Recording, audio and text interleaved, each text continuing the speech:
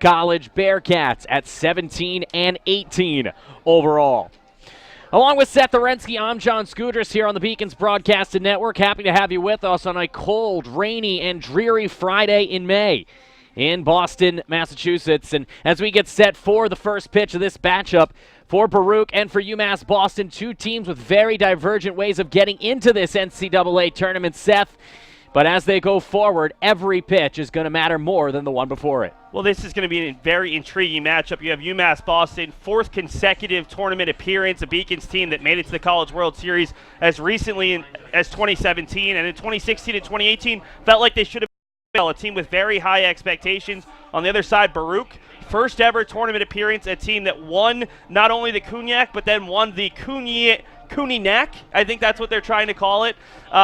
A team that comes in just excited to be here, but they've got an ace in Paul Sierakowski. Maybe the only team this week, it was easy to decide who would pitch game one. Very interesting to see how Sierakowski matches up against a much higher strength of schedule opponent than he's been seeing all season long. Sierakowski, a Ramapo transfer, very talented player, and he's going to have a big game if the Bearcats are going to be competitive. Yeah, 5-1 with a 2.18. On the other side, Ben Gottesman gets the start for Brendan Igerbrode's Beacon squad, a battle-tested squad, a squad, as you mentioned, has been here before, and Gottesman is one of those players who knows what it's like. Strength of schedule is the real question with Gottesman. His numbers are phenomenal, a 48-12 walk ratio. He gave up just one earned run in the month of April, an ERA of below 0.50, but he was pitching against the easier of the midweek opponents. How does he do today? Pitched very well last week against UMass Dartmouth and their ace, Matt Cronin, the first game of the LEC tournament. Kenny carried over, pitched extremely well last year. Relief in the Harwich Regional, a little bit more pressure when you're the guy getting the start, especially here at home. Certainly is. Let's take a look at the Beacons opponent, the Baruch College Bearcats, and four things you need to know about this squad that hails from New York, New York. And Seth, this is the first ever meeting between these two programs, and it's the first ever NCAA tournament appearance for the Bearcats. Yeah, Baruch played in a conference, the Cognac, that they've won the tournament before but haven't gotten a spot in the NCAA tournament. This was a team that was sub 500 for most of the year. 8-13 at one point. They've gotten hot, back to within a game of 500, and realistically, outside of Paul Sierakowski, the nice thing is they're getting some guys back. David Capion, one of their all-conference honorees, hasn't played in over a month. He's back in the lineup leading off and playing shortstop. That could help a team that's going to need all the talent they could get against the battle-tested Beacons team. You're looking at a lot of players who have played in multiple NCAA tournaments. Two Beacon seniors are playing in their and starting in their 17th NCAA tournament contest. Experience versus inexperience. We'll see which side of the pendulum pays off today. Let's take a look at four things you need to know for UMass Boston. And Seth, as you mentioned, this is a team 4 straight NCAA tournament appearance and a wagon when it comes to their pitching staff this year. The hitting really heated up in mid-April and was a big part of the Beacons going on an 11-game winning streak. They've won 15 of their last 16, but the pitching has been there all season long, which is surprising when you lose your number 1, JT Morin, and Joey Rogers, your number 3, missed over a month of time. But the pitching has been phenomenal. It starts with guys like Ben Gottesman, who have stepped up, Dylan Fashionpour, but then you have the tried and tested guys. We'll see Fernando Burgos this weekend. We should see Tyler Aruda, and you know that Bobby Tramendozzi is going to be the guy out of the pen. Had a really nice LEC tournament to earn Pitcher of the Week honors. Absolutely. One reason the offense has heated up since mid-April is because of our player to watch, UMass Boston center fielder Danny Brown. Brown comes into play today, an outstanding 308, 3 homers, 31 RBIs. He was the most outstanding player in the LEC tournament. Talk a little bit about Danny and how he has continued to progress this year. Well, for a Beacons team that really prides themselves on being a 1 through 9 lineup, Brown's contributions last week were huge. The walk-off hit in the 11th inning of Game 1 against UMass Dartmouth, and then the big hit against UMass Dartmouth in the championship game. It was a 3-2 game, and Brown was able to come through with a 2-run double as the Beacons erupted for 5 runs late in a really weak-hitting LEC tournament. Wind was blowing in. It was cold. It was cool. Big reason why the Beacons were successful, their pitching and their defense. Brown is a center fielder that covers an immense amount of ground, which is huge. If this is the first time you've seen Monin Park, it is Fenway Park dimension, so you've got to cover a lot of ground, and that triangle can be really tricky out there in right center. Well, Danny Brown is very familiar with that triangle. One player who may not be as familiar is going to be counted on for the Bearcats, and that's Baruch's player to watch, Kamal Deljanin. What a year for the Cognac All-Star, leading his team in hits, runs, slugging percentage, and steals, and he was a key reason why this team is in their first NCAA tournament appearance. I love the versatility of Deljanin. When their starting shortstop, David Capion, went down, who took over at the shortstop spot?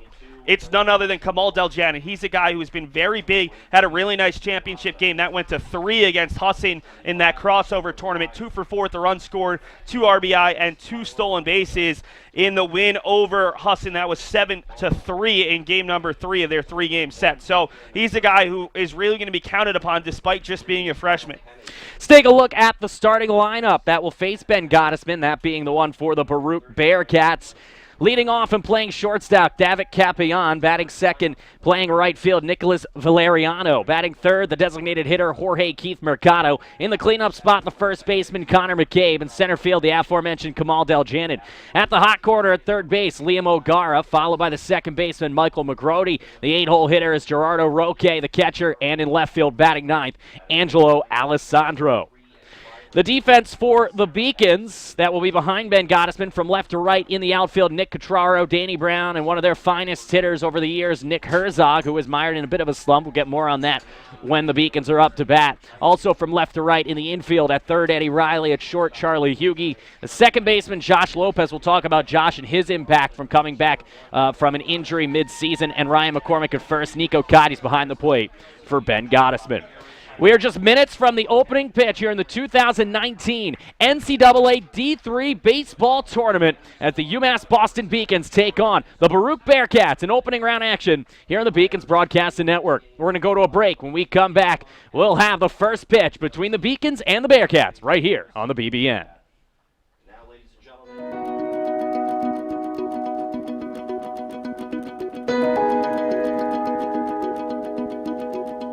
We want to do theater that is responsible. We want to do music that is evocative and elevates us. We want to do dance that reflects urban movement and connection. I've been a practicing designer for the last 30 years. My specialty is costumes. This space is fantastic. This is our recital hall, and it's so outstanding that many people compare it to the symphony hall because the quality of sound is like nothing in town. And there is the painting studio, the sculpture studio, the digital studio. The type of students that we're getting, they're more competitive. They're looking for these kind of facilities. They look at other private colleges, but then decide to come here. Boston is filled with regional theaters, so our students can actually apply what they're learning and build a portfolio. And it's so great to see their names on the programs, and people may not know they're from UMass Boston, but eventually as they graduate and they begin to get professional jobs and you see their bios, that's going to be UMass Boston. It's going to be the stamp all over. UMass Boston represents what true liberal arts is about. In my class, you have students who are psychologists, business, chemistry. The final goal is that we have well-rounded global citizens graduating from UMass Boston.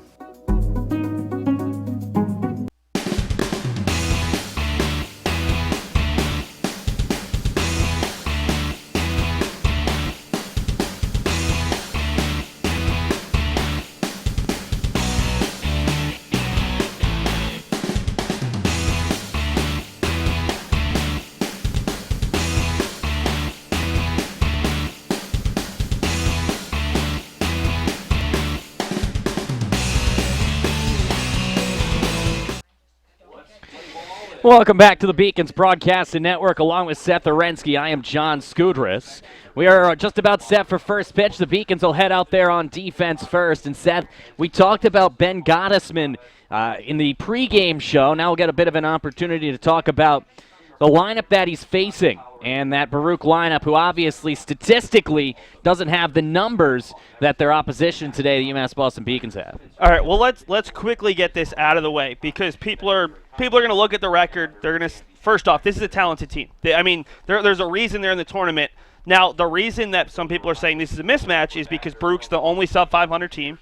They're the only team with a run differential below 0, and they have the 360th strength of schedule out of 388. That's where I see a mismatch on paper. I don't care about a record. The run differential, that can be 1 or 2 games, but the lack of playing top teams is going to make it difficult, and part of that is playing 3-game sets in the CUNYAC, the City University of New York Athletic Conference, where if that's 15 or 12 of your games, that's going to hurt your strength of schedule a little bit. The other thing is they've only played one team that's made the NCAA tournament, lost 5-4 to Farmingdale State back on April the 2nd. The Beacons have played nearly a dozen of those games. But this is a team that has gotten hot. They've won 4 of their last 5, 9 of their last 14, and they have to feel confident getting back some of their top players. The fact that this team made the NCAA tournament after losing David Capion and losing their second best starter, Theodore Abgerinos, is impressive to me because it shows they've already overcome some adversity. So this team is not going to wow you on paper, just a 249 batting average. They don't have a ton of pop, but they do have a really good number one, Paul Sierakowski, who's got a really nice strikeout to walk ratio. 48-14, almost as good as Gottesman's. He's pitched against some top-tier competition, and also they've just got a lot of guys who are going to grind out at bat. So the big thing is, can UMass Boston make the defensive plays, and can Gottesman keep down his pitch count so that you're not getting into the bullpen in the fourth or fifth inning, because he's not a guy who's going to get you 7 or 8 innings. Let's take a look at the regional schedule and what we got coming up here over the course of the weekend in the regional tournament of the NCAA D3 tourney. And a lot of great baseball over the course of the year leads up to this regional for an opportunity to get into it. You take a look at the upcoming schedule on the Beacons Broadcasting Network. Later on, we got a great game as well between Wheaton and St. Joseph's of Maine, a team that the Beacons have played this year. The way I view that matchup, pitching and power for Wheaton, pitching and speed for St. Joe's. It'll be very interesting. Both teams top 50 in the country, or top 60, I think, in ERA. But offensively, you've got a St. Joe's team that has 2 players with over 35 steals. Wheaton top 25 in the country in home runs, and they've got the player and rookie of the year in a NewMac conference that got 3 teams into the tournament. So much better strength of schedule for Wheaton in that matchup. We'll see how it works out. But you look at Ben Gottesman, and you're looking at a guy who went from a good reliever for UMass Boston to a great starter in the span of a month. And you know what? It's an evolution and progression, and for Ben Gottesman, he certainly had it. When you take a look, you talked about strength of schedule with who he's faced so far this year.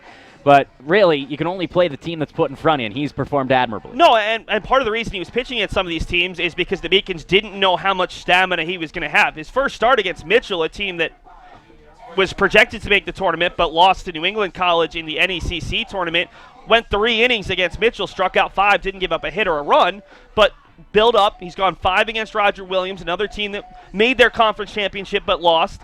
5 1/3 against Salem State, typically a good team in the MASCAC, and then went 6 against Endicott, a regionally ranked opponent, before going 5 2/3 last week against UMass Dartmouth. Not a guy who's going to go deep, but his strikeout numbers have been impressive in his starts. At least 5 strikeouts in all of his starts, but his last one where he just got 4, and he hasn't given up more than 1 earned run in any start this season.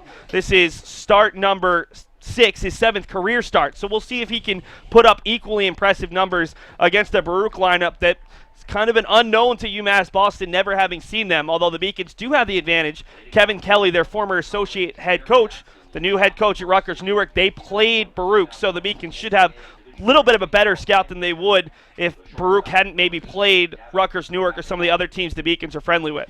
Leadoff hitter to face Gottesman, and to start off this game is David Capayan. Shortstop, hitting .288 with 6 RBI, but he does have 25 runs, good for second on the team, as the first pitch fastball from Ben Gottesman carves the outside corner. It's 0-1. Capion out of the Bronx, where he attended the Manhattan Center for Science and Mathematics. Another one of these young guys. 0-1 pitch, swung on and missed, 0-2. Yeah, looked a little bit fooled by that pitch. Gottesman's a guy who's going to bring the velocity, hard fastball, hard slider, gets a lot of swings and misses. Right-hander works primarily from the stretch. The 0-2 pitch. Swung on and foul tip, but dropped by Kite. He's almost got the early strikeout, but Capion stays alive. Good pitch, and thus far you can see Capion struggling a little bit to adjust. The 0-2 from Gottesman, and he went around. They strike out Capion on 4 pitches. And just like that, 1 down here in the first inning.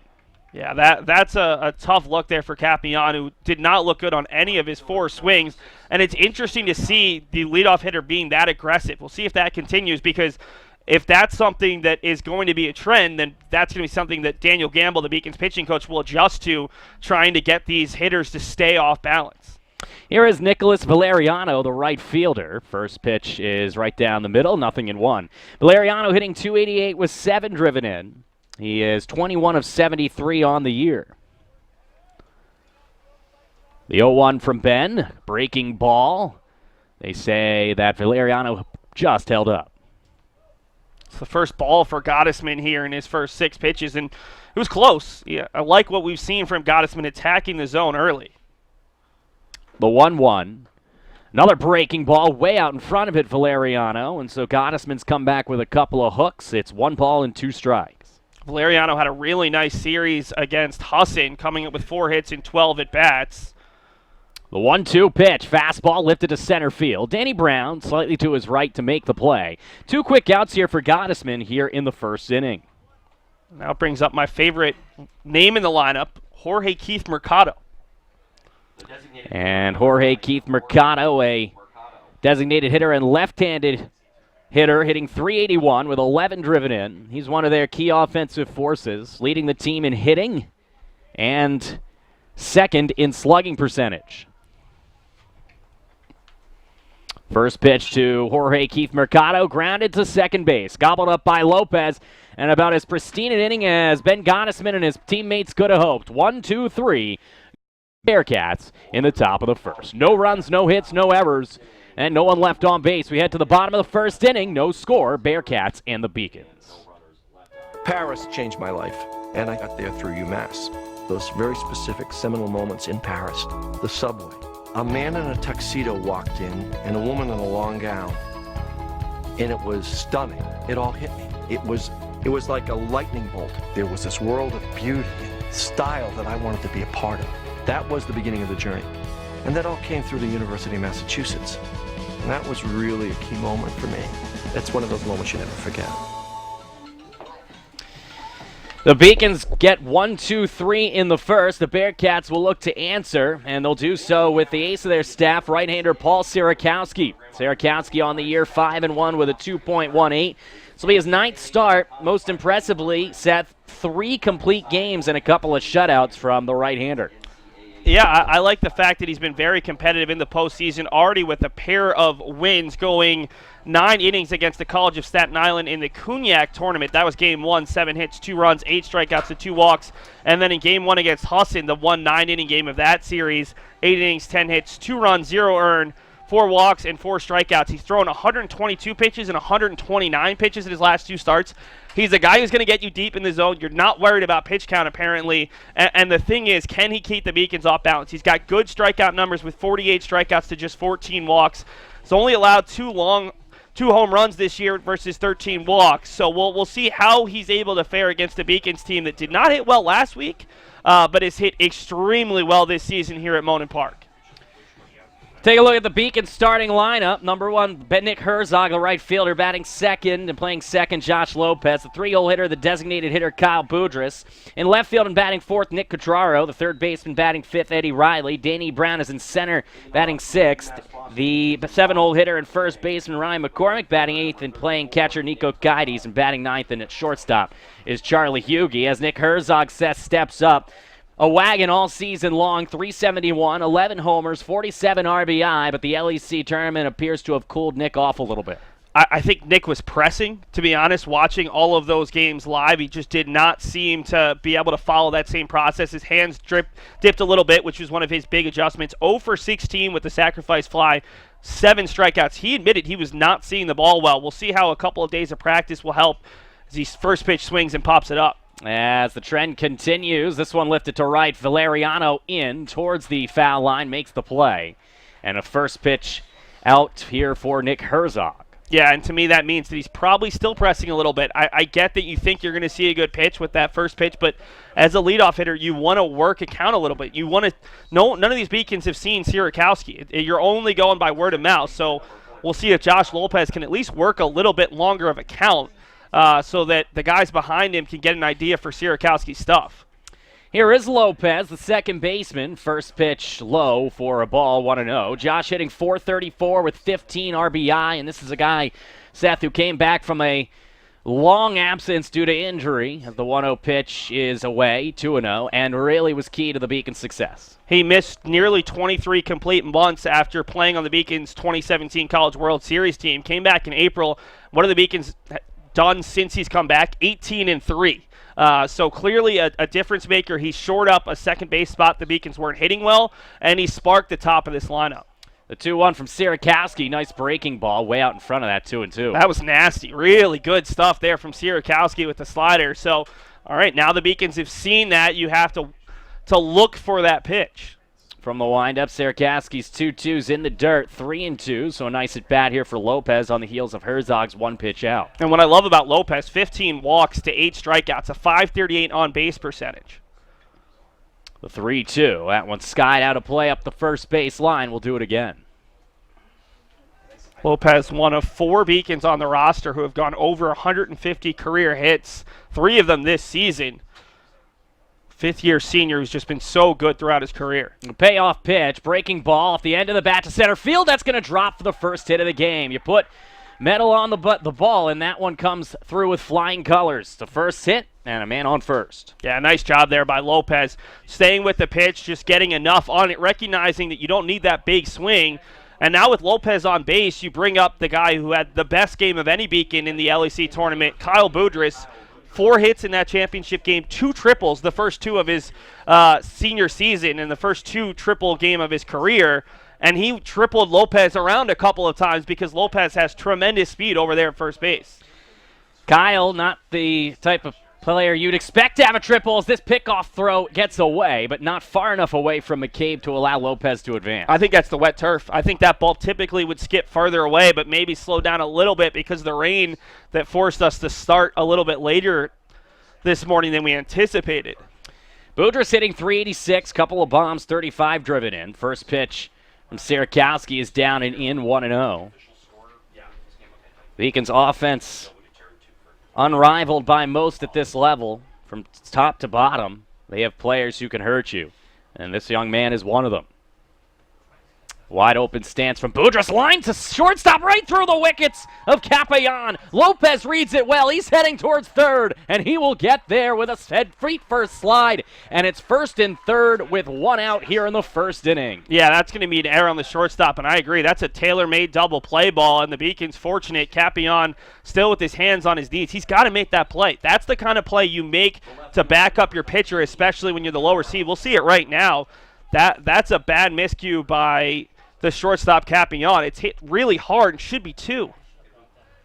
And a nice job by Lopez running hard the whole way to get there. I'll bring up Nick Catraro. First pitch swinging. Nick fouls it back up off the screen. Catraro, the left fielder, hitting .356 with 2 bombs and 22 RBI as he has really come on this season for Brendan Igerbrot's Beacons. And honestly, I think this was the toughest position to project in the Beacons lineup because the Beacons used both Catraro and Cesare in the LEC tournament. Catraro's been the better hitter this year, but he had some really bad at-bats up at Southern Maine as he takes that one low. And Cesare had some quality at-bats even without getting hit. So they go back to Catraro to start this tournament, see if he can at least drive in the runner here with 2 strikes. Sierkowski got the call on that, so now it's 0-2. The 0-2. Nice pitch on the inside corner as he gets Catraro to swing through it. 2 down. That was that breaking ball that caused Lopez to look foolish. Now it comes up to Eddie Riley, who was the most fun hitter to watch for UMass Boston during the LEC tournament. Let's take another look at that pitch. We'll take a look at it in a moment. Let's get this first one to Eddie Riley. And this is the guy who, as he said earlier, was one of the hottest hitters in the LEC tournament for the Beacons, had opportunities to go deep multiple times as we take a look at that Catraro strikeout. It's a nasty pitch that jams him completely. 0-2 pitch out of the zone. That's a pitch that it's tough, but you need to lay off. Make sure that he's at least getting a little bit closer to the zone there. And another filthy breaking ball that gets Riley out in front. Dropping the hammer on multiple Beacons is Sierkowski as it's 0-2 now to Riley. So Paul will look to tiptoe out of trouble, induced by an error by the shortstop Capayan. First and third, 2 down here in the first inning. The 0-2. Fastball outside, 1 ball and 2 strikes. Riley hit a home run in the Beacons' win over Rhode Island College during the LEC tournament, but also hit balls that looked like they could get out, if not for the win in the other 3 LEC tournament games the Beacons played in. 1-2. Good block from Roque. So now 2 balls and 2 strikes here in the bottom of the first inning with 2 men on base and 2 outs. Riley looking to come through with the big clutch hit here in the opening inning of this 2019 tournament. The 2-2. That one's down low. Another block from Roque. And now a full count, which means Boudris will be off from first base. I like what we've seen from Gerardo Roque. He's done a nice job of keeping the ball in front because it's very easy for that ball to skip past on the turf, and with Lopez's speed, that could easily score a run. From the stretch, the payoff pitch, another breaking ball, and Riley out in front of it, foul tipped into the glove of Gerardo Roque. So despite a single and an error, Baruch is able to tiptoe out of trouble in the first inning. We head to the second, no score. Baruch and UMass here on the Beacons Broadcasting Network.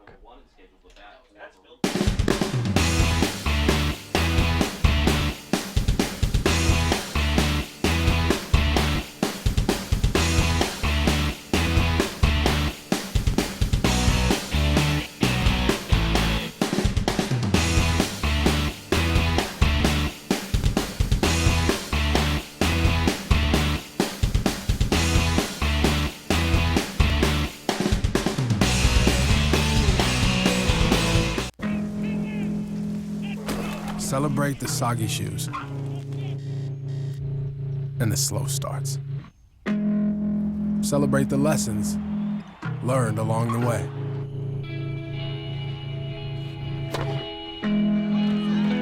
These are the wins. Not the shiny, nail-biting kind. These are the last a lifetime kind.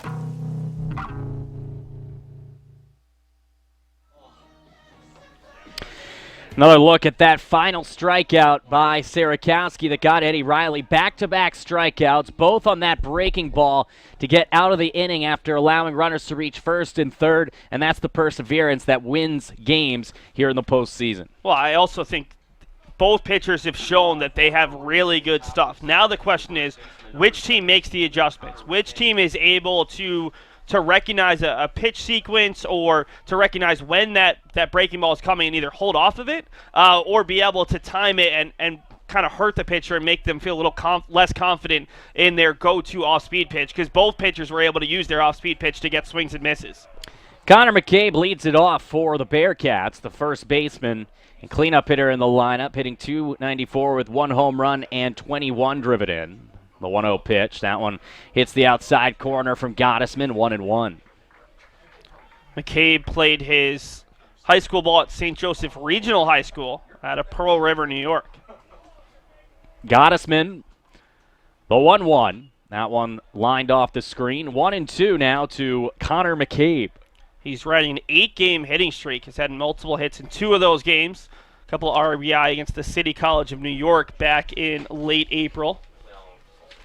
A 6'5", 210-pound infielder, the 1-2. Another breaking ball on the outside corner. He struck him out. A beautiful off-speed pitch yet again from Ben Gottesman. 1 down on the second strikeout of the day for the Beacons right-hander. Yeah, I think that was that changeup. He comes with you with the hard fastball, the hard slider, and then if you're looking for a hard pitch and all of a sudden that breaking ball hits the outside corner, it's really difficult to even get a swing off even with 2 strikes. Now here's our player to watch, the center fielder, Kamal Deljan, and he fouls that one off the screen. Let's get another look at that strikeout from Gottesman on McCabe. Yeah, just looking the whole way. Was definitely looking for the hard stuff and unable to time it up. 0-1 off-speed pitch. That one missed. Not sure where. Yeah, that was a tough one. Dan Miller's our crew chief for this tournament. I definitely, after hearing him go over all the rules with the coaches, it seems like he knows exactly what he's doing. But that pitch looked good from our perspective up here, just up here. That off-speed pitch carved the outside corner. Pitcher's getting the outside corner so far today. It's now 1-2 from Gottesman to Deljanin. That one's popped up in the infield. Should be playable. Boudris has it in foul territory and makes the play. It's a close one. He bobbed it a little bit there at the end, but nonetheless, 2 down. Remember, that's McCormick with Boudris still in the DH spot. McCormick has been the Beacons' go-to first baseman last couple of weeks, which is nice because when you're condensed to a 25-man roster, a guy who can be your first baseman to start and then move to catcher or left field gives you a little bit of added versatility when it comes to making late-game adjustments. Brings up Liam O'Gara, the third baseman, hitting 188. Swings and misses the first pitch fastball. Does have 2 bombs and 21 driven in.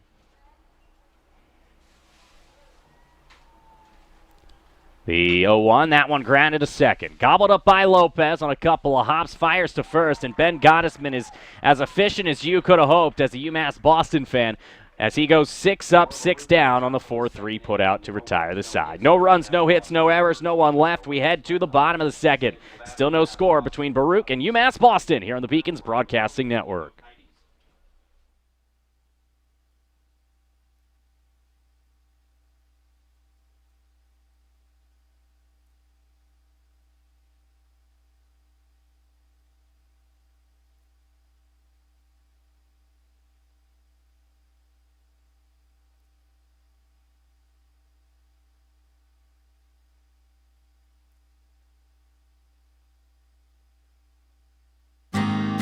UMass is very public service focused, and it piqued my interest, and I started doing more research on it. I'm very focused on what can I do to make the world around me a better place. My name is Lydia Grasso. I'm a junior at UMass Boston studying sociology and minoring in human rights. Because I won the Chancellor's Scholarship at UMass, it allowed me to go to Cambodia. I was working at the Sihanouk Hospital Center of Hope. I was in the place of something horrible that had happened. I could either go home and kind of forget about that experience and kind of block it out, or I could do something so that things like that never happened again. UMass provides me with opportunities that I wouldn't get anywhere else and gives me a global perspective in a public setting. I definitely transformed at UMass. Welcome back to the Beacons Broadcasting Network, live from Monin Park here in Boston, Massachusetts. The UMass Boston Beacons and the Baruch College Bearcats in opening round coverage of the NCAA Regionals in the 2019 NCAA Baseball. Leading off for the Beacons is Danny Brown, our player to watch. A center fielder takes a fastball in the outside corner, 0-1. Danny's hitting .308, 3 home runs, 31 driven in. From the windup, Sierakowski's 0-1. A little bit low. Checks his swing. They appeal to third. Not going around was Danny Brown. Along with Seth Orensky, I'm John Skudras. The Beacons looking to get on the board first. So far, it's been a solid pitcher's duel through 9 outs. As swinging and missing is Brown, it's 1-2. Brown having a decent tournament, 4 for 14 with 2 runs scored and 4 RBI, including a pair of steals. He stole second and third in the same inning and then ended up scoring the game-winning run in Game 3 of the LAC tournament for the Beacons against Southern Maine. Here's the 2-2 from Sierakowski. That one low. So the Beacons taking a lot of pitches at the very least here in the first 2 innings. The exception of Herzog, who flew out to right to lead off the game on 1 pitch. Here's the payoff pitch as that one's launched into deep right center field. On the run, Valeriano. He will not get there as it splits the outfielders and tumbles to the wall. Heading towards third is Danny Brown, and the leadoff hitter in the second has a triple for UMass Boston, and that's how you get the engine started against a good pitcher in Sierakowski. Well, the man's nickname is Downtown Danny Brown, and he nearly took that one downtown. A really nice rip, and the Beacons fortunate that that ball bounced and didn't get over. That easily could have been a ground rule double, and with Brown's speed as a center fielder, he gives you a chance right now to easily score a run without getting another hit this inning. That one absolutely torpedoed and split Deljanin and Valeriano. And with Danny Brown's speed and his awareness of the dimensions at this park, an easy triple despite the head-first slide. Yeah, I mean, you could have Mookie Betts out there or Jackie Bradley Jr. They're not getting to a ball hit in that specific spot. 100% agree as Ryan McCormick takes a strike. 1 ball and 1 strike to the Beacons' first baseman. Ryan hitting .240. 22 driven in this year. He does have a home run. 1-1, that one's popped up, and that's going to be potentially a big out here for Sierakowski. Brown fakes the tag as the throw by Alessandro's cut off, and that's a big out number 1 off the bat of McCormick. Yeah, McCormick lifted it but didn't get nearly enough behind it, and there's no way you even think about challenging Angelo Alessandro out there in left field. Brings up Nico Kides, who, just like Nick Herzog, struggled throughout most of the LEC tournament, but picked it up. Couple hits in the championship game against UMass Dartmouth. Right now, you can hit the ball either to the outfield or even hard on the ground. You probably score Brown with his speed. They bring the infield in to protect against a ground ball, as out in front of the breaking ball there was Kides. 213 on the year for the Beacons catcher, 20 driven in.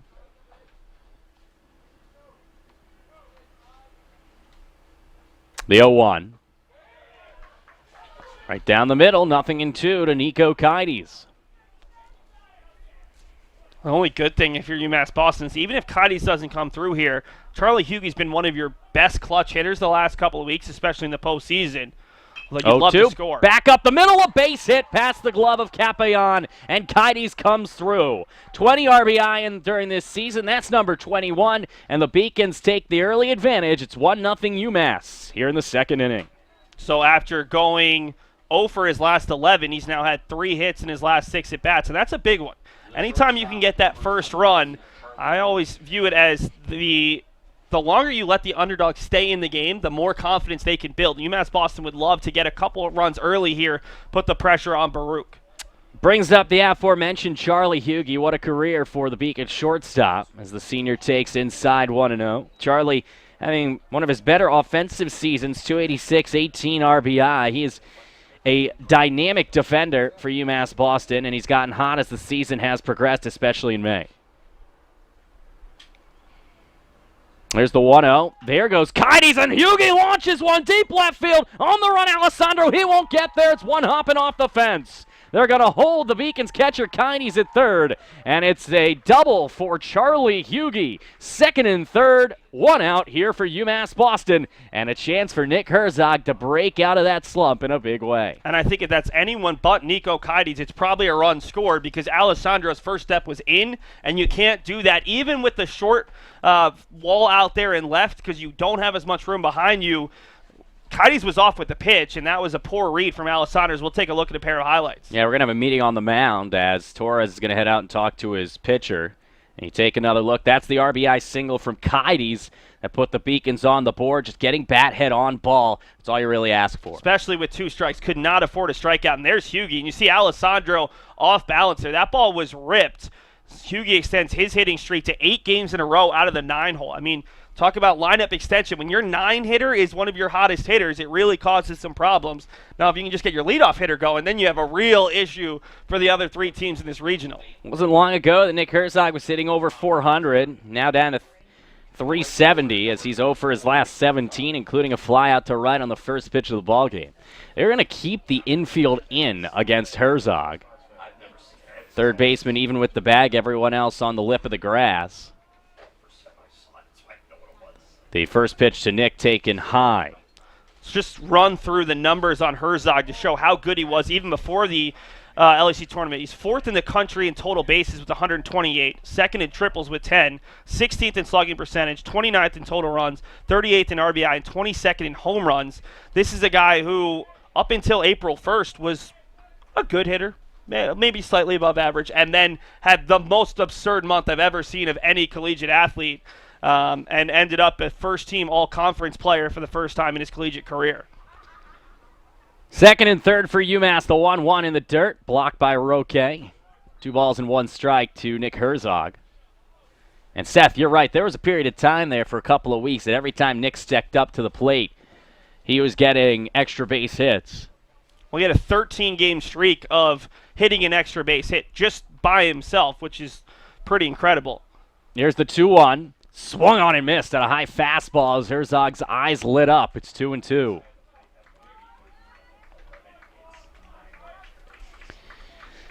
Big pitch coming here for Sierakowski with Lopez on deck. The runner at third, Kites. Hughey's got great wheels at second. And stepping off the rubber, Sierakowski. He wants to reset on the sign from Roque.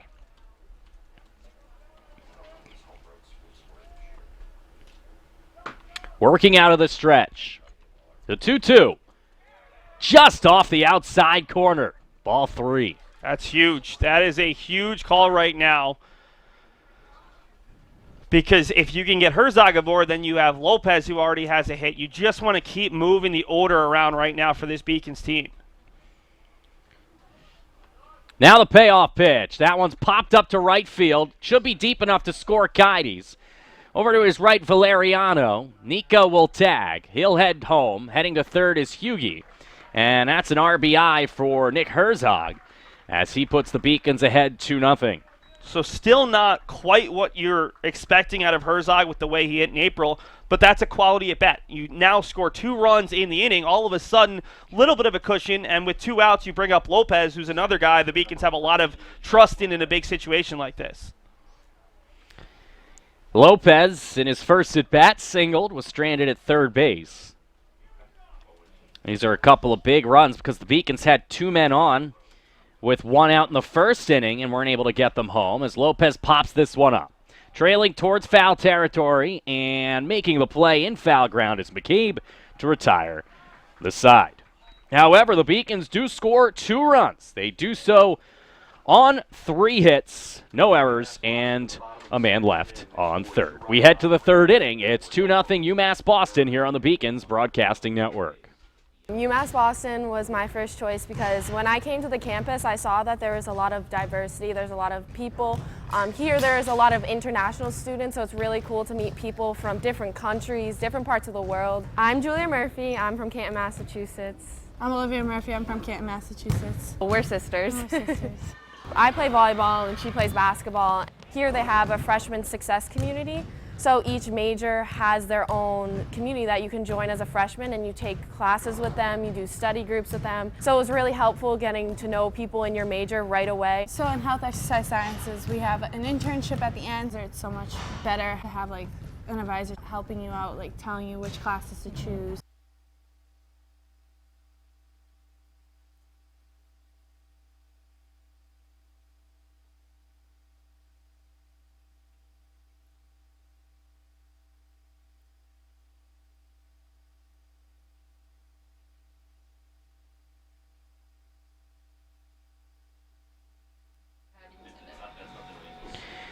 We head to the top of the third inning, taking a look around the D3 baseball tournament. The Southern Maine Regional get underway later, but around the nation, a lot happening, including Babson College and an absolute bombing going on between Penn State, Abington, and Rowan.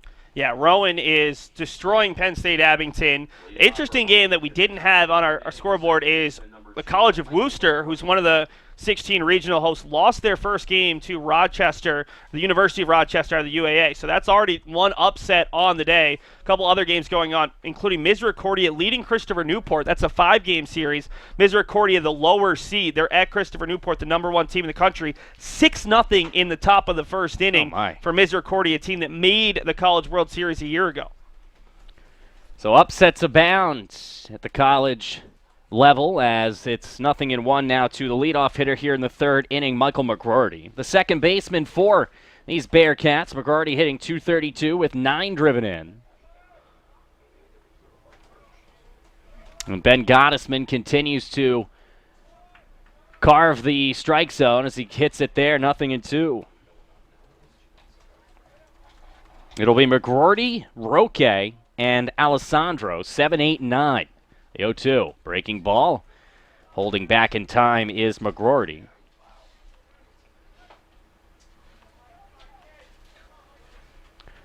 Gottesman, harkening back to his relief days, working primarily from the stretch. It works for him as that one is outside, 2-2.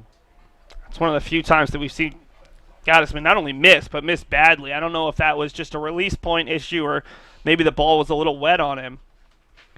Yeah, we did have a lot of rain prior to first pitch. The turf still going to be wet for a while as the 2-2 is popped up on the infield. McCormick gives way to Lopez. And Josh will make the play to his left. 1 down here in the third inning. Really like the pace that Gottesman is working at. Hasn't had too many counts that he's run deep in and hasn't had a ball that was hit hard against him yet. All these balls have been pretty routine. A couple balls hit over to Lopez on the ground. That was his third play he's had to make. And then this ball that was hit to shallow center. Realistically, Baruch hasn't been able to do much the first time through the lineup thus far. First pitch to Gerardo Roque is fouled back and out of play. 0-1.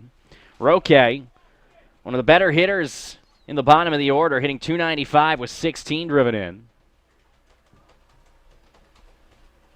A .446 on base percentage as the 0-1 misses, 1 ball and 1 strike. And this is a Baruch team that has players from all over the country, a lot of transfers.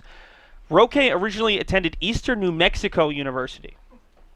Breaking ball in the inside corner, 1 ball and 2 strikes. I don't think I could tell you anything about the eastern part of New Mexico. I couldn't tell you about the western part either, Seth. I know there's Santa Fe, Albuquerque, that's about it. The 1-2. There's going to be the first hit of the game for the visiting Baruch Bearcats as Roque, the 8-hole hitter, rips one to left.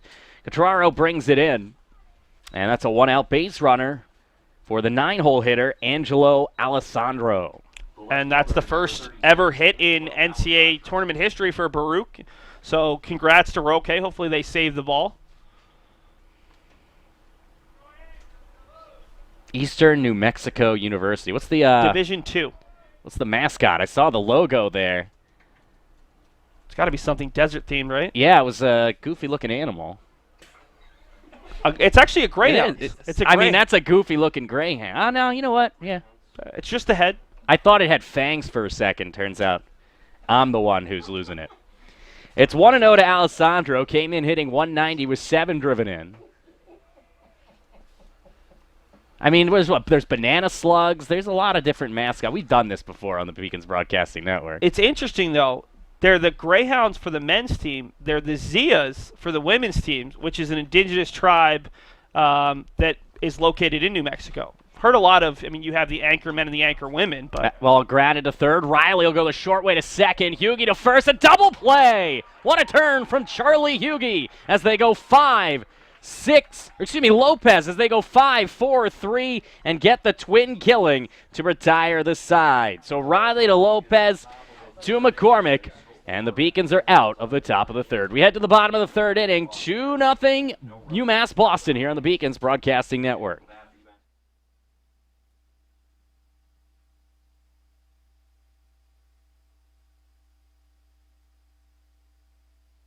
The University of Massachusetts Boston, with its scenic oceanfront campus, easily accessible to downtown Boston, is recognized as a model of excellence for urban public universities. 16 NCAA Division III sports are part of the more than 100 student organizations that create an engaging campus life in America's biggest and best college town. UMass Boston, Boston's urban public research university for the 21st century. Division III allows you to give yourself to other things. Having that free time allows me to pursue the things that I want to pursue. Division III athletics affords students the opportunity to, engage in the other interests in their campus and in their lives outside of that sport. It allows you to just be able to do everything you want to do. I wouldn't change it for the world.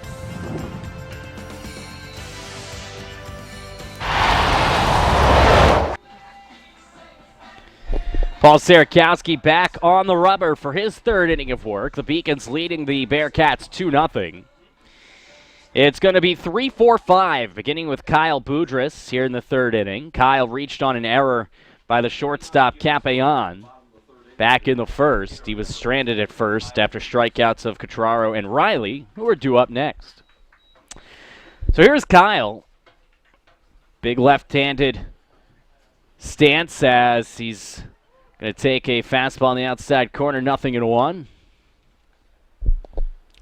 Boudris, with his 4 hits the other day, became the second player in program history to reach 250. But there he's hit twice to Capian. This time he's able to make the play on a ball that tailed right back to the shortstop, who wasn't able to make the play back in the first. Yeah, a little humpback liner to Capian. And Derek gets the laugh this time, 1 down. It'll bring up Cotraro. Nick struck out swinging on that breaking ball that tailed in towards the hands back in the first. First pitch misses there. It's 1 ball and no strikes. And Cotraro actually sat the LEC title game against UMass Dartmouth after being pulled after his first at-bat against University of Southern Maine. I wasn't sure which way they'd go. Be interesting to see how Cotraro fares today, because this could be whether he plays or not tomorrow. The Beacons have 2 good left fielders. It's just which one is going to get the start, which one might have to come off the bench in a pitch hitting role. And today, that's Anthony Cesare, the redshirt junior. Sierakowski gets his sign from Roque. Wind up in the 1-1 on the inside corner. Getting the call on that side of the plate, 1-2. I feel like Sierakowski with the breaking ball and then that cut fastball that comes inside could actually be tougher on the left-handed hitters than the righties. The 1-2 pitch on the inside corner, and a two-seam fastball carves it 2 down, and Roque thought there was 3 down and went running towards the dugout. Luckily, no one on base in that instance. A nice little laugh there for his teammates. That's a tough pitch. I mean, honestly, Cotraro's got to be swinging there. You got to be protecting, but that's another tough pitch, and you can tell Cotraro is not seeing or not anticipating the pitches thus far from Sierakowski very well. Here's Eddie Riley, who struck out swinging to end the first inning. Struck out on that breaking ball that you just saw, 0-1. Yeah, this is a day where you or I would be swinging and missing a lot. The 0-1. That one popped out. I mean, I'd be swinging and missing at anything. Could have a 9-year-old out there throwing. I'd probably have some trouble these days. It's been a while since I played. Seth, you might have a shot. Just throw the bunt up and hope that it lands in fair territory. Pull a hammy on my way to first. As Sierakowski ready on the 0-2. That one's popped up. Shallow right center field. Deljanin will make the play on the run, and the Beacons go 1-2-3 as the heart of the order continues to be eaten up here by Sierakowski. A line out to short, a strikeout, and a fly out to center field as we head to the 4th. Still 2-0 UMass here on the Beacons Broadcasting Network.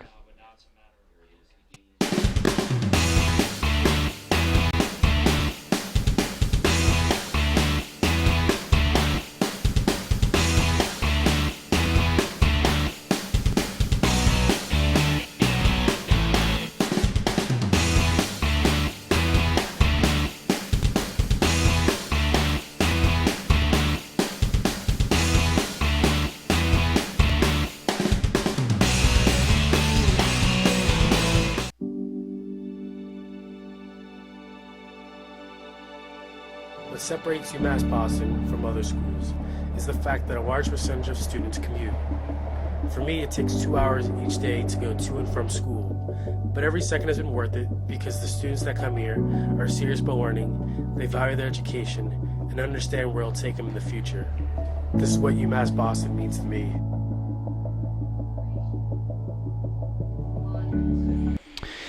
Welcome back to Monin Park here on the Beacons Broadcasting Network. As we take a look at the upcoming UMass Boston Regional schedule, I hand it over to my partner in crime, Seth Orensky, for the next 3 innings of play-by-play. Seth? Thank you, John. And, of course, Game 2 pushed back an hour because of Game number 1 starting a little bit late. So we'll see Wheaton and St. Joe's at 3:30 tomorrow. We will try to get off in time right at 11 a.m. as part of our 3-game Day 2, and then hopefully 1, maybe 2 games on Day 3 here at Monin Park. It will go 1-2-3 for Baruch here in the 4th as Ben Gottesman has faced the minimum, has allowed just 1 base runner and then got that inning-ending double play. The first pitch, another swing and a miss, an awkward one from Capillon, whose first at-bat struck out on 4 pitches after foul tipping the 3rd. And thus far, the leadoff hitter does not look like he has a good grasp of what Gottesman's going to throw. Not at all. I mean, he has swung at every pitch that he's seen and has not looked good doing it. That one just misses the first ball that he's taken. Gottesman, a very efficient 30 pitches through 3 frames. On the other side, Sierakowski's had to work a little bit harder, but he's thrown just 49 pitches, 33 for strikes. The 1-1, Capillon able to put this one at least towards play as he fouls it off towards the third base dugout, which the Beacons occupy. See the home team in the third base dugout for every game in this tournament. One of those NCAA quirks is the Beacons typically are in the first base dugout as Gottesman spikes a pitch wide, 2-2. This is not a Bearcats team that strikes out a lot. They have 191 strikeouts on the season to 150 walks, but only 2 players in the starting lineup have more strikeouts than walks, Capillon being one of them. 2-2 is fouled off. Capillon, another one of those transfers out of Pace University, Division II school. And his personal note is he plays the ukulele. It's a fun fact. Interesting. 2-2 coming up to the leadoff hitter, Capillon, who's had his struggles in the field, but he hits that one past the diving effort of Riley. And a leadoff base runner for the first time for the Baruch College Bearcats. you play an instrument, any instrument, Seth? I used to play the clarinet. Not well, but I used to play it. The clarinet. It's interesting. Not by choice. I was going to say, like, who grows up saying, you know what I want to do? I want to play the clarinet. Again, not by choice. Brings up Nicholas Valeriano, who flew out to shallow center in the first inning. This is the first time that we've really seen the option for any kind of bunt or even any kind of play from head coach Jose Torres, the 14th-year head coach. And it'll be interesting to see whether Baruch's willing to play a little bit of small ball, only down by 2 runs here in the fourth. And he does show bunt, puts it down, Gottesman middle field, only played to first, picks it up, the hard throw, and it's there just in time to get Valeriano at first base. So that'll go down as a 1-3 sack. Beautiful bunt there from Valeriano as the native of Belmore, New York, gets the bunt down up the third base line, forcing Gottesman to come make the play. And I like that move. I'm always a fan, especially when you're in a close game. You're down 5 or 6 runs. It doesn't make sense to give up the out. But when you're in a close game and your offense hasn't been working, try to scratch across that first run. Sometimes that confidence can really help you. As Mercado, who grounded out to second to end the first, takes a breaking ball just a little bit low for ball 1. Jorge Keith Mercado, a transfer from Hunter College in New York. Another Division III school, takes another breaking ball, and I think this might be the first time Gottesman has found himself behind 2-0. Yeah, he's been very efficient with his pitch count so far today. He's going to have to work his way back against a 3-hole hitter who knows what to do with it, hitting .381. And a guy who's had a key reason to the success of this Bearcats team this year. 2-0 hit right back at Gottesman, has the runner off base, but throws it to third. Riley will throw across. Wow. It's the old 1-5-3 put out, and it helps when you've got a third baseman with as strong of an arm, and Mercado doesn't run all that well. Well, heads-up play from Riley. Gottesman should have, if he was going to go that way, look the runner back and then throw to second. Instead, he goes right to third. And good idea from Gottesman, not great execution, but then Riley with the excellent heads-up play to go to first base immediately, as we'll get another look at that. Well, I think the issue there is that Gottesman has to run at the runner. If you run at the runner, force him to go, then you throw to that base. Instead, he just assumed that Capion would keep running to third. A nice job by Capion to head back.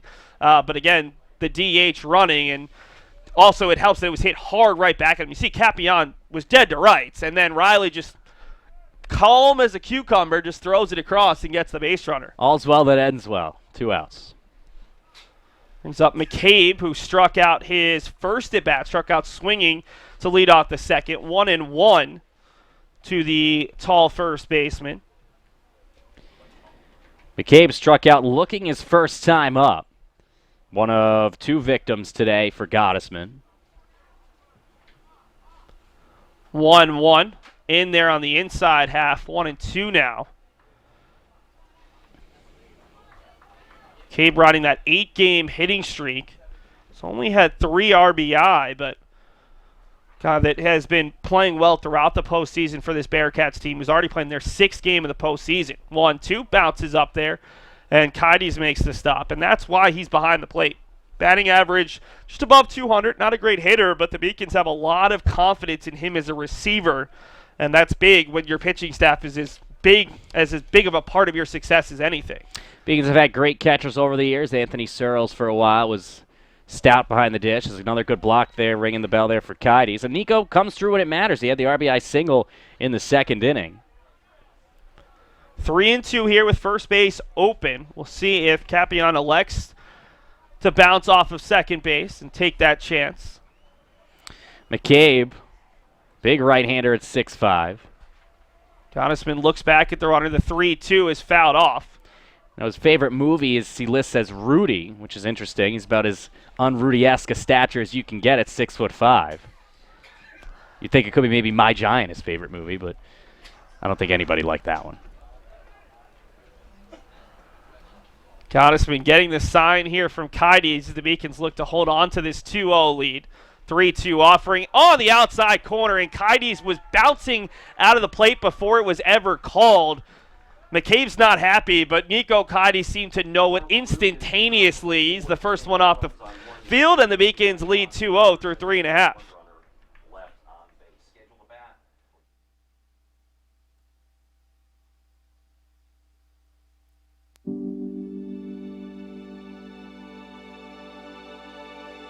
What separates UMass Boston from other schools is the fact that a large percentage of students commute. For me, it takes 2 hours each day to go to and from school, but every second has been worth it because the students that come here are serious about learning, they value their education, and understand where it'll take them in the future. This is what UMass Boston means to me.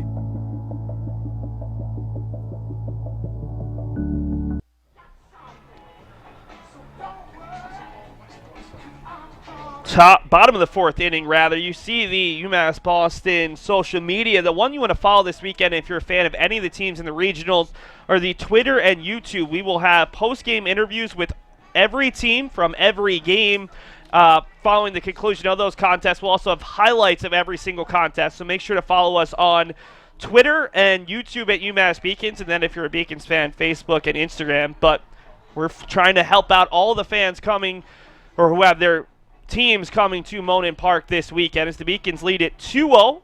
An RBI single from Nico Kides and a sacrifice fly from Nick Herzog. And, John, it was the bottom of the order that started off the second and will start the fourth here that really did all the damage thus far against Sierakowski. Yeah, well, good teams, as you said, have that lineup extension. From top to bottom, they can provide pop, and there's no difference here at UMass. We've seen throughout the course of the year that the likes of Brown, McCormick, Kides, and Hughie have been critical to their success, and that success found itself in the second inning when Danny Brown, who is leading off here in the fourth, led off with a three-bagger. He would come around to score on the Kides single, who would then come around to score on a flyout from Herzog. And so we'll see if deja vu arrives again, as it will be Danny Brown leading things off 1-for-1 with a triple. Brown, a junior out of Hudson, New Hampshire, didn't really get his chance his first 2 years. Just 64 games, 16 of 75, with just 3 doubles and a triple. This season, making his 41st appearance, already 11 doubles, 3 triples, and 3 home runs. And he's ahead in the count 2-0 to the junior who was just named the LEC Most Outstanding Player of the tournament. 2-0, misses low, quickly 3-0. Sierakowski's a guy who's walked just 14 batters all season, and this is really the first time we've seen him get behind a batter, at least at a 3-0 mark. 3-0 red light, and Brown will take it on the outside half at the breaking ball. Danny Brown, not the guy you want to put on base. He is not afraid to steal the bags. 10 stolen bases in 10 attempts this year. Brown swings and misses, and it's quickly 3-2 to the Beacons' 6-hole hitter and center fielder. 3-2 offering that one misses, and Brown takes a couple extra pitches, but he has the first walk of the day for either side, and the Beacons have their second leadoff base runner in 4 innings. Now you wonder, I don't think Ryan McCormick is one of the Beacons' better bunters, but you see if maybe he can put down a bunt with Kides coming through his last time. Hughie's so hot. We'll see if the Beacons elect to take the bat out of his hands. First pitch to McCormick, doesn't show bunt, golfs it over the head. The first baseman, McCabe. Brown's heading to third. We'll see if they send him, and they will. Fred DeFrance will actually hold him now after a nice throw from Valeriano, but the Beacons have second and third with no outs. So Ryan McCormick has his 3rd extra base hit of the season. Second double, and that's a big one to put 2 on with no outs for Nico Kides. Yeah, beautiful approach. You've seen the last couple of batters attempt to extend the counts, and Brown did just that on a 7-pitch at bat. But then on the first pitch swing from McCormick, you might have thought maybe McCormick would be bunting. Instead, he takes the hack at the pitch on the middle in on the plate and lines it for an extra base hit. Infield comes in just as they did back in the second inning when the Beacons had 2 runners in scoring position with no outs. Seen a consistent, aggressive approach defensively from Jose Torres, who had a couple stints playing in the pros, playing the minor league system with the Kansas City Royals and Los Angeles Dodgers, and also made a spring training appearance with the Detroit Tigers. Probably had the best professional career of any of the 4 coaches. We've got 4 very talented coaches between Brendan Eigerbrod, who's 2 wins shy of 350 for his career, and then you look at the later matchup, Podbelski and Sanborn, both over 650 career wins. So a lot of experience between the 4 managers in this weekend's regional. 1-2 to Kides, who came through with a RBI single with 2 strikes back in the second inning to open the scoring. The 1-2 pitch holds off 2-2. See if Cotty's got more magic in that bat. He delivered that RBI single back in his last at bat. Not the guy you'd expect to come through when it matters for the Beacons, more so than the other more proficient hitters in the lineup, but one of the more clutch players so far this year. Takes it low. Well, agree based on batting average, but the crazy part is Nico now has 20 hits and 21 RBI. So he's making the most of those hits. We've seen him come through with a couple of big RBI hits this season, especially here at Monin Park. 3-2 with 2 on and no outs, and that's low and inside, and the bases are full of Beacons for Charlie Hughey. Yeah, and still nobody out, nowhere to put Hughey, and with Herzog on deck, the juice of the order coming up.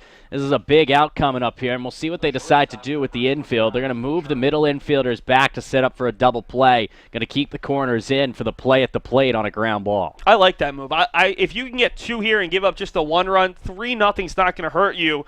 If all of a sudden it becomes 4 or 5, then you're in real dire straits. As the first pitch to Hughey, first pitch swinging, pokes it foul. McCabe a long run. I don't think he's going to have enough space, and he does run out of room along the pennants from the Beacons' prior NCAA Regional and LEC championships.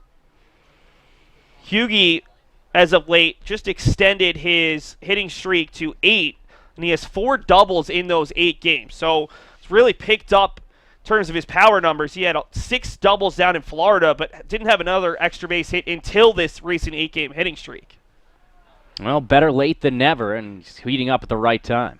0-1 misses out, 1-1. Sierakowski's issued 2 walks in the inning. So not walking a batter through the first 3. It allowed just 14 walks all season, 57 2/3 innings. Yeah, timeout as they're going to send some people out to the bullpen are the Bearcats.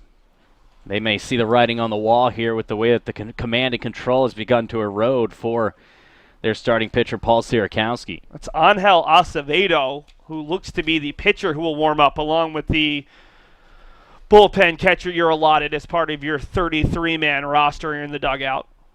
1-1 here to Hughey, who already has a double to the wall and left. The 1-1 swung on and missed. I think he was looking inside. Pitch was on the outside half, and he couldn't quite get there. Yeah, way behind on that one. Made the swing look awkward. Exactly as you said, Seth was not anticipating a pitch up and away. And now here's a big pitch here for Sierakowski because we've seen him have success with that slider.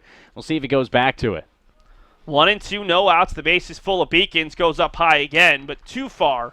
And it's 2-2. It's interesting. The Beacons have quite a few of their bullpen players out there just ready to go in case, and that was the first movement of any kind for the Bearcats.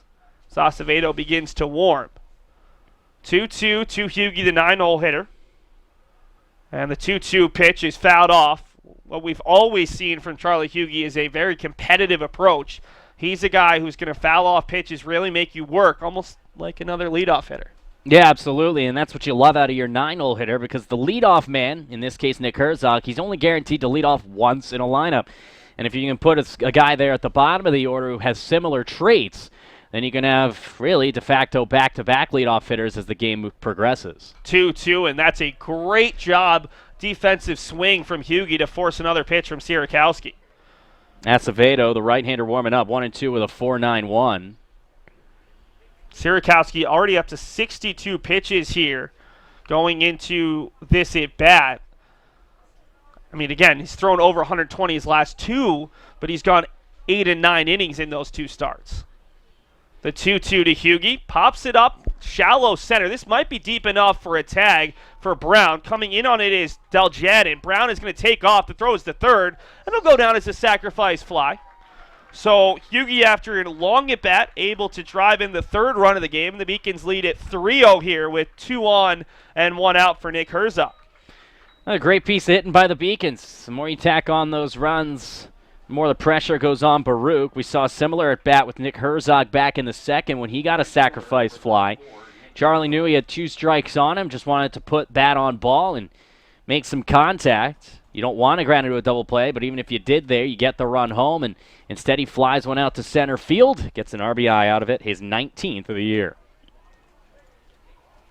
And now a chance for Herzog to deliver yet again. Herzog has not had a great day. Shows bunt, gets over the head of Roque, and that'll advance the runners. I think Roque was already coming out of his stance thinking the bunt was going to be put down. Sierakowski's pitch got up high, and it got all the way back to the backstop. So now Herzog, who's flown out to right twice, including a sac fly his last time up, will have a chance to drive in another run with a fly out if he can get the ball to the outfield. Obviously, you'd love a hit here from Herzog, who has been scuffling, but just another run would be great just to continue piling it on here in the fourth. Hits it out to right. This will definitely score a run. Long run for Valeriano. He's not going to get there, and it's going to score 2 runs. Valeriano picks it up on the warning track. They will send Keides all the way in his second run, and Herzog's in at third base, and now the only question is hit or error. It's going to be a triple for Herzog, who snaps out of a 0 for 17 stretch in a big way with a 2-run triple, and it is 5-0 Beacons here in the fourth. You know, he's made great swings all day, and that includes his out on the first pitch in the first inning. A hard hit ball to right field. In the second inning, he got that sac fly, gets a little more confidence, and then that gives him the confidence to have solid swings and put the bat on ball, which he did right there, and drives in a couple of runs with another extra base hit for Herzog. And now you've got Josh Lopez, who had a chance his last time up to drive in a run, unable to do so. 1 for 2 today. As you see, Herzog just hits it out towards the line. There's so much room to cover. Valeriano made a great run and just couldn't quite get there. Threw the glove out, maybe needed another foot, maybe even 6 inches, and he would have had a good chance to make the play. As Lopez will foul it off. 0-2 to the Beacons 2-0 hitter, who singled in his first at-bat, first hit of this regional, before popping up foul to the first baseman in the second to end the inning. And that's a sign of a good hitter on that Herzog hit. The ball was tailing away from the right-hander, and he goes with it to right field, and it tails away from Valeriano and ends up being extra bases. When he was scuffling, that might have been a ball he might try to pull over the monster in left field. Goes with it here and gets the hit. So 1-2 here to Lopez, and again, the goal here is just to keep adding on. So you want to add that 6th run. You want to keep pushing, because the other thing is, and in a regional where it's so compact, the pitch is hit hard, but right at the shortstop, Deljanin will throw home. Herzog is dead to rights, but unable to make the play is Roque, and taking off for second is Lopez. And it's going to be an error on Roque, who had a lot of time there as Herzog just head down, ready to go. And that will score the 6th run of the inning, as there is an error to push Lopez all the way up to second base. And it's going from bad to worse if you're the Bearcats. Yeah, when it rains, it pours, no pun intended, on a rainy day here in Boston, Massachusetts. But that's a play that has to be made by Roque. It's an easy out at home. As you take another look at it, Capellain gets the ground ball and tries to come home with it. And for Roque, that's a situation where you're more concerned with the runner coming barreling in on you than making the play, and he ends up paying for it. Brings up Kyle Boudris, 0 for 2 today. Reached on an error by the shortstop, Capellain, and then hit a little line drive back to the shortstop in the third, looking for his first hit of the regional. Hits it hard. This one's right. The second baseman who can't make the grab. He'll get the runner at first, and now Lopez takes off. Long throw, and it will not be in time. Oh, they're going to rule out safe. So originally, our umpire, who was getting out of the way of the sliding Lopez, that's Chris Engstrand, ruled out. Then, as he was diving out of the way, goes safe, and it looked like Lopez beat it, but then as he was sliding off, the tag was kind of kept on by O'Gara, and in the end, Lopez, who should not have gone in that situation, ends up safe at third base. My goodness, that was gutsy there from Lopez. You're already in scoring position, so it doesn't really make a huge difference. And like you said, he overslid the bag and almost paid for it, but luckily got back in time. That was about as bad news bears as you get so far from UMass Boston, as Cotraro steps up 0 for 2 with a couple of strikeouts. It's been a wacky inning, and the Beacons have taken advantage of an error and of a wild pitch. It's a hard swing from Cotraro, and it's past the diving McCabe, his first hit of the tournament, and the Beacons bring in their 7th run and 5th of the inning. It's 7-0 UMass Boston here in the fourth. Nice piece of hitting from Cotraro, who had struggled against the off-speed pitches in his first 2 at-bats, a strikeout swinging and a strikeout looking. Came back against a fastball middle in and drives it past the outstretched grasp of the 6'5" first baseman Connor McCabe. And now the Beacons up 7-0 as get the 5th run of this inning. And now Eddie Riley with an opportunity to continue the damage. And it brings up Riley, the 9th hitter of the inning. So the Beacons, whether you think it's 9 or 10, have at least sent every player to the plate. I think we've got enough to talk about where we don't need to get in that old debate. Eddie, the only Beacon so far to not reach base. Kyle Budrich doesn't have a hit or a walk, but he did reach on an error. And Sierakowski, this will be pitch number 80 already here in the 4th inning, as he's been touched up a lot more than his previous 2 starts. As Riley tried to hold the swing, they're going to say he got a piece of it as Roque was running back. Almost made me think, did I actually see that right? But it will go down as a foul ball, and it'll stay at 2-1 to Riley, the Beacons' 5-hole hitter and third baseman, who's 0 for 2, has struck out swinging and flown out to center, trying to avoid ending his 3rd inning in 4 frames. Yeah, that's been the case sometimes for Eddie. He's got great numbers this year, 319, 523, but there's been a couple of times that I've done broadcasts. There's the base hit that he was looking for. Cutraro will hold at second as Riley comes up with his first hit, 8th for the Beacons, 7 runs, 8 hits, no errors. Baruch sitting on no runs, 2 hits, and 2 errors. And again, the Beacons are doing a lot of this damage because of that error by Roque. If he had tagged Herzog out, at least one, if not multiple runs in this inning are unearned because of that miscue by the catcher Roque, who I thought has done a nice job throughout this game, but that was a pretty costly mistake. I was going to say Eddie's been a rally killer at times this year. He continues to keep the wheels churning for the Beacons today. And really, this inning, Seth, started with walk, double, walk. That leadoff walk to Danny Brown. That is an absolute killer, especially against the bottom of the order. And Sierakowski's going to get a discussion here with Roque on the mound. He looked back at it again. 2 walks to start the inning after he hadn't walked anyone in the first 3. He had tiptoed out of trouble in the first and second innings and was unable to get out of it here in the 4th inning. We'll see if he's able to get out of the inning still intact, if he can get a very tough customer in Danny Brown here. And Brown has been a real thorn in the side of Baruch. He started the inning with a walk and scored. He also tripled and scored in the second. He's yet to be retired by Sierakowski, coming off a weekend where he was named the MOP. 2 on, 2 outs, a 1-0 count to Brown, who takes a big cut and swings and misses, 1-1. Runner at second base, and Cutraro's got decent wheels. Eddie Riley at first. They are playing pretty straightforward, though they are guarding the line at first. Shows bunt, pulls it back on the outside corner, 1-2.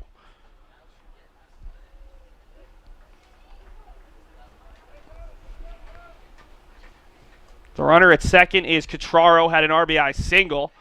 Riley's at first, just had a single through the right side as that one floats outside. 2-2 now to Danny Brown. On the 7-0 header to be followed by Ryan McCormick, who doubled earlier on in the inning. 2-2, 2 outs, 2 on, and it's high, 3-2. Very close pitch. Good frame job by Roque trying to get the call. This is probably going to be the last inning for Sierakowski no matter what happens in this at-bat. Sierakowski already with the 83-plus pitches. 7 runs, just 5 of them earned. 3-2 pitch, swung on and missed. 4th strikeout of the day for Sierakowski, but not before he faces 10 batters in the inning. The Beacons score 5 runs and make it a 7-0 game through 4 here at Monin.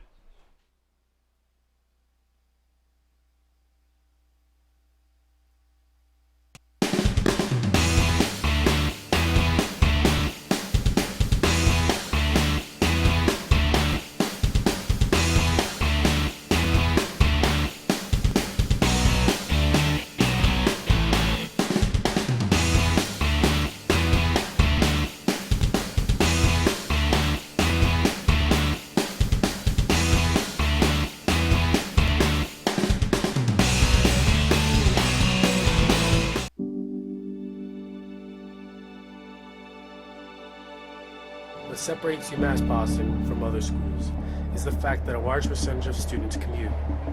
For me, it takes 2 hours each day to go to and from school, but every second has been worth it because the students that come here are serious about learning, they value their education, and understand where it'll take them in the future. This is what UMass Boston means to me.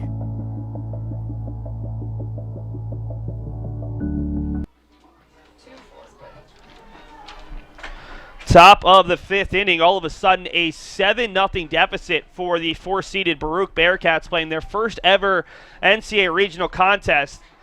John, it's so tough when you're down 7-0 to the top seed. You're on the road.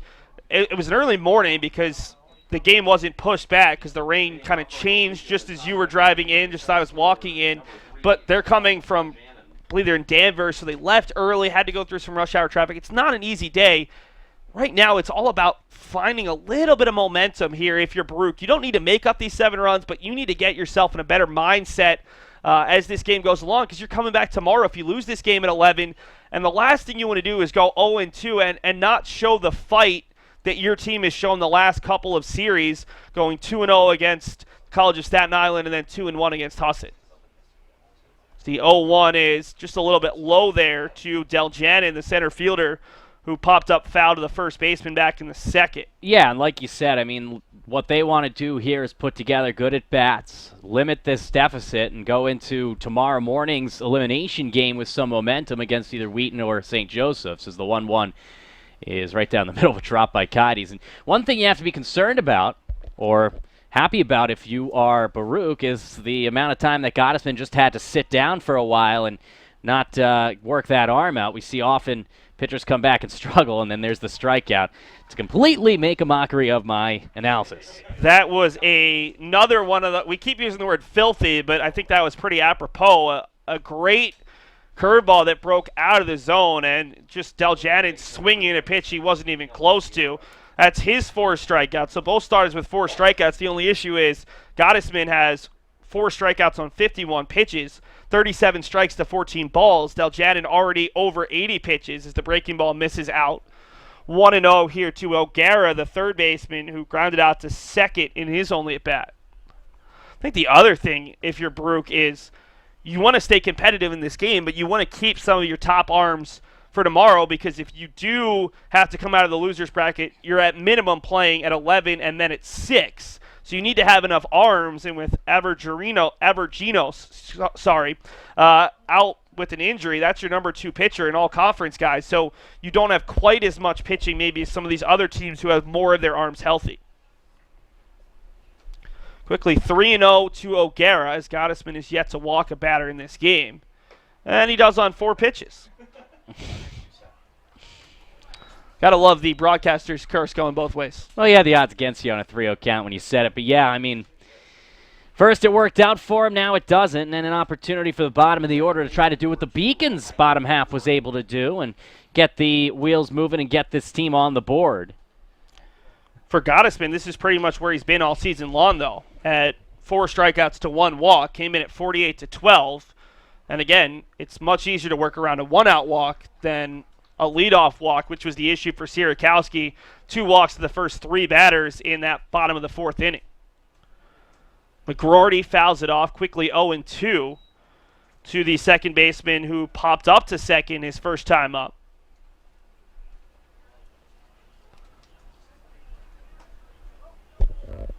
Gottesman out of Acton, Massachusetts.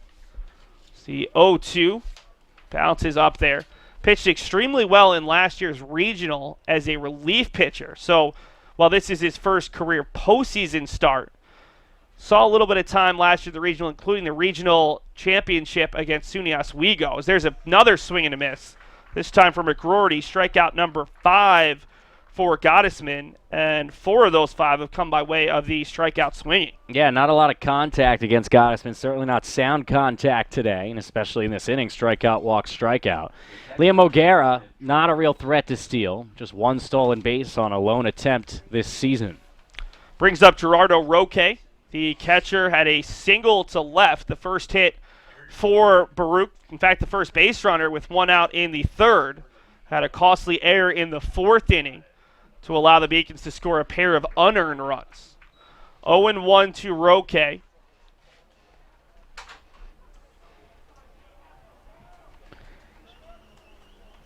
No movement over there at first base from O'Gara as the 0-1 is popped up foul just as the runner takes off. 0-2 on the hit and run. This is the type of situation where Roque can make up for that error that he had last half inning. He's one of only 2 players on this team that has gotten a hit today, so he's certainly has nothing to bat an eye at as he's got another opportunity down 0-2. 0-2 coming to Roque. Off the outside corner, throw down to first. Gets away from McCormick, but O'Gara wasn't really aware of where the ball was coming from and no advancement. It's the play that Anthony Searles loved, the throwing behind the runner at first base. There's a lot of similarities between Searles and Kites. Both guys were not big-time hitters as freshmen, but clearly were the best defensive catcher on the roster, and that's you can learn to hit at the collegiate level. It's more difficult to pick up the defensive skills. It's the 1-2 from Gottesman. Maybe a little low on the outside corner. Kites tried to frame it 2-2. It was close. We've seen that call as a strike a couple of times today. Not that time. It's interesting. Roque is the catcher for Baruch. He turns back to Dan Miller and asks, was that out? Was that low? Just want to know for my pitchers. The 2-2 is roped out to left, but right at Cacharo. Roque's hit the ball hard twice, but he's 1 for 2, and the Beacons lead 7-0 through 4.5.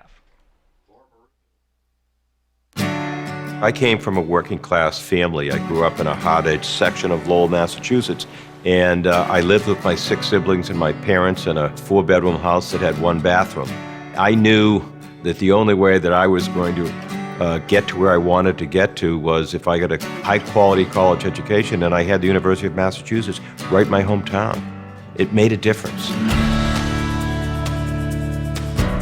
I'm the first undergraduate alumnus to lead this university. I'm very proud of that. I think with that comes a special responsibility as a steward, as a protector. Every student that I see that walks through the door, I see myself. I was exactly where they are now. I had their same challenges, their same aspirations, their same dreams. And it makes me want to fight for them. It makes me want to make sure that they get every opportunity that I got. I was literally able to transform my life because of the University of Massachusetts, and I want that for every single student that walks through the door.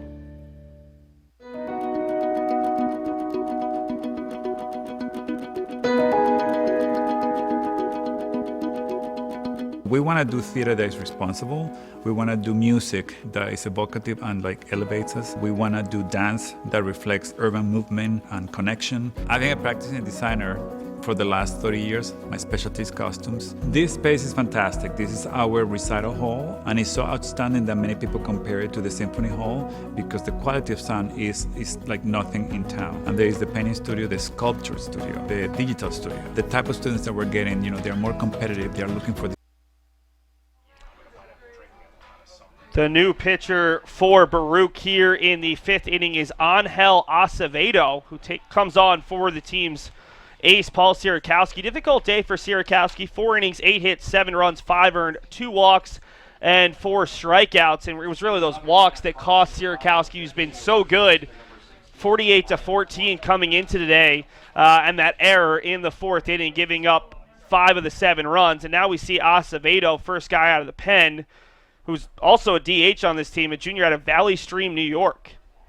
Yeah, and Acevedo on the year, 1-2 with a 4.91. He did make 4 starts. This is his 8th appearance overall. That one misses. 18 1/3 innings, 19 strikeouts, 15 walks, 13 runs, and 20 hits. So he's a guy who's walked a lot of batters, 15 and 18 1/3 innings. Yeah, and you can already see it. A little bit of wildness, 2-1.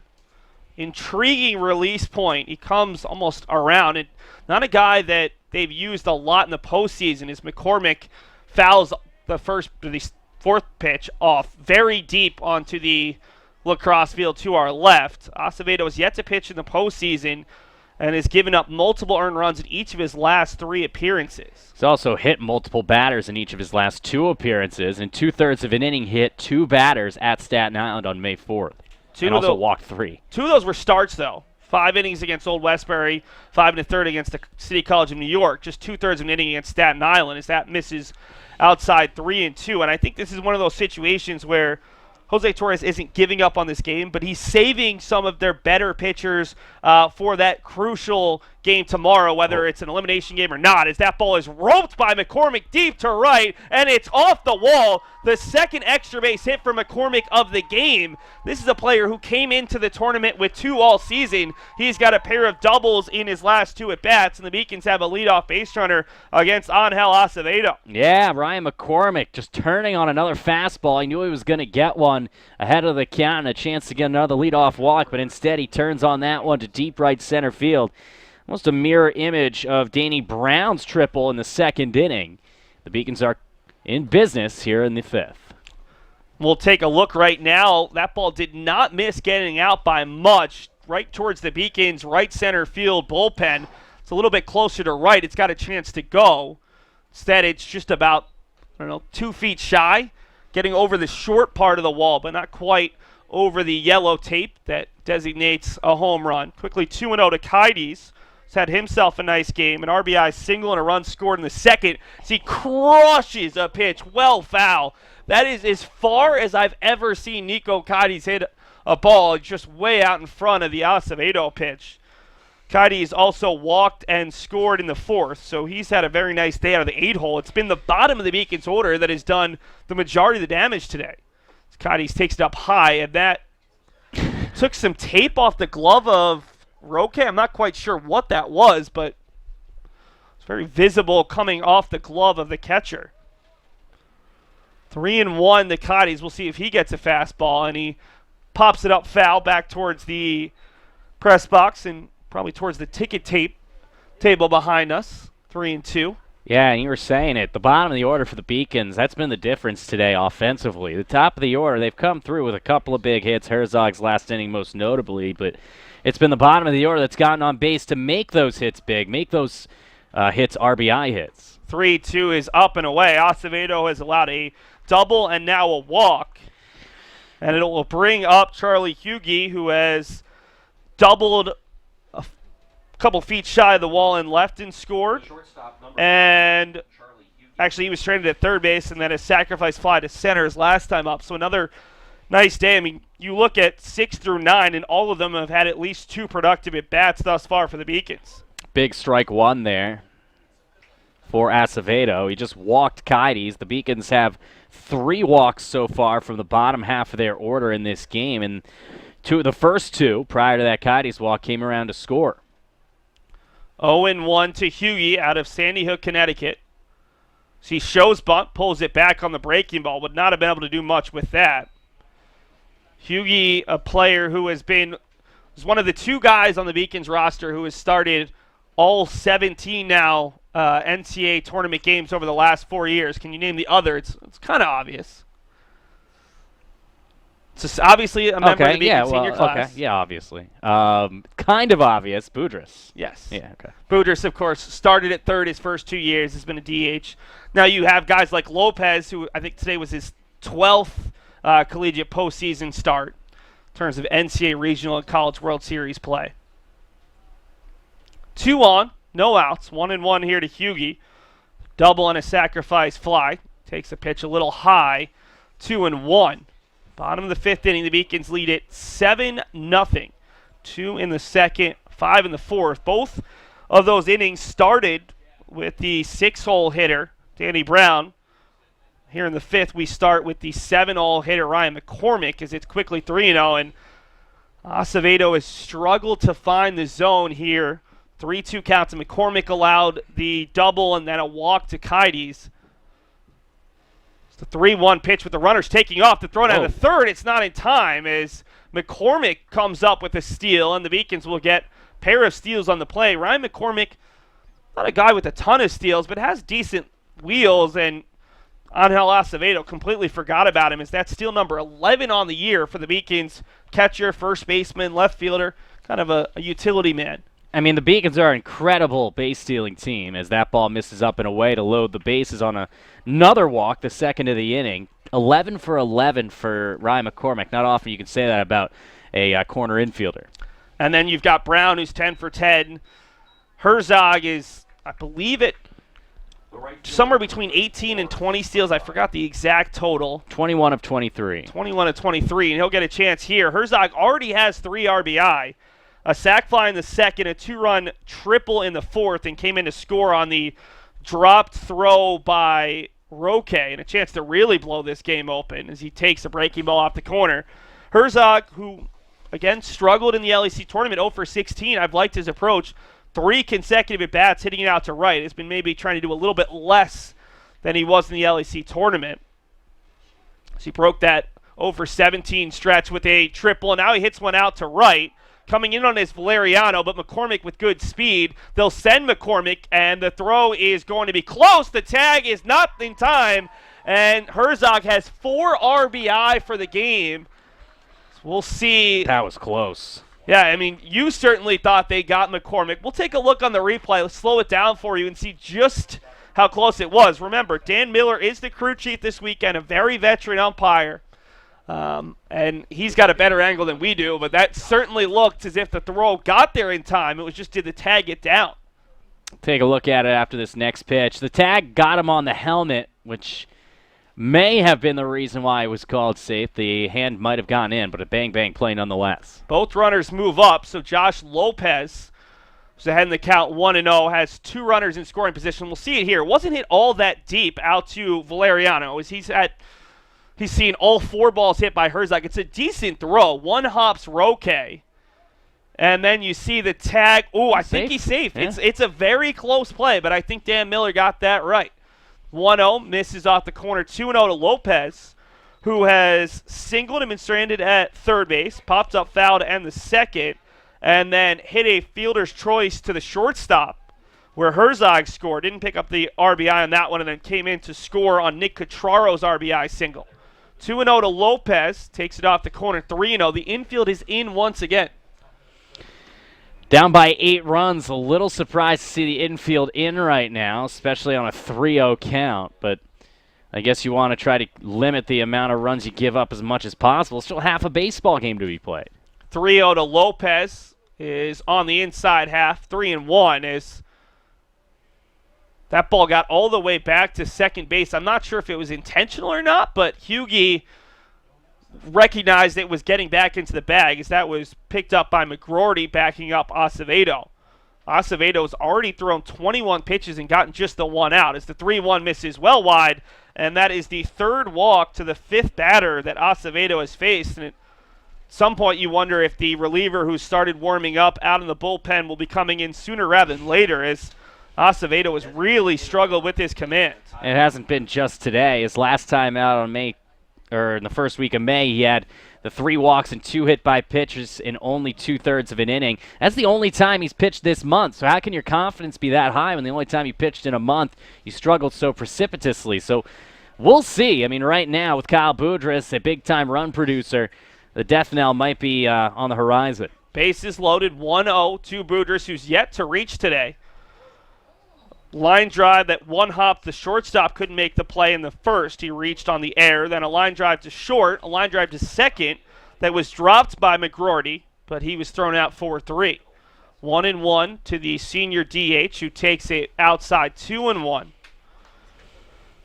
Coming into this at bat, Acevedo had thrown 26 pitches, 16 balls to 10 strikes. It's now 18 balls to 11 strikes.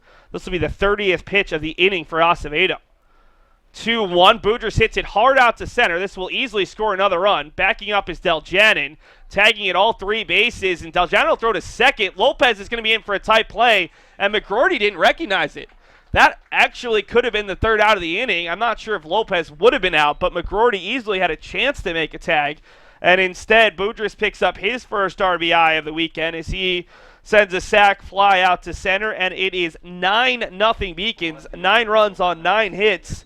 And these walks are really coming back to cost Acevedo as Nico Kaides walked and came all the way in on a walk, a sac, a walk, and a sac. So realistically, it hasn't been the Beacons beating Acevedo as much as Acevedo beating himself.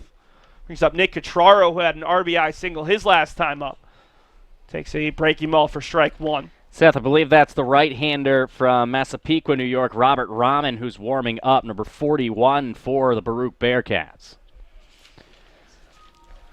0-1 to Cutraro, chopped over to the second baseman, diving effort, and it gets past McGroarty. It'll be a 2-run single for Nick Cutraro, and the Beacons have put up double digits here in the 5th inning. It's 11-0 UMass Boston. So UMass Boston scored 2 in the 2nd, 5 in the 4th, and 4 more here in the 5th as the throw from center gets all the way into the catcher, Roque.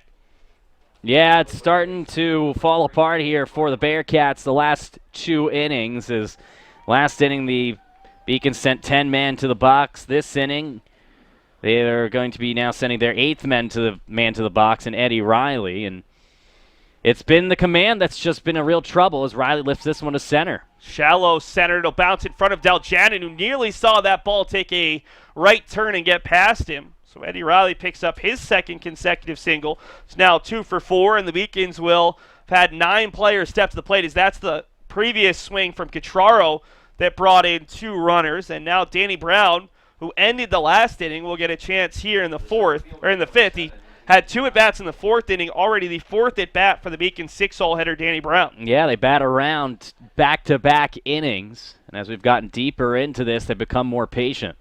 Brown pops it up foul. Not enough room on the left side.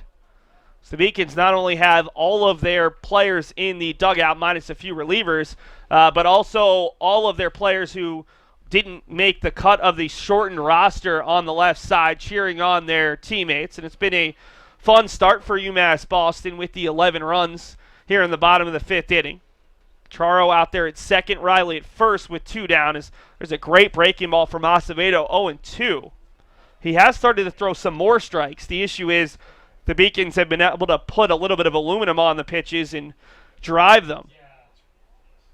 0-2 with 2 outs. Setting up outside is Roque in on the fists, and Brown fouls it off just over the camera well on the third base side. Sarah St. Certain is tall at 6'3", but our camera operator unable to reach up and grab that one. And you can see from Danny's face, doesn't know why he was swinging at a ball that far inside. He'll get a reprieve here. Acevedo's 0-2, bounces up there, 1-2. What a day for Brown. He did have the strikeout to end the 4th inning, but a triple and a walk, couple of runs scored. And before the offense started clicking in the 4th inning, he was the key contributor to the 2-run second that put the Beacons on the board. 1-2 pitch, almost catches him as that pitch came very far inside, 2-2. So Acevedo has nearly thrown 40 pitches in just this 1 inning alone. Overall, the Bearcats have been forced to throw over 125 pitches through 5 innings. 2-2 to Brown, bounces up there, the count runs full. Acevedo trying to avoid a 4th walk of the inning. In the inning, the Beacons went double, walk, walk, sac fly, 2-run single, single. Runners take off. Brown clubs one down the right field side. Will it stay fair? It will, and it is just shy of the wall. 1 hopper. Brown's thinking his 2nd triple. It'll score 2. Brown is going to be in there on a slide, and the Beacons lead it 13-0 on Danny Brown's 2nd triple of the day, and we're only in the 5th inning. What a piece of hitting from Danny Brown. Another triple for the Beacons center fielder, and that one was never a doubt. The only doubt really was whether or not it go fair or foul, and that one trickles towards the right field wall, and with Danny Brown's speed, he'll continue to race towards the third base bag as we take another look at it. A 3-2 payoff pitch had to come in on him, and Danny knew what to do with it as bad Danny Brown launches it to right, 1 hopper off the wall, and that probably, and it will, be the end of the day for Angel Acevedo. Not the relief appearance that he or his coaching staff was looking for, as it looks like the new pitcher is going to be Robert Rahman. We will take a commercial break and be back with the numbers on Rahman as the Beacons have already scored 6 in the 5th, 11 over the past 2 frames. The Beacons lead it 13-0 here in the 5th inning. Psychology is about understanding the individual and understanding the mind and understanding how it affects others. The main reason why I want to combine psychology and business degrees is because I want to understand the business decisions that are made. I'm Nurçin Çelebi. I'm from Turkey originally, I'm a senior at the 5-year BA to MBA program at UMass Boston. Right now I'm doing an internship, so I will be starting to get experience in the field. And on top of that, getting an MBA and adding that business edge to my psychology degree. I think in management, the biggest mistake you can make is to not listen. So I want to be able to step into a company and say, here's what you're doing now, and here's how you can improve it in order to get the best out of your people and in order to actually have people coming in here with passion. I moved here when I was 16 for high school. Moving from Turkey, it was a rough journey for me because when you don't really speak the language that well and when you don't really fit in the crowd, it's very easy to disappear. But I decided not to give up, and UMass helped me. It was really a blessing for me to come to UMass Boston because it helped me really grow and show me that I can do things on my own. I wanted to be able to improve myself. I wanted to be able to try new things. And I think UMass gave me a really good head start on that. The third pitcher of the day and second of the inning for Baruch is Robert Rahman, number 41 in your roster, 0-1 with a 6.61 ERA as he replaces Angel Acevedo, who goes 2/3 of an inning. Has already been charged with 6 runs, could be as many as 7. Rahman is sophomore out of Massapequa, New York, out on Long Island, attended Chaminade High School. As a freshman, finished with a 0.00 ERA over 10 innings, 7 appearances. As a sophomore, 16 1/3 innings, 21 hits, 16 runs, 12 earned, 13 strikeouts versus 4 walks. He pitched in an inning of that game 2 loss to Husson last Sunday. Went 2 hits, 3 runs, and 2 earned, and he'll face Ryan McCormick, who led off the 5th inning with a double and came in to score. Already has 2 doubles and a fly out to left in 3 at-bats. 0-1 pitch to McCormick is low, 1-1. And right now, if you're Baruch, you're just looking for a guy to stop the bleeding right now, get you out of this inning, and then try to get the bats going just for confidence sake for the rest of this weekend. 1-1 to McCormick is hit past the shortstop Capion, and Ryan McCormick has his 3rd hit. And I believe it's his first RBI hit of the day as he's now 3 for 4. Yeah, first RBI for McCormick. His 2nd hit of the inning as he led the inning off with a double and then stole a base. Eventful inning for McCormick as Nico Kaidi steps up, having already stolen a base, walked, and scored. And right now, if you're Baruch, it's just a war of attrition here, just trying to count the outs until you can get out of it and get ready for tomorrow. And as you said, trying not to use some of your more premier relievers in anticipation of potentially having to play 18 innings on Saturday. Nico Kaides takes the first pitch outside. The Beacons' 8-hole hitter is yet to be retired today. An RBI single through the middle and a run scored in the 2nd. Walked and scored in the 4th and in the 5th. This is the 11th batter of the inning. The Beacons sent 10 to the plate in the 4th, 11 here in the 5th. As Kaides hits it hard up the middle, he's 2 for 2, and we will see Charlie Hughey, the Beacons' 9-hole hitter, for the 4th time in 5 innings. So the Beacons have now sent 11 men. This will be the 12th man to come to the plate here in inning number 5. The 2nd straight inning they've batted around. And for Charlie Hughey, it's been a nice day, a well-rounded day. He had an RBI sac fly, a double, and a run. He's also scored. And typically we talk about Charlie's defense. He hasn't had to do anything defensively yet. I think we gave him credit for that one double play. As he pops up on the infield, should be playable for McGroarty. McGroarty, finding the sun in the wind, makes the play. So the Beacons, with a very long inning, they send 12 to the plate, score 7 more runs. It is 14-0. 14 runs on 14 hits for the Beacons as we head to the 6th.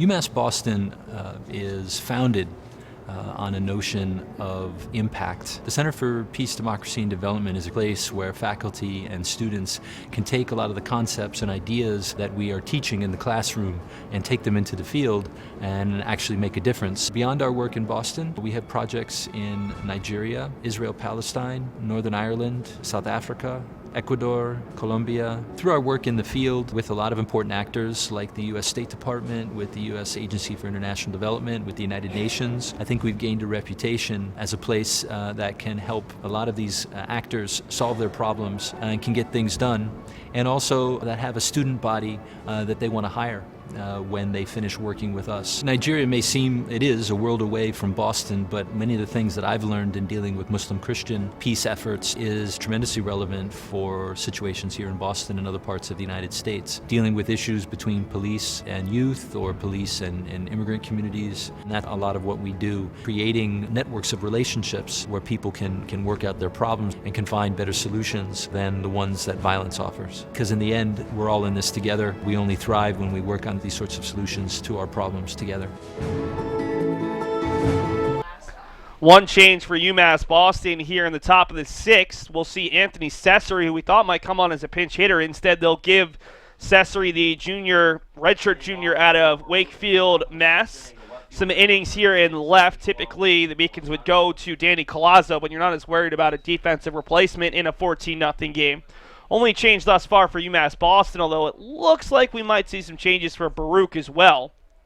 Although they might just be going over the change that the Beacons just put in. For Baruch here in the sixth, it will be 9-1-2 as Gottesman has faced just 2 over the minimum thus far through 5 innings. He's yet to get through 6 complete. So we'll see with a low pitch count, just at 64 pitches, how many more pitches the Beacons will go with Gottesman, as Gottesman throws a hard fastball that Angelo Alessandro, got my first and last name mixed up there, sees. He grounded out into a 5-4-3 inning-ending double play back in the third. It's also interesting with Gottesman, he's the guy the Beacons have confidence in coming out of the pen and has an arm that bounces back. Maybe you throw him less pitches today to keep him available for Sunday, maybe even late Saturday if you need him. The 0-2 is swung on and missed, and Gottesman has his 6th strikeout, third to his last 5 batters. Well, Ben shown again for the second straight inning that having time off, a prolonged inning prior to it, doesn't matter. Another strikeout to lead off an inning. That is the 4th time in 6 innings he's led off an inning with a K. Pretty easy way to deny a nice big run of hits and runs scored like the Beacons have put up the last couple of innings. And by contrast, we've seen walks to lead off the innings the last couple of frames for UMass on offense, which has been the key catalyst to scoring 12 runs in the last 2 frames. Gottesman has actually gone 6 innings once this year, as the 0-1 is fouled off by David Capion, who struck out swinging the first and singled through the left side. The most recent hit for Baruch, who had 1 in the 3rd, 1 in the 4th. Gottesman allowed a walk in the 5th. It's the 0-2 to Capion. Swung on and missed. Back-to-back strikeouts for Gottesman for the first time today. And it will bring up Nicholas Valeriano. Gottesman went 6 innings back on April the 29th here at home against Endicott College. And at this point, it looks like the Bearcats may be pressing a little bit, not extending the counts as much as they were early in this game. Yeah, with a guy like Gottesman, who clearly wants to work quickly, wants to throw strikes, got to find a way to put a little bit more pressure on him, because right now he's just cruising as he nearly comes too far inside and hits Valeriano, who has flown out to center, put down a sacrifice bunt back in the 4th. The top of the 4th, it was 2-0. Beacons have since exploded for 5 in the 4th and 7 in the 5th as that pitch gets away. And Gottesman has run his second 3-0 count of the contest.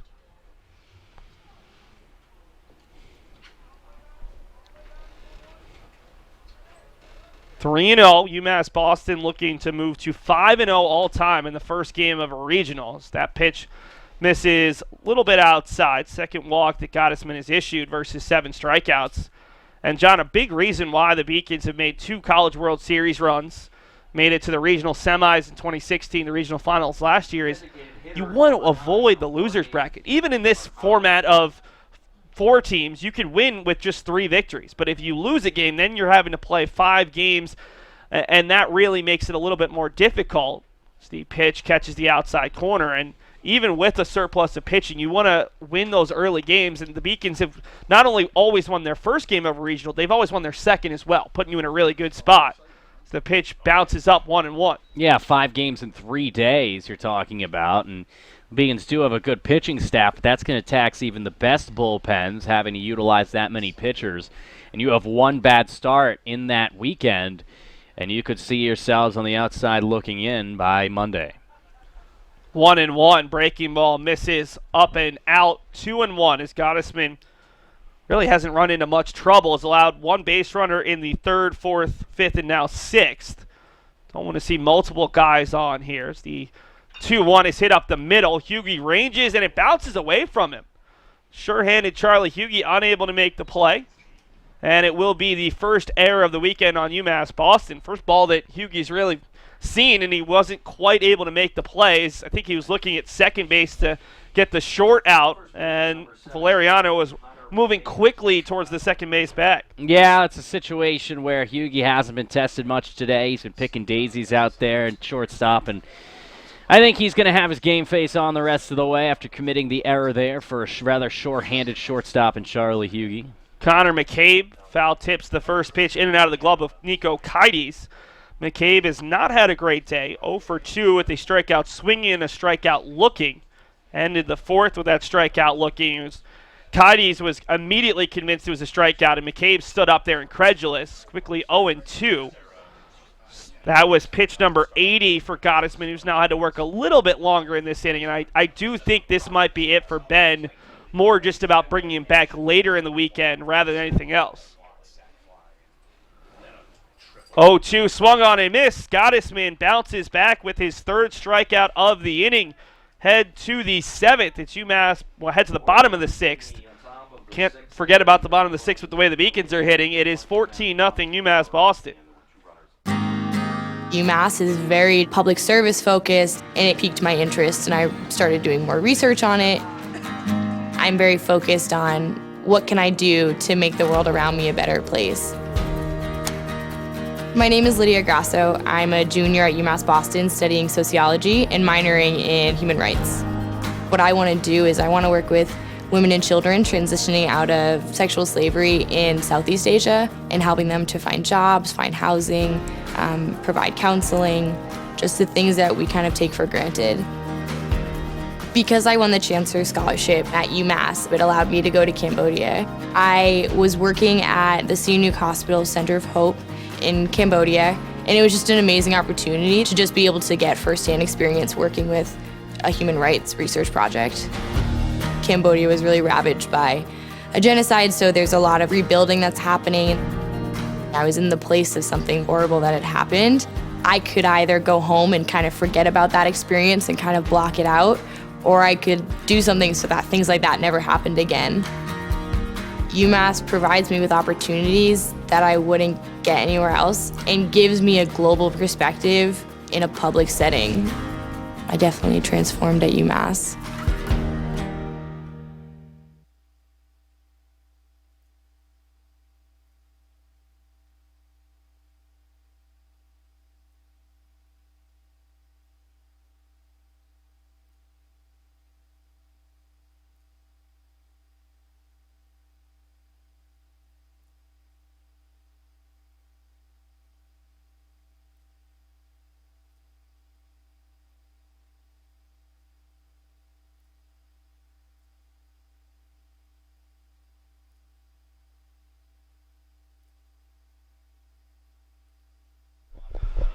Couple of changes for Baruch College. I'm going to try to get all these correct. Nicholas Valeriano moves from right to left. Angelo Alessandro is out of the game. Kamal Deljanin is out of the game. Emmanuel Tavares replaces him. In right field is J.P. Ramirez. And at first base is Raymond Marr III. Those are the changes that we're confident in. I think we might have other changes as well. And we'll get those to you as they get them in the live stats, because that might actually be easier. For UMass Boston, the leadoff hitter, Nick Herzog, who already has 4 RBI, takes the first pitch inside. Herzog, for a guy who was ice cold up in Maine, he's bounced back in a nice way. 1 for 2 with a run scored and 4 RBI, including a 2-run triple as part of a 5-run fourth. As Herzog hits it over to the third baseman, picked up on a couple hops. The throw is off the bag, and holding the bag is our new first baseman, Raymond Maurer III.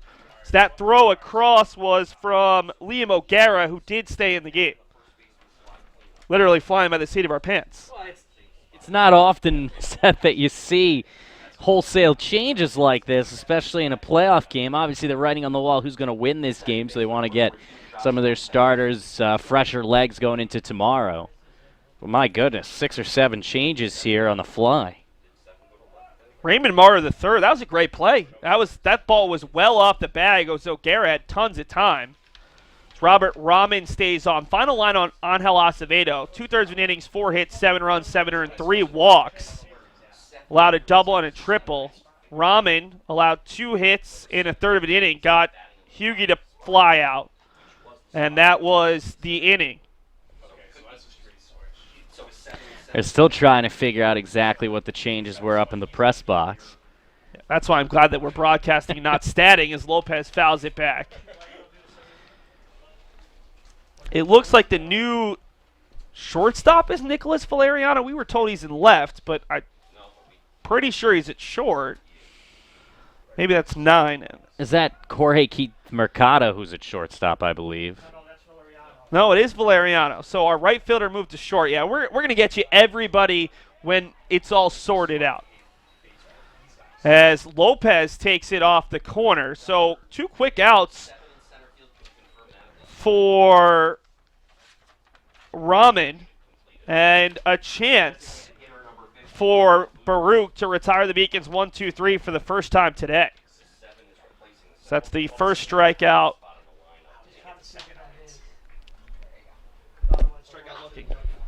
Boudris fouls a pitch down the first base side, 0-1. Boudris has reached on an error, lined out to the shortstop, grounded out to second, and flown out to center, a sacrifice fly. Each of the Beacons' first 2 outs in the 5th inning were sacrifice flies. So even when they were getting outs, they were productive outs. So far for the Beacons here in this inning, they have been silenced by Rahman. The Beacons do have action out of the bullpen as the rain begins once again. Supposed to get patches throughout the day as Boudris fouls it off 0-2. Boudris 16 hits shy of Ryan Walsh, who was on that 2010 College World Series team for the program record. Walsh finished with 266 hits, a mark that no one thought Boudris had a chance to get to. Well, he's up to 250. Figure with this new regional, super regional format, go deep enough, get to the College World Series, he's got a chance. 0-2, fouled off. Beacons have a new hitter in the on-deck circle. That's Anthony Cesare, who came on defensively in the top of the 6th inning because UMass Boston made 1 change. Let's not tempt them to make any more. 0-2, and Boudris swings and misses. A 1-2-3 inning for Robert Rahman. He's having himself a nice little relief appearance. Beacons go 1-2-3 for the first time, and we head to the 7th as UMass Boston leads 14-0.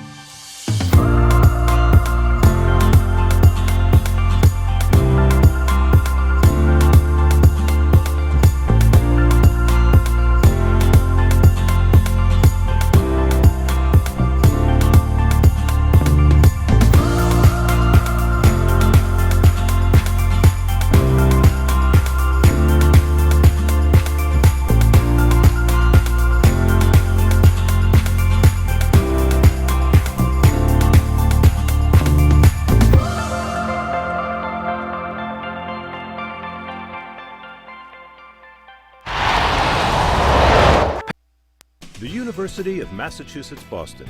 It's just minutes from downtown, and the Princeton Review calls it one of the best values in the country.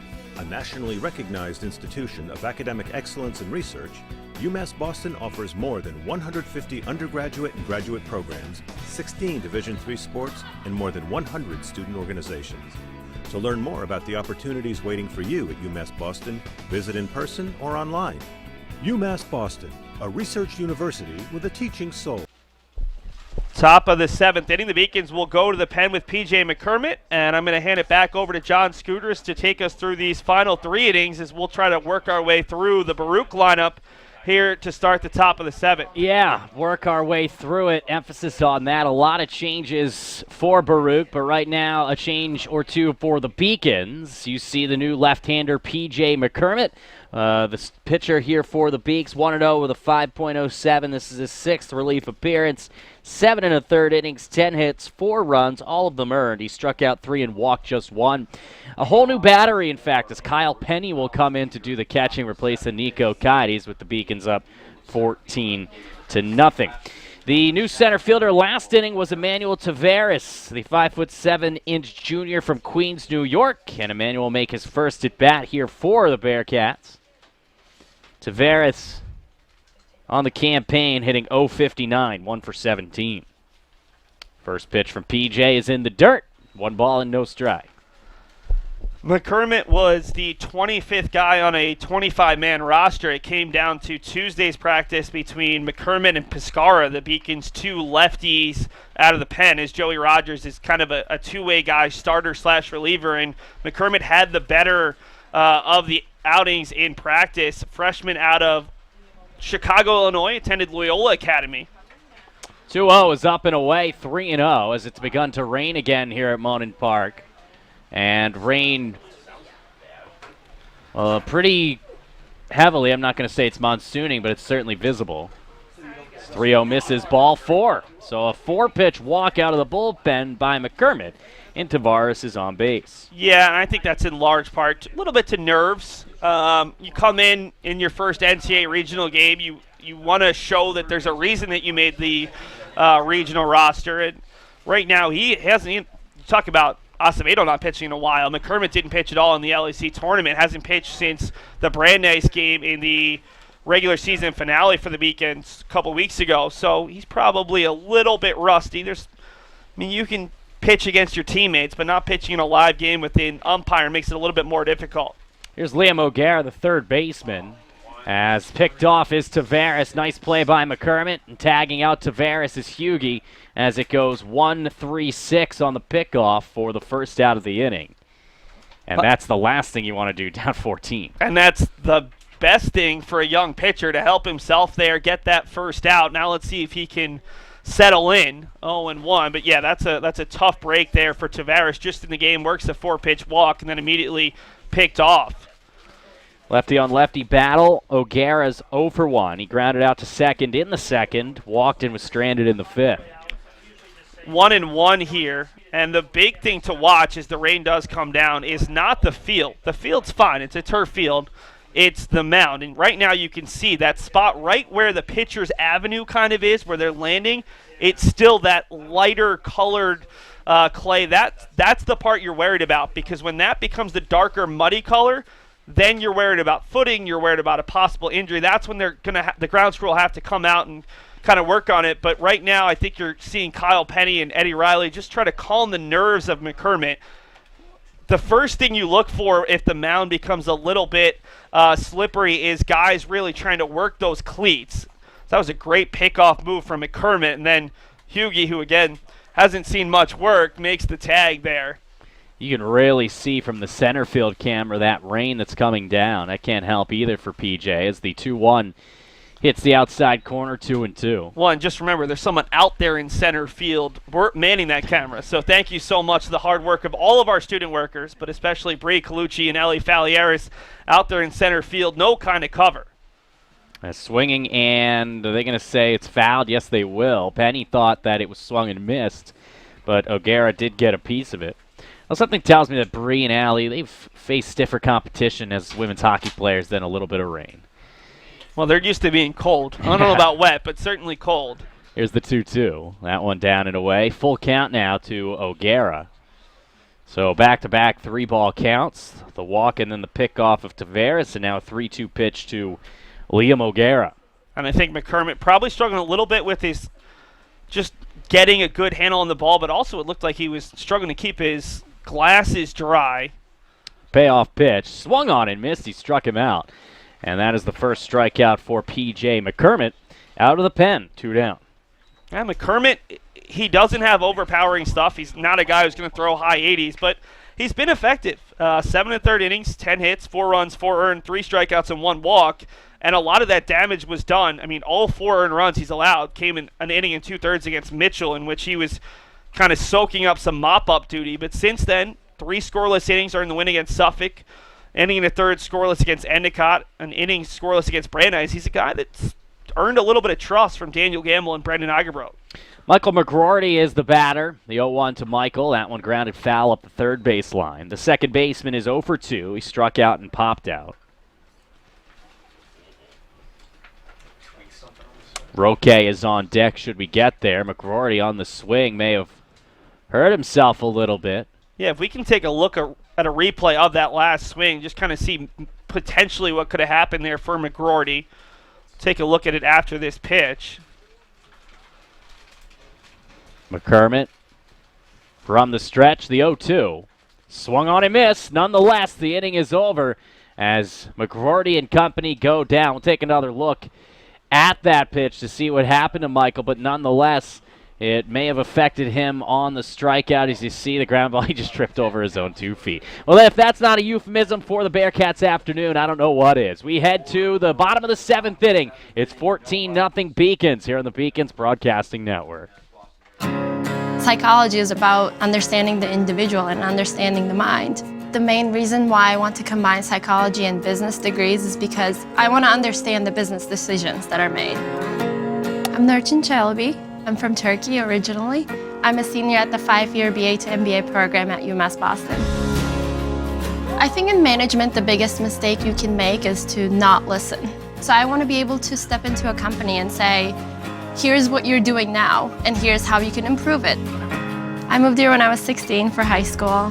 Moving from Turkey, it was a rough journey for me because when you don't really speak the language that well, and when you don't really fit in the crowd, it's very easy to disappear. But I decided not to give up, and UMass helped me. I wanted to be able to improve myself. I wanted to be able to try new things, and I think UMass gave me a really good head start on that.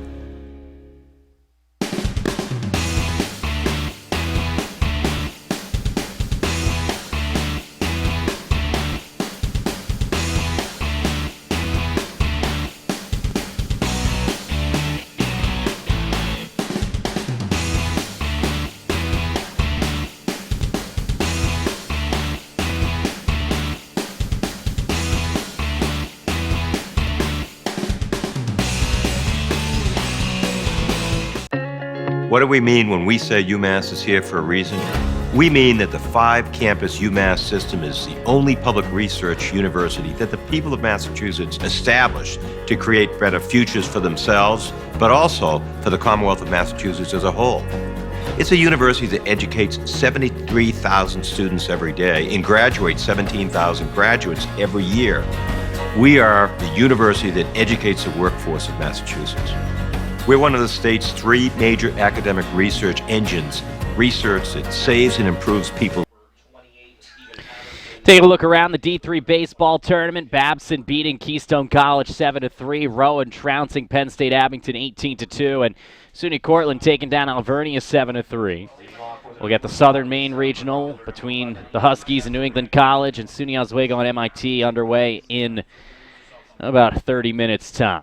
Leading things off for UMass Boston, it's Anthony Cesare making his debut this afternoon. Anthony replaced Nick Catrara, who had a nice day, 2 for 4 with a couple RBI.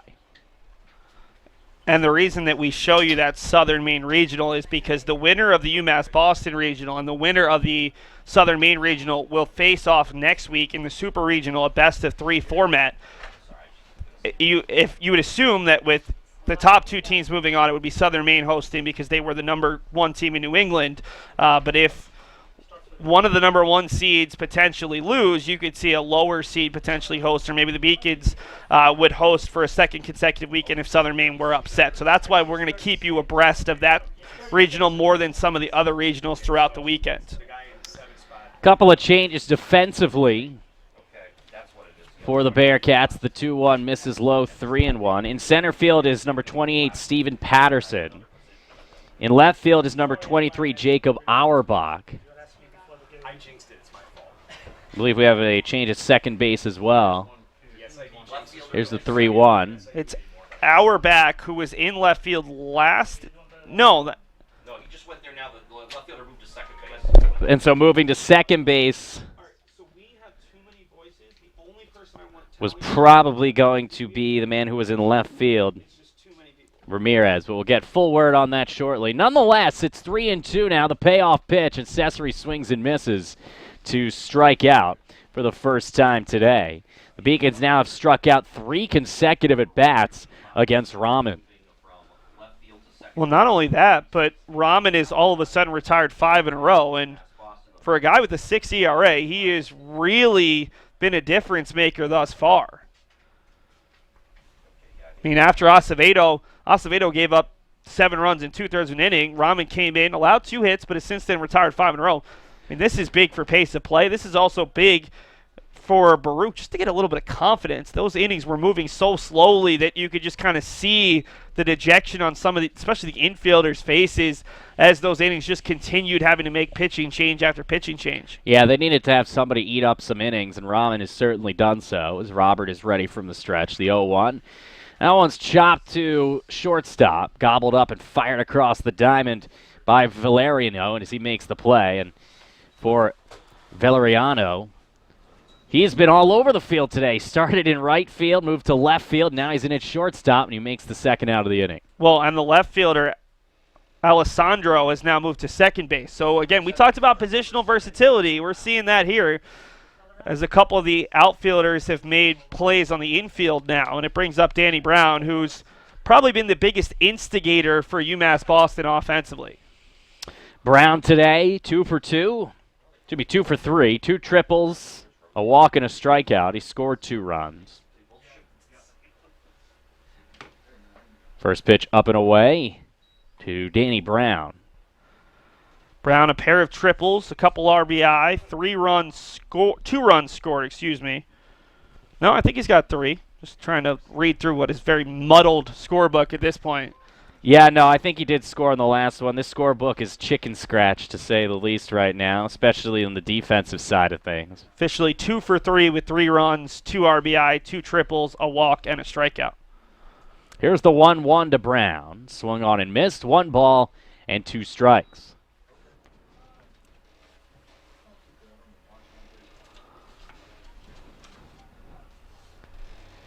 Beacons, the last couple of frames, cooled off precipitously from their 4th and 5th inning output as that one is skied into right center field. A mile-high pop-up.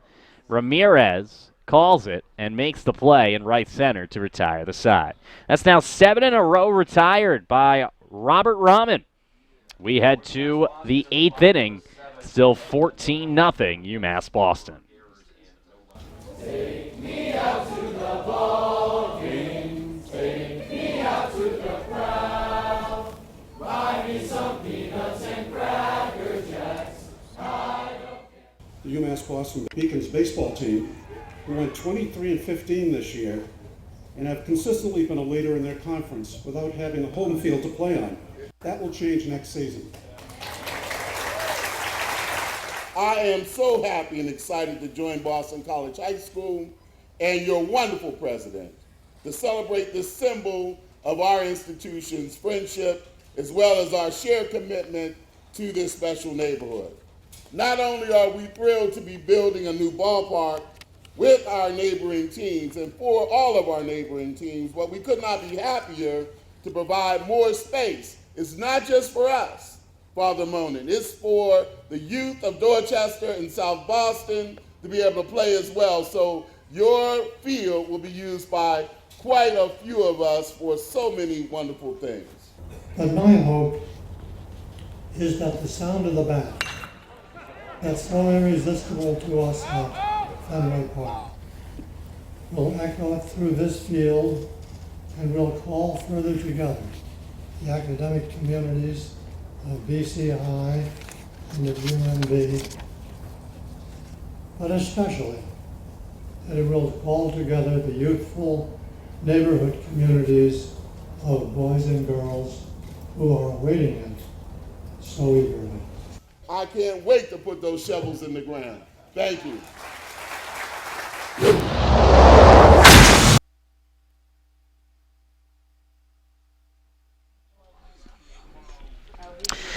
As Mother Nature continues to toy with New England, the rain continues to fall, and the grounds crew will continue to persevere as they will attempt to make the mound as playable and hospitable as possible for the pitchers this evening.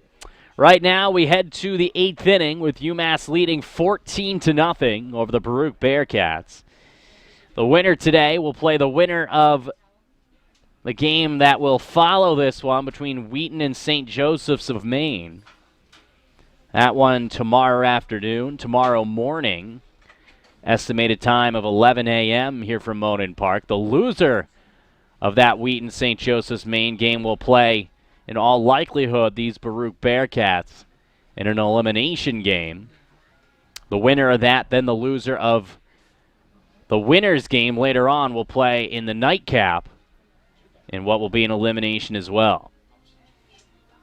And then we could either see one game if the winner wins out on Sunday, or we could see the possibility of two as well if the team from the loser's bracket gets the win on Sunday. Nonetheless, still plenty to be decided, even if the Beacons right now do lead by a couple of touchdowns. No runs on 2 hits, 2 errors for Baruch, 14 runs, 14 hits, 1 error for UMass Boston. It'll be P.J. McCormick staying out there for the Beaks. Off first glance, I do not see any changes for UMass Boston, so everything stays the status quo. We've seen a lot of changes for Baruch as they're getting more and more reserves in the game, and we'll see their first opportunities to grab the stick beginning here with 8-9-1. And John just talked to someone who's been in contact with our grounds crew. Apparently the mound is in pretty good shape right now. No fear of potential slippage. Just wanted to clean it up a little bit. Right now it looks like we've gone through that little patch of heavy rain, and it appears as if we're going to keep playing through not only this game but into the next one. The issue is the rain today, it's rain throughout the day, but the heavy patches come and go, and then you're just sitting in a little bit gray, maybe a little bit of sun. Clean weather tomorrow, clean weather on Sunday. It's just getting these games in, because the last thing you want to do is put this regional at a disadvantage, especially when you have turf and lights versus another regional, because if all of a sudden a team's forced to play 2 games on Monday, those pitchers might not be as fresh as another regional, and obviously you want to give every team its fair chance in making a trip to Grand Rapids, Iowa.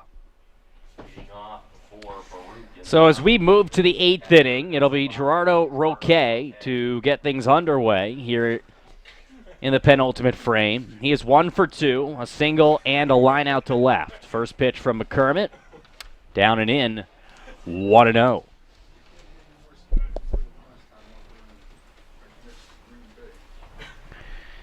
McCormick working from the stretch. Left-handers 1-0. That one fouled off the screen, 1-1.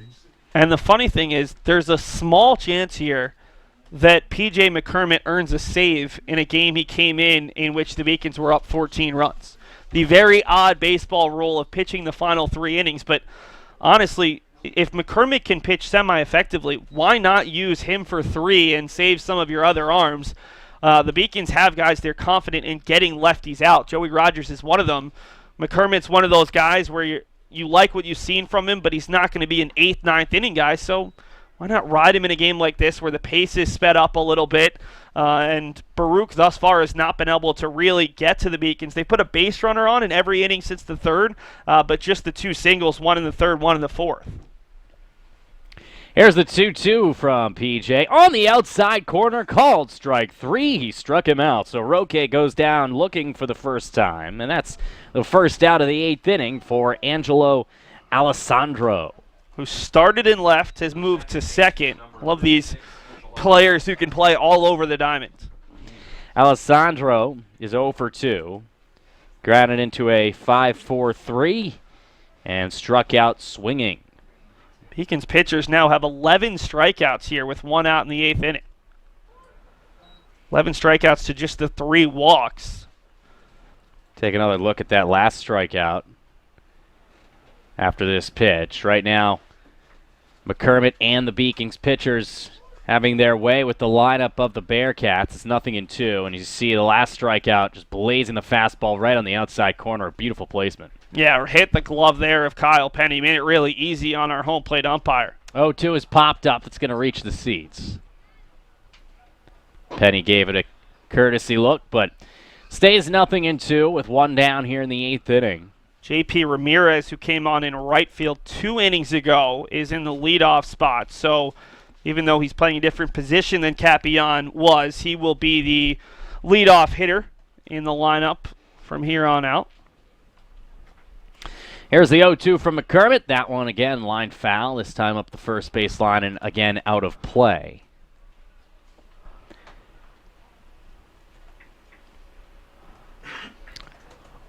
A lot of strikeouts for this lineup today.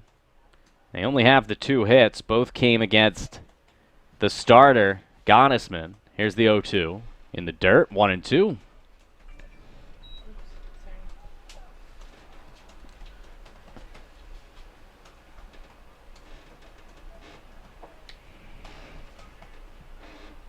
Another 1-2. That one again low. It's 2 balls and 2 strikes. Yeah, you can see McCormick has picked up his confidence quickly, walked the first batter, showed some nerves, was able to get that pick off, and now he was skipping off the dugout. I think a little bit might have been his landing spot, but also I think he thought he had strike 3 there.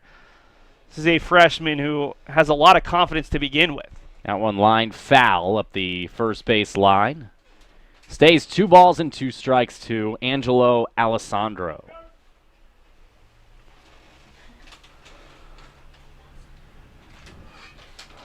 And again, the more innings that McCormick can soak up here after Gottesman got 6 strong innings means you can save Bobby Tramadozzi. You can save Joey Rogers if you're not going to use him as a starter.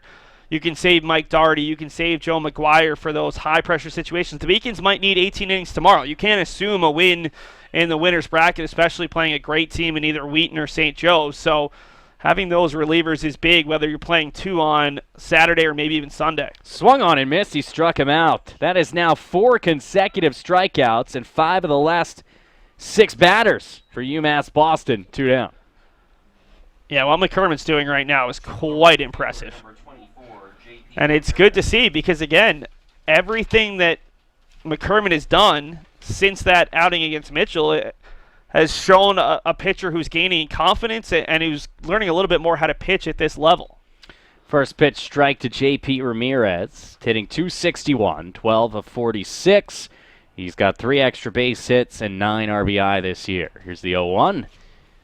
Right down the middle, 0-2. Ramirez out of the Bronx, attends Xavier High School. He was at Keystone College, a team that's in the NCAA tournament this year.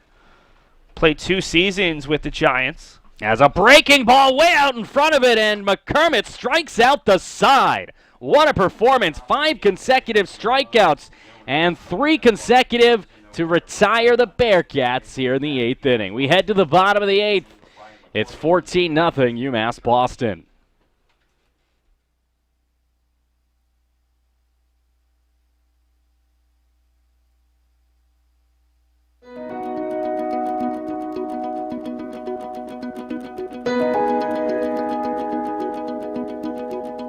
We want to do theater that is responsible.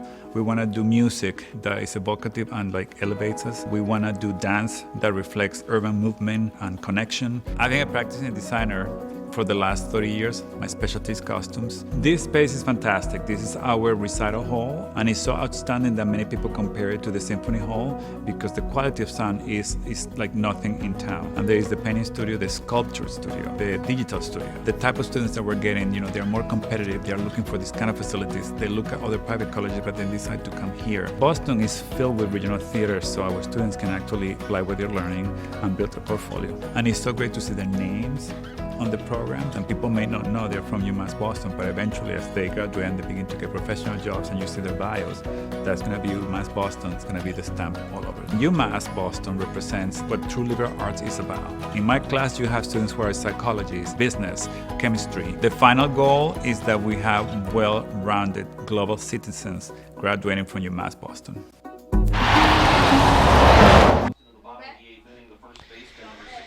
We head to the bottom of the 8th inning as Ryan McCormick will lead it off for your Beacons. We do have a new catcher. As stepping on in here is going to be Nicholas Altapedi, the native of Bryn Mawr, Pennsylvania. Altapedi, another one of those transfers, originally intended Division II Chestnut Hill College. Wonder how he fits in on a team of all Mets and Yankees fans as the lone Philadelphia Phillies fan. Right now, he's probably bumping his chest, although both teams have been struggling of late. Phillies in first place. It's 0-2 now to McCormick. I mean, about as well as Dave Wahlberg probably fits in the office around you, Seth. Dave's not so bad. He's a Red Sox fan. I won't say anything. We are in Boston, but yeah, nothing bad about Red Sox fans. They're not annoying at all. Here's the 0-2. That one's popped up. Foul territory and out of play. John, with a little bit of time on our hands here in the bottom of the 8th of a 14-0 game, let's just give you some background info on Baruch. Baruch was named after American financier Bernard Mans Baruch, economic advisor to the presidents Woodrow Wilson and FDR, which is two pretty good presidents to be associated with. And Baruch in Hebrew means blessed. So I knew the word. I didn't know what it actually meant. Well, today the Bearcats have not been Baruch. 1-2 to McCormick.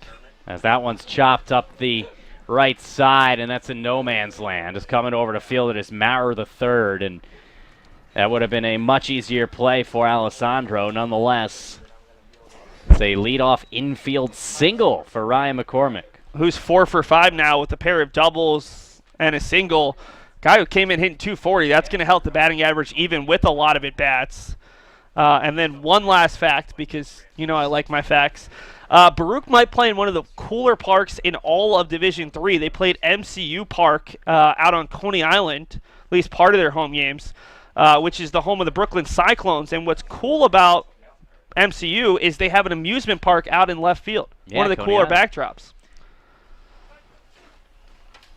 Right now, it's been the Beacons who have been amused all day. They're up 14-0, and Kyle Penny making his debut in the batter's box. The 0-1, and Kyle knows what to do with it. Launched to deep left field, but it's not going to make it to the wall as Jacob Auerbach will make the play on the warning track, 1 down. Yeah, he clearly got that off the end of the bat a little bit.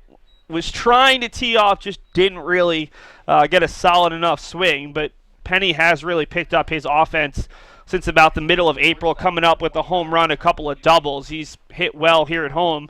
So you see Charlie Hughey for the 5th time here in the 8th, but he was up 4 times in the first 5 innings. That shows just how dominant the Beacons were, scoring 12 between the 4th and 5th. Hughey swings at the first pitch, line to right field. Ramirez doesn't have great wheels, but he catches up to it. In and to his right as he makes the play for the second out. That'll bring up Herzog. Nick today has just the 1 hit. It was a triple back in the 4th inning. 1 for 5, but he does have 3 RBI. Yeah, which brings him, I believe he's hit the 50 RBI mark, which puts him in pretty elite status if I can sort through all of these notes. With his 50 RBI, he is the 7th player in program history to do so, and is 9 RBI shy of Walsh's program record set back in 2010 with 59. So Herzog can start hitting like he did a couple of weeks ago. He's got a chance at that record. Here's the 0-1. Way out in front of it was Herzog, 0-2. That hit by McCormick was just the third base runner allowed by Rahman, who has now gone up 3 complete innings, not allowing a run scored. From the stretch, Rahman's 0-2, as that one's ripped foul up the third base line, out of play. That's kind of what we've been expecting out of Herzog. He's able to turn on pitches, but you could tell he was just a little bit too tight in on the hands, unable to fully turn on the pitch and keep it in fair territory. Rahman takes a peek over at McCormick. Here's the 0-2. That one left up, 1-2. I think we're seeing some St. Joseph's and Wheaton fans slowly trickle in. After all, the game was scheduled to start at 2:30 before the rain earlier on in the day. The 1-2 pitch. Herzog fouled that one off the plate. Stays alive, still 1-2. Yeah, this bat probably matters more to a leadoff hitter like Herzog than most, just because you know that he needs a couple more hits to really get the confidence back. And if he gets his confidence back, watch out, because he clearly is capable of being one of the better hitters in all of Division III. 1-2. That one lifted to right center field. It's going to be extra bases for Herzog. His second extra base hit of the day as it trickles all the way towards the wall. He's going to head to third, and he becomes the second Beacon with 2 triples, joining Danny Brown.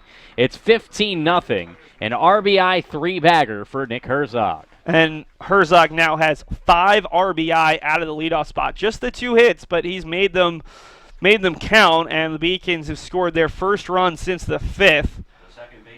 That was just their 16th hit of the game. They've taken advantage of the hits they've gotten.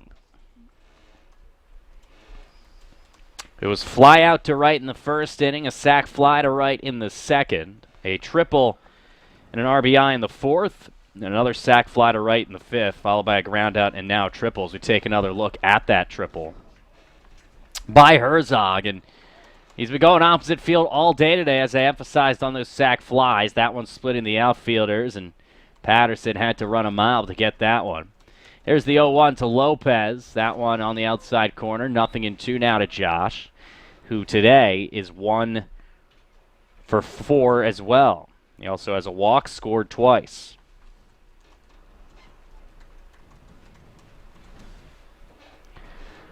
Rahman from the stretch, the 0-2, way outside, 1-2. Kyle Boudris waits on deck. Kyle is hitless today in 5 at-bats. Might be the biggest stunner of anything. The 1-2. Lopez just got it off the end of the bat. That's not to say he hasn't made an impact. He reached on an error, had a sac fly that made it 9-0 in that marathon 5th inning. It saw the Beacons send 12 men to the box. But really, it's been the bottom of the order that's been the key catalyst for the Beacons' success today, at least offensively. Danny Brown, Ryan McCormick, and Nico Kites, to name a few. Here's the 1-2 from Rahman. Reaching for that one and grounding it to short as Lopez. Fired across the diamond by Valeriano in time to retire the side. We head to the 9th inning. The Beacons do score a run on the RBI triple from Nick Herzog, but the Bearcats have a long way to go. It's 15-0 UMass here on the Beacons Broadcasting Network.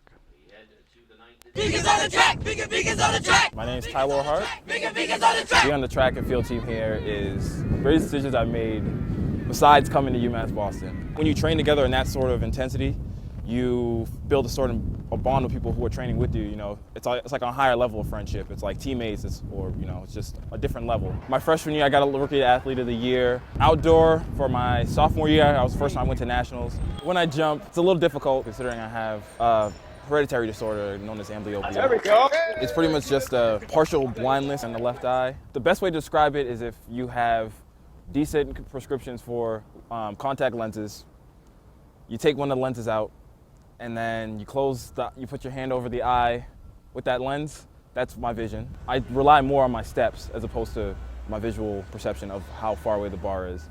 And since I can't see out of my left eye, I have to sit on the far left-hand side of the class. hopefully coach for a few years, coach some high school kids, maybe even coach on a college level as like an assistant coach, and go to PA school, then do a 5-year program and try to get my loans paid back, and then go from there.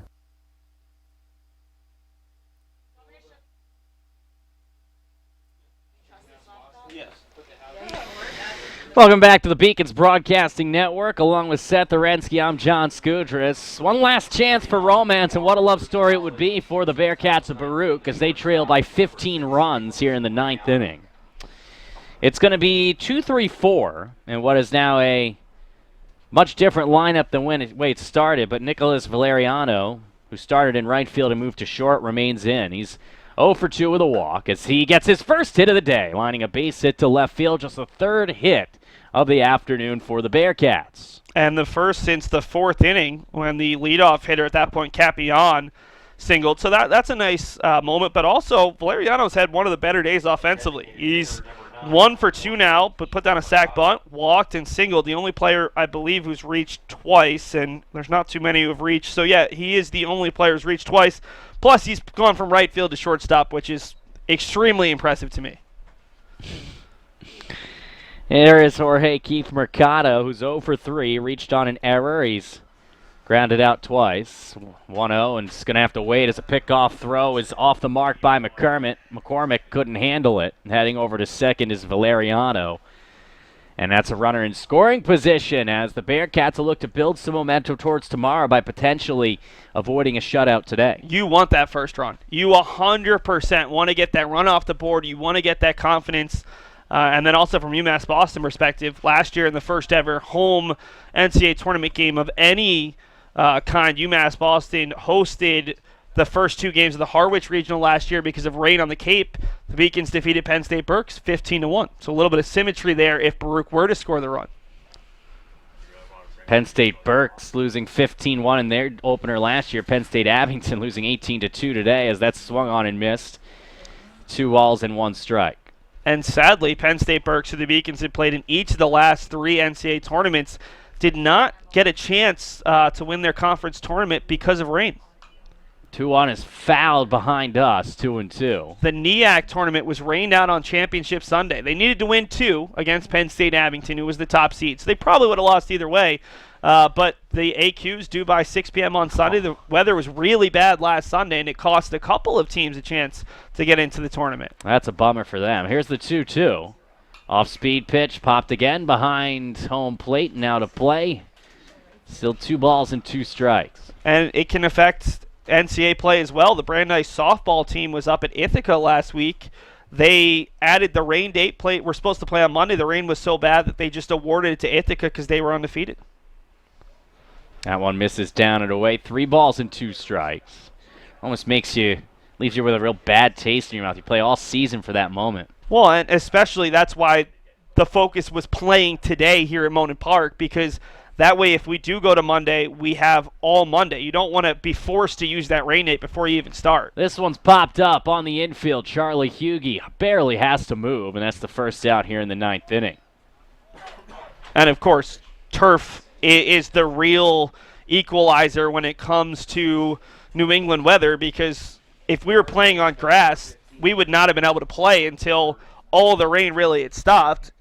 In this case, they've worked on the mound once, but really that's been the only minor inconvenience today. The Southern Maine Regional, which is probably dealing with similar weather to us, they're about to start their first game, and we're about to finish our first game. And clearly that helps with rest. You don't want to have a team playing at 6 o'clock, finishing at 10 or 11 tonight, and having to come back 12 hours later to play for their season. That one's grounded up the third base line, and a base hit, the first of the year for Raymond Maurer, who had been 0 for 10 coming in, and his first RBI as well. So the substituted first base gets the Bearcats on the board as Baruch delivers an RBI single. It's 15-1. And that's a great moment. Obviously, in the grand scheme of things, in terms of the score, it's not huge. But in terms of getting that first, that's his first hit of the season. It's the first ever run they've scored. That is a moment that you can really appreciate for this team, for this program, is they're going to say that caught Patterson, who's another one of those players who came on as a defensive replacement. And for Maurer, who's a senior, a great moment for him to get that first hit of the season here his senior year in the NCAA Regional. So now, after the hit by pitch of Patterson, it's Liam O'Gara who is 0 for 2 with a walk, and 2 men on base, still just 1 out. As they'll talk to McCormick and get him settled.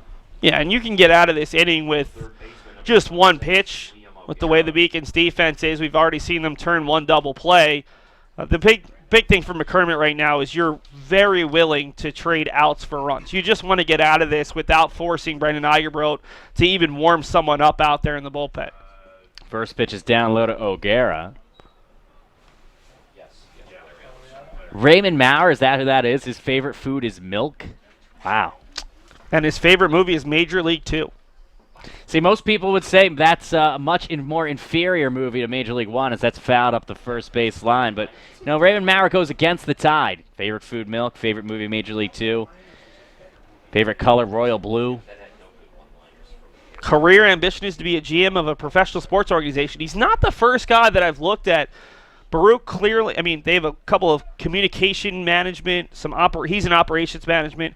Very different school than UMass Boston in terms of the consistent majors, where most UMass Boston athletes are either exercise, health science, or nursing. That's really where UMass Boston prides itself in terms of having its best programs. Got a couple in here, I think, as well. Here's the 2-1. That's up and in. 3 balls and 1 strike to O'Gara. McCormick has thrown nearly 50 pitches, so you wonder if he's maybe tiring a little bit, but he doesn't throw all that hard. It shouldn't be one of those kind of motions that really tires you out quickly. That one's launched deep right field by O'Gara, as on this horse is Herzog to make the play on a running over-the-shoulder grab. Nice catch by Nick Herzog in right field. He makes it look so easy.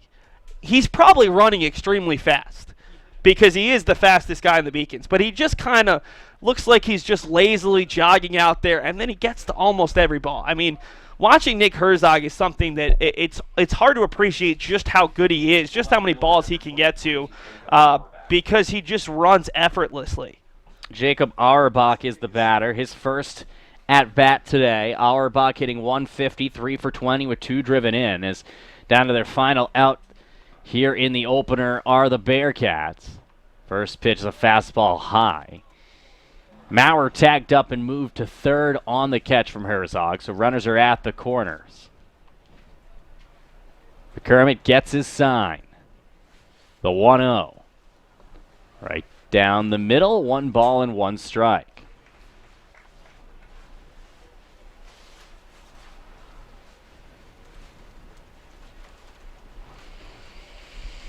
The 1-1, that one's popped up. Playable right to the left of the pitcher's mound. Riley comes all the way from third to make the play, and the UMass Boston Beacons have won another game here in the NCAA Regional Round of the NCAA Tournament as they win it by the final score of 15-1.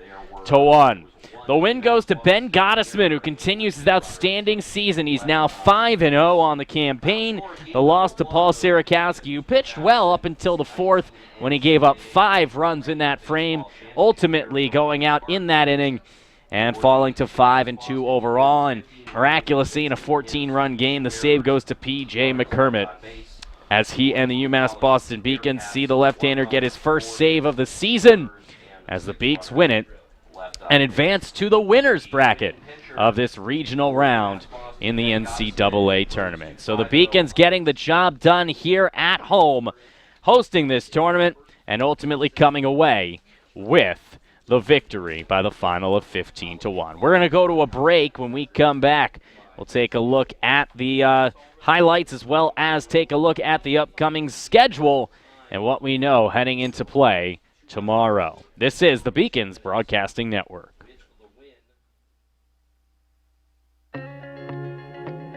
This has been a year of growth for me, but more importantly, a year of growth for the University of Massachusetts. When I originally was elected to the position, I said that this was my dream job.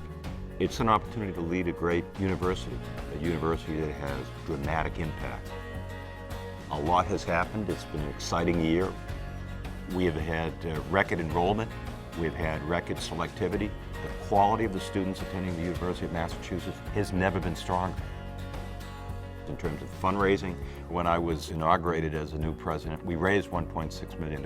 It's more money that has ever been raised at any public university inauguration in the history of Massachusetts. We've put $20 million more into financial aid so the students will be able to get the financial assistance that they need. We're interacting with business and industry really across the Commonwealth of Massachusetts, trying to get an understanding from them of what skills they're looking for in terms of who they want to hire to make sure the University of Massachusetts are addressing those needs. I feel energy. I feel that people recognize the fact that we're headed in the right direction and they want to be part of it too. I've had so many parents come up to me and talk about their son or daughter. And I remember talking to a parent who had immigrated from Cambodia, and literally tears in his eyes as his daughter is graduating. Those stories are just over and over and over through all of our 5 campuses. There's an indisputable momentum that the University of Massachusetts has right now. All you have to do is visit the campuses and see the quality of the students, the quality of the faculty, and see the enthusiasm. We've made an awful lot of progress. But I can tell you after 1 year, I think of what Dr. King said about a sense of urgency, and that sense of urgency is now. I'm committed to making sure that we keep this momentum going. I'm committed to fighting for the University of Massachusetts in every way that I can, with every fiber that I can, so that we can get to where we want to be, which is the best public university in America. Now is our time. UMass literally can change the world. Back in the press box here as the Beacons win it 15-1 over the Baruch Bearcats to advance it to the winners bracket of the regional round of the NCAA tournament. Offensively for the Beaks, led by a couple of dynamic talents. Nick Herzog, 2 for 4 with 5 RBI and a run scored. Nick Cotraro, he only played half the game, yet he went 2 for 4 with a run and 3 driven in. And Danny Brown, 2 for 4 with a couple of triples, 3 runs, and 2 RBI. The offense in general and overall was absolutely outstanding. The only Beacon starter who did not get a hit this afternoon was Kyle Boudris, who went 0 for 4 with an RBI. As I mentioned, the win goes to Ben Gottesman. He's 5-0. The loss to Paul Sarakowski. He's 5-2. And the save to P.J. McCormick, who with it gets his first career collegiate save. You take a look at the regional schedule later on here on the Beacons Broadcasting Network. Seth and I will have coverage of Wheaton and St. Joseph's. And tomorrow, Baruch will take on the loser at Game 2. Seth and I will have the coverage of that around 11. And then the Beacons will take on the winner of the game coming up right here on the BBN, St. Joseph Wheaton, for a right to advance to the regional championship on Sunday. The winner of the losers game tomorrow and the loser of Game 4 will meet in the nightcap tomorrow. All of that coverage right here on the Beacons Broadcasting Network. I want to thank our production team for helping out today. It's going to be a long weekend here for many of these assistants here on the BBN. Seth Orensky, our producer, our directors, Kelly Danahy and Gigi Braga. Gigi also doing a fine job on instant replay. Our camera operators, Stevie Bryant, Sarah St. Cyrin, Mary Jo Murphy, Bree Colucci, and Christian Hodgson. For Seth Orensky, I am John Skudras. Good night, good luck, and good baseball. We'll see you soon right here on the Beacons Broadcasting Network.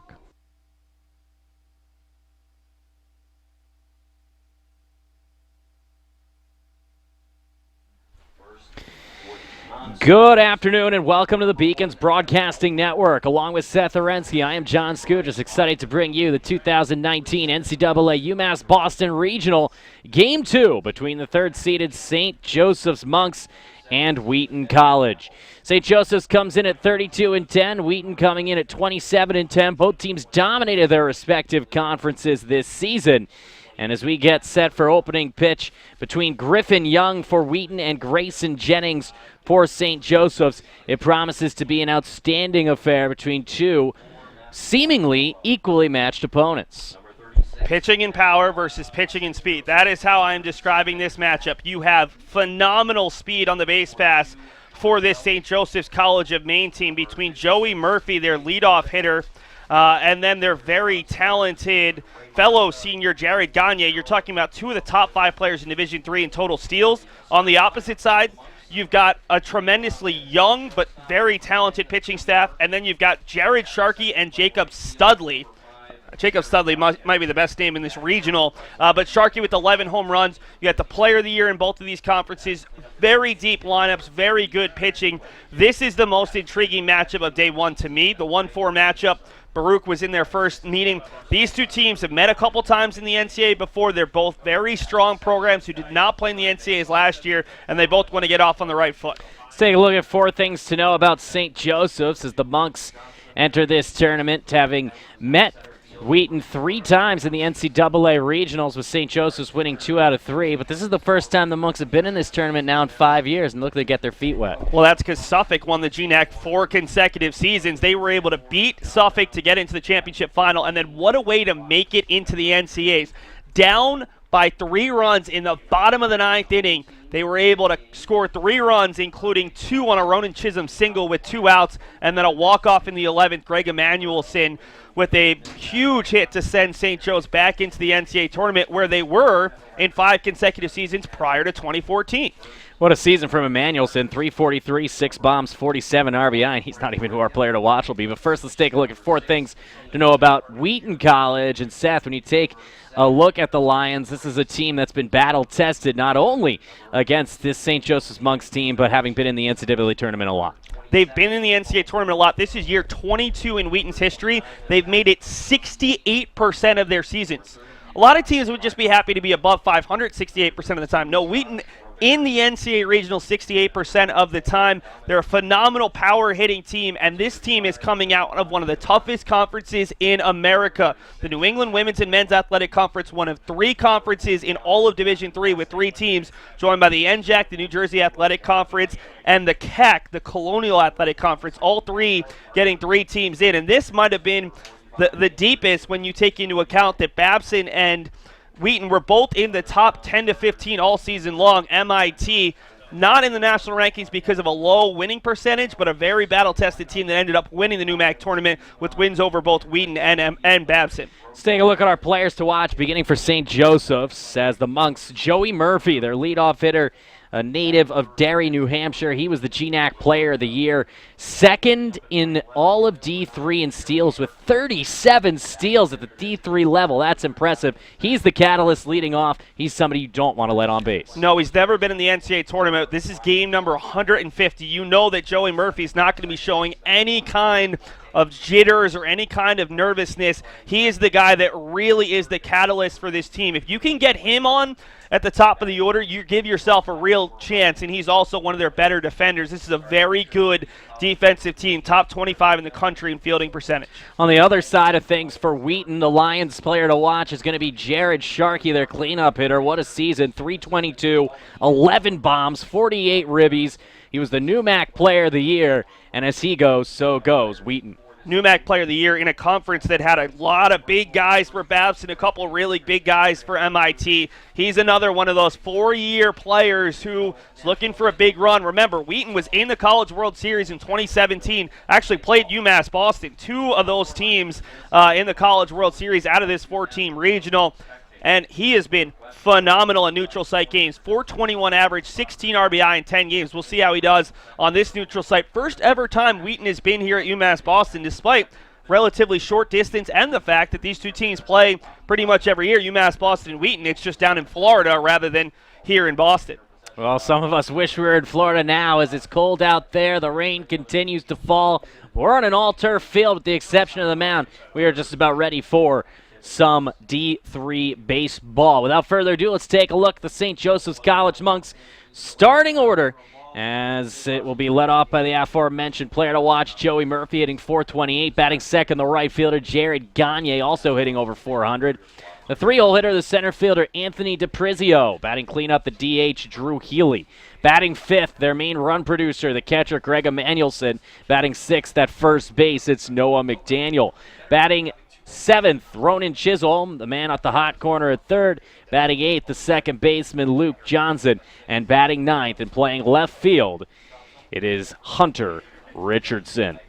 Take a look defensively for Wheaton as the Lions look like this. From left to right in the outfield, Jared Sharkey, Brody Ashley, and Connor Gammond. Likewise on the infield at third base, Willie Boyd. Shortstop, Stephen Quigley. At second, George Mulcahy. At first base, Brian Salkine. And behind the dish, Nick Raposo. They will be defending the field for Griffin Young, who has had himself a heck of a campaign. Young is 5-1 with a 1.79 ERA, and we were showering praises on the starters in the UMass versus the Bearcats game. But when we look at this one, when you look at Griffin Young, 5-1 with a 1.79. I mean, Baroon put together a really good rotation coming in. UMass Boston had a really good rotation. I'm not sure either can match the wits of Griffin Young. 5-1 with a 1.79, a 55-9 strikeout to walk rate. So here's the one thing that I'm interested in seeing from Wheaton, and I'm not trying to take away anything from the Lions. How do they do in postseason play? This team was phenomenal all season long because of their pitching. And when we say phenomenal, we really mean phenomenal. Here are the stats. 35th in Division III in ERA, 3.56. 18th in strikeout to walk ratio at 2.81. 44th in strikeouts per 9. 16th in whip. 25th in walks allowed per 9. Those are the major categories. I mean, you're hitting every single one, but they struggled in the NCAA tournament. They played two good teams. They played MIT and Babson, but after allowing double-digit runs 3 times all season, they allowed double-digit runs in both of those games. 26 runs, 25 earned in 18 innings, 35 hits over those 18 innings, and 18 strikeouts to 15 walks. If you're a team that prides itself on a strikeout to walk ratio, it's got to be a big issue. And both of these teams we have to take into account. Rust could play a factor. For Wheaton, they haven't played since Saturday the 4th. For St. Joe's, they haven't played since Sunday the 5th. How does that affect this game? We'll find out one way or another. We certainly will as Wheaton gets set to take the field. Let's take a look around the D3 tournament and see an update on where we are right now as it stands around the nation from earlier finals. You see Babson beat Keystone College 7-3. Tufts is up on Penn State Harrisburg 2-0 in the 6th. And Salve Regina up 4-1 on Trinity of Connecticut in the 3rd inning. In the Southern Maine Regional, we're keeping an eye on because the winner of this regional will play the winner of that one. The Huskies of Southern Maine down 2-0 to New England College in the 3rd. Later on today, MIT takes on SUNY Oswego. So Southern Maine, the top seed in that bracket right now, down early. Still plenty of baseball left to be played. New England College has a couple of top arms. They've got a couple of guys with really good numbers. So I thought that matchup could be interesting. New England College won the NECC, the New England Collegiate Conference, over Mitchell, who we saw here in Boston. A really good team, 30-plus wins. But New England College not only beat Mitchell in both of those games, they were able to shut them out in both of those contests. So see how the Pilgrims can do as that game progresses. It's nice to get an early lead, but can you hold on to that lead for 5, 6, 7 innings and really put the pressure on the host Huskies, who, honestly, I was up there in Southern Maine last week, did not look like the Huskies we're used to seeing. They did not hit well, didn't even play great defense, and that's typically the things you expect out of an Ed Flaherty coach team. You see Griffin Young, the big right-hander, 5-1 with a 1.79 for Wheaton. What a season, what a career for Young, as his career just getting underway as a freshman, and what a way to start it out, I should say. 6'4", 235 pounds from Dover, New Hampshire. He'll be greeted by Joey Murphy, who will be the leadoff hitter for St. Joseph's. The shortstop hitting .428, 1 homer and 21 driven in. Our player to watch as Murphy leads the nation in steals. So you can see the rain's still falling here in Boston. Typically, you can see the Boston skyline in left with the fog and dreary weather. It is all but a mirage. Here's the first pitch from Young. Way inside, it hit him. The first pitch, and we said in pregame, Seth, you don't want to put Joey Murphy on, and what happens? The first pitch, doink right off the upper thigh. But again, I mean, you're talking about a young pitching staff, and I think part of that has to be attributed to, did he have a good handle on that ball with how hard the rain is coming down right now, but also maybe did he try to overthrow that pitch? Was he looking to blow a fastball past Murphy? And now let's see what St. Joe's elects to do here, because they do have some power hitters, but I'm expecting a hit and run. I'm expecting a straight steal. They're going to put the pressure on this Wheaton defense. Here's Gagne, the right fielder, hitting .413, 1 homer, 30 driven in. First pitch outside, 1-0 to Gagne. Jared, a senior at 5'8", 170 out of Dover. And Jared's the other top base runner. So if you already put Murphy on, you cannot afford to allow Gagne to reach here and really put some pressure on the base pass. There it goes, Murphy, hit and run, and Murphy is dead to rights. A rare caught stealing as gunning down Murphy is the catcher, Raposo, and that is a fine recovery from a shaky start. Well, let's go over the fact that we talked about how good St. Joe's is on the base pass. We have to talk about how good Nick Raposo is throwing out base runners, and he is very good. If I can find where in my stats I put the runner caught stealing. The numbers on Raposo were honestly kind of jaw-dropping with how good he's been this season. Taking another look at it, and he was out. Nice tag there at second base by Mulcahy. Raposo this year has thrown out 15 of 35 would-be base runners as there's a strike three swinging. 42.9%, easily the best of the three other catchers that will face St. Joe's this weekend, potentially. Nico Cotties of UMass Boston, 16.7%, and Gerardo Roque of Baruch, 19.1%. So of all the possible matchups here in the first round, this is the worst if you're St. Joe's, if you're a team that relies on your run game. It's just the fourth time in 40 stolen base attempts that Murphy was caught. That brings up Anthony DiPrizio with 2 outs and nobody on. Grounds this one to short. Gobbled up by Quigley, fired across the diamond. And from an inauspicious hit by pitch on the first toss of the game, Young settles down, and we head through 1/2 inning unscathed. We head to the bottom of the first between Wheaton and St. Joe's, and this the 2019 New England Boston Regional. No score. The University of Massachusetts Boston. It's just minutes from downtown, and the Princeton Review calls it one of the best values in the country.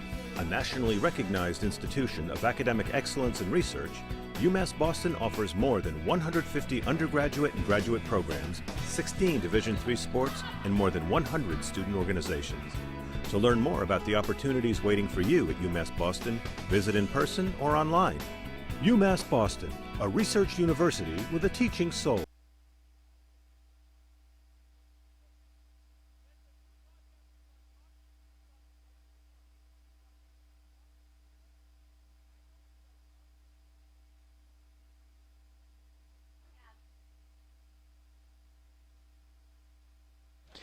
Welcome back to the Beacons Broadcasting Network. John Skudras along with Seth Orensky. Grayson Jennings, the right-handed starter for the Monks of St. Joseph's College, 4-1 with a 3.39 ERA. This will be his 11th start and 12th appearance. In 45 1/3 innings, he struck out 39 and walked 16. Let's take a look at the starting lineup for the Wheaton College Lions, one of the more proficient offenses at this level and in this tournament. Leading off and playing center field, it's going to be Brody Ashley. Batting second, the right fielder, Connor Gambin. Batting third, the man you just saw make a fantastic play defensively, the catcher, Nick Raposo. Batting cleanup and playing left field, Jared Sharkley with his 11 bombs and 48 ribbies. Batting fifth, the designated hitter, Zach DiMatteo. Batting sixth at first base, Brian Salkine. Batting seventh at second base, George Mulcahy. Batting eighth at third, Willie Boyd. And batting ninth and playing shortstop, Stephen Quigley. Defensively for the Monks, from left to right in the outfield, Hunter Richardson, Anthony DiPrizio, and Jared Gagne. And on the infield, Ronan Chisholm, Joey Murphy, Luke Johnson, and Noah McDaniel. Behind the dish, another good defender in Greg Emanuelson. So Ashley will step on in. Brody hitting .347 with 17 RBI.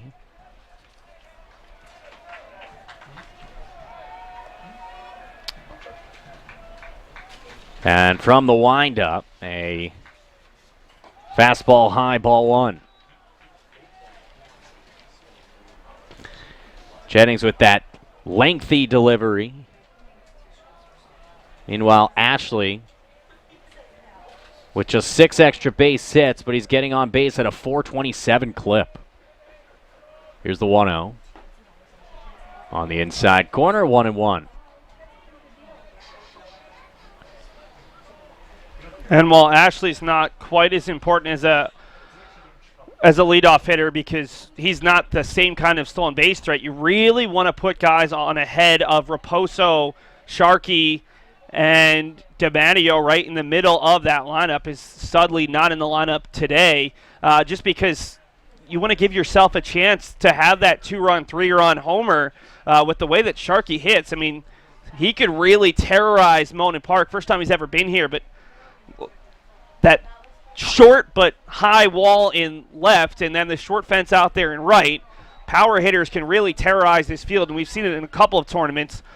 Probably the most memorable was the 2016 LEC tournament when Alex Parkos just played wall ball out there with all the fielders just having to watch the ball fly. Here's the 3-1 on the outside corner, 3-2, 2016. It's been 3 years already. I do remember that. Never been more impressed by an opposing player than Parkos that weekend. So a full count, a good leadoff at bat here for Brody Ashley. At the very least, will make Jennings throw some pitches. Jennings wants a new baseball. Obviously, the rain's still coming down. It's been coming down off and on all day. It pushed back the start of these games an hour to begin our coverage. Here's the windup, and Jennings' payoff pitch. That one lined back up off the screen. We'll do it again. The good news is in the New England Regional, you have 3 New England teams and Baruch out of New York who are all used to playing in not the greatest of weather here during a New England or Northeast spring. You're going to get cold, rainy, not fun baseball weather. 3-2. That one's fouled away up the third base line out of play.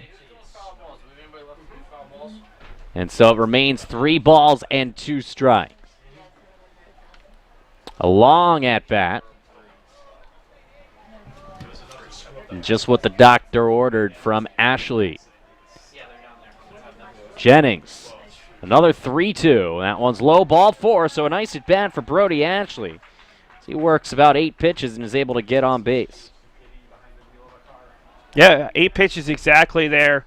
Jennings unable to get that first out. And the big difference between these two teams is that there's a huge difference in strength of schedule. And we go back to strength of schedule. In the first game, it was 3rd in the country versus 350th. In this game, it's not quite as bad. Wheaton in the top 20, St. Joe's at 260. And a big part of that is if you play teams that aren't the highest quality in conference, that's going to drag your strength of schedule down. But this is a tougher matchup for St. Joe's just because they haven't played many offenses the caliber of Wheaton, especially that 1 through 9 depth of offense we talk a lot about with UMass Boston. Here's Connor Gammon, 253 RBI for the right fielder for Wheaton. In case you're wondering, Ashley has 10 stolen bases on 14 attempts. He leads off from first and now dives back safely.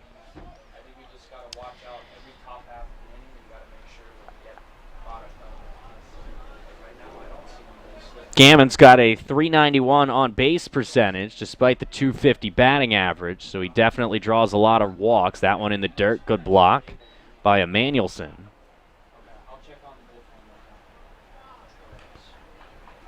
And again, the UMass Boston grounds crew and the NCAA site rep continuously watching the footing out there on the mound, safety of these players. You want to play a game at the highest possible level. You don't want to have any kind of mistakes made because of the issues with the weather, but we've talked about it throughout the day. The more games you can get in early in the tournament, the more flexibility you have if there is rain on a Saturday or Sunday, because if you wipe today out because of rain, all of a sudden if you have rain come in late in the weekend, then you're playing Monday, taking a little bit of a competitive advantage from this regional away. If Southern Maine gets all their games in 3 days, all of a sudden you have one team that advances, use 2 of their starting pitchers on Monday.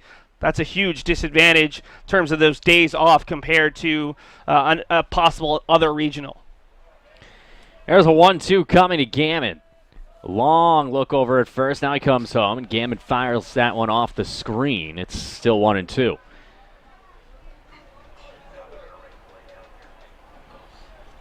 Nick Raposo on deck.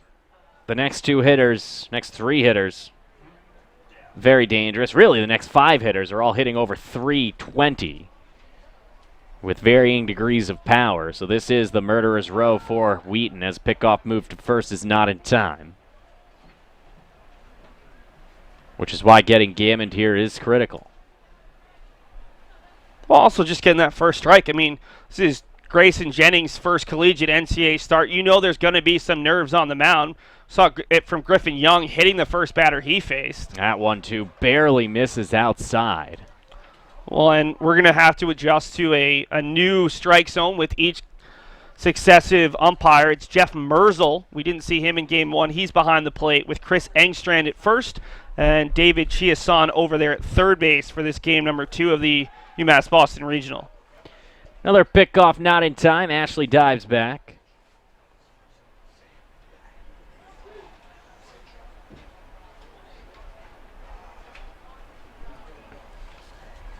Jennings working from the stretch. Has his sign. The 2-2. Swung on and missed. He struck him out. Nice job battling back by Jennings. From the leadoff walk, gets the strikeout of Gammon, 1 down. Yeah, got Gammon to swing a pitch outside the zone. Gammon heading back. Has a couple words with Jared Sharkey just about what he saw. And we're going to see, I think they're just going to try to clear the cleats. And this is the one worry. When the cleats start to get a little bit of mud in them, that's when you tend to see a little bit of a slowdown in the game, because the pitcher, if they're not confident in their landing spot, if their cleats aren't quite sticking in and getting that good landing spot, that's when you have a potential injury, or you're not as confident. Maybe your release point becomes a little sticky. The mound was probably in better shape in game 1 than it is in game 2, but they covered the mound during introductions. They worked on the mound in between games. Everything we're hearing is that it's still in good shape, but that's the first time we've seen a pitcher ask for the comb to clear out the cleats. Can certainly see the wetness of the mound right now as the rain continues to fall. Nevertheless, here's Raposo. Takes a breaking ball in the outside corner, 0-1. Nick, what a year. 372, 4 home runs, 37 driven in, a slugging percentage of .507, and on base percentage of .448. Outside of Jacob Studley, he has been everything that they could have hoped for and more for Wheaton. Yeah, this is a very deep lineup, and it's a lineup that for most of the season has been one of the best lineups in New England. This has been one of the best teams in New England. When you talk about the New England regional rankings, whether it be the local coaches poll, the NEIBA, or once the NCAA was revealing it, the top 3 teams in everyone's mind were Southern Maine, Babson, and Wheaton. UMass Boston really only came in the picture during their 11-game winning streak. They've now won 16 of 17. The Beacons able to claim the top seed, but this is a Wheaton team that you cannot underestimate. Jennings ready. No, instead another pickoff move. They really want to keep Ashley close. It's 1 ball and 1 strike to Raposo.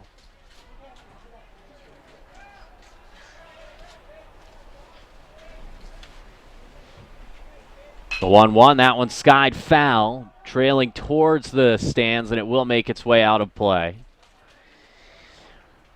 1 ball and 2 strikes to the Wheaton catcher.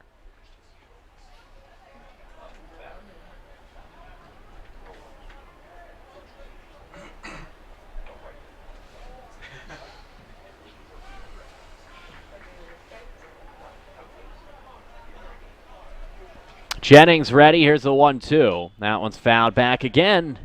And it remains 1-2 to Raposo. Wheaton hasn't really done anything in this inning, but already you're seeing a different approach. With that caught stealing, it was a pretty quick inning for Griffin Young in the top of the first. Just 6 pitches to get 3 outs. We're already seeing Grayson Jennings close to 20 pitches here with just 1 out. Ground ball second base. Gobbled up by Johnson. Over to Murphy for 1. On to first, a double play. And an inning-ending 4-6-3 twin killing as Jennings wins the battle with Raposo. No runs, no hits, no errors, and no one left on base. We head to the second inning. No score between St. Joe's and Wheaton here on the Beacons Broadcasting Network.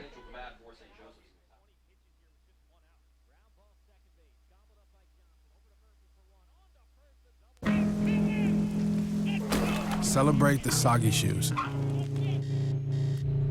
and the slow starts. Celebrate the lessons learned along the way.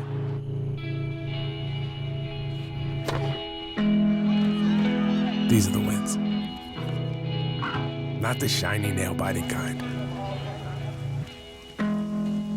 These are the last a lifetime kind. Souvenir for championship weekend. We head to the second inning here on the Beacons Broadcasting Network. Along with Seth Orensky, I am John Scooters. Griffin Young, right-hander, back on the mound as the freshman got through the first inning unscathed. He did hit the leadoff hitter Murphy with his first pitch, but then got a strikeout and a caught stealing followed by a ground out. And so de facto 1-2-3 frame. It'll be 4, 5, and 6. The designated hitter, Drew Healy, the catcher, Greg Emanuelson, and the first baseman, Noah McDaniel.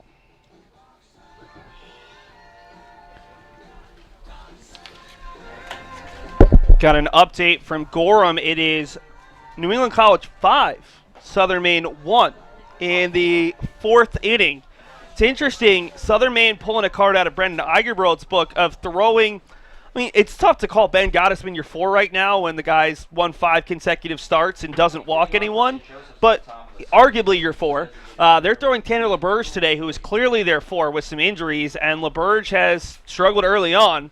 Don't want to come out of the loser's bracket after game 1, but Southern Maine's going to need to get the bats going. Leading off is Drew Healy, hitting .348, 1 homer, 22 driven in. Ahead of the count, 1-0.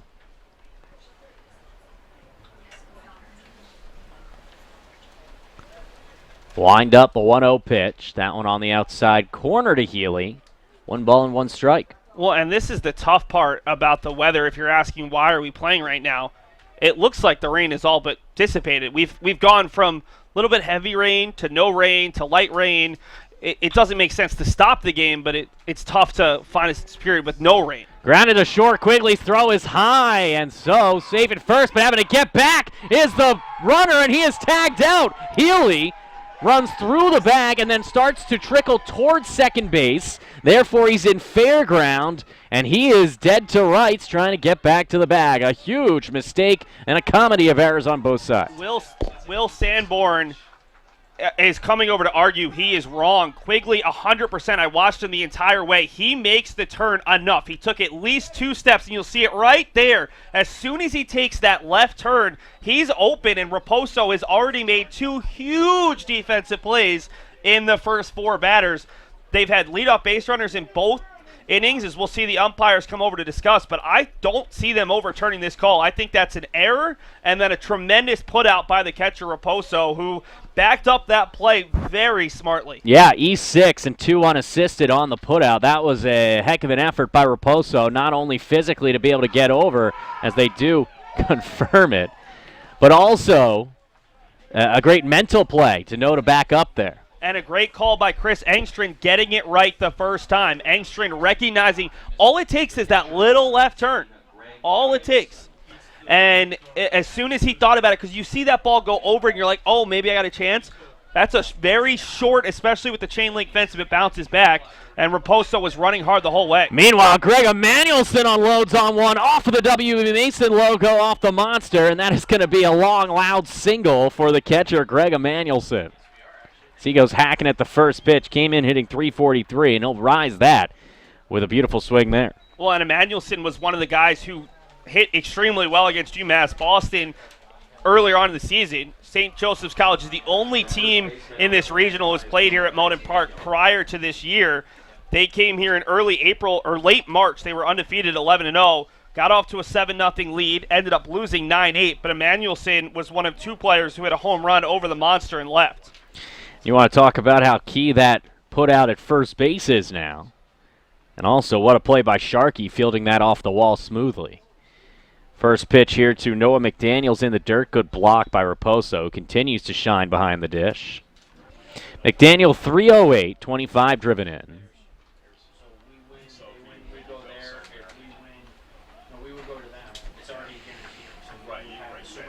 This inning began with an error by Quigley at shortstop, and then a put out on a beautiful play by Raposo, followed by the single by Emanuelson. From the stretch, Young's 1-0, just missed. It's 2-0. McDaniel was named to the All-Great Northeast Athletic Conference third team for the 3rd straight year this year, a 3-time All-Conference player as a senior.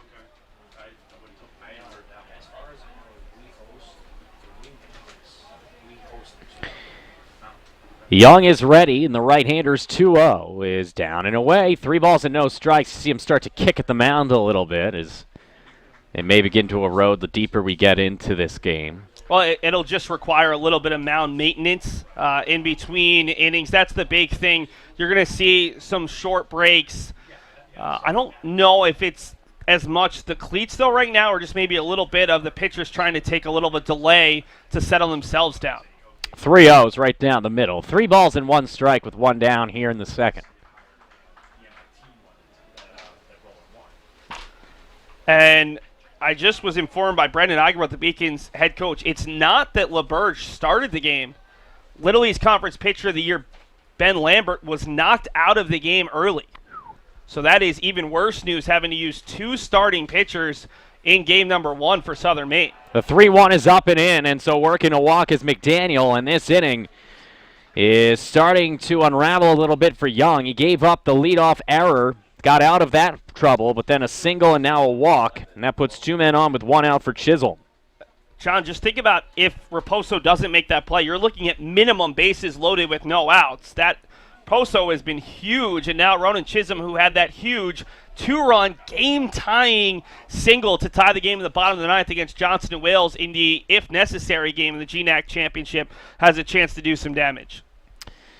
Young comes home. First pitch is down low. 1-0 to Ronan Chisholm, who's hitting .319, 7 RBI. The runner at second is Emmanuelson, doesn't have great wheels. The runner at first, McDaniel. As Young gets his sign from Raposo. Right-hander set, the 1-0. That one's launched foul out of play. And Chisholm's a guy who's come on really strong recently. Just 30 appearances, 69 total at bats, but 2 hits in both games of the championship series. He's had multiple hits in 4 of his last 6, and has hit safely in 6 of his past 7 appearances. The Monks' third baseman back in the box.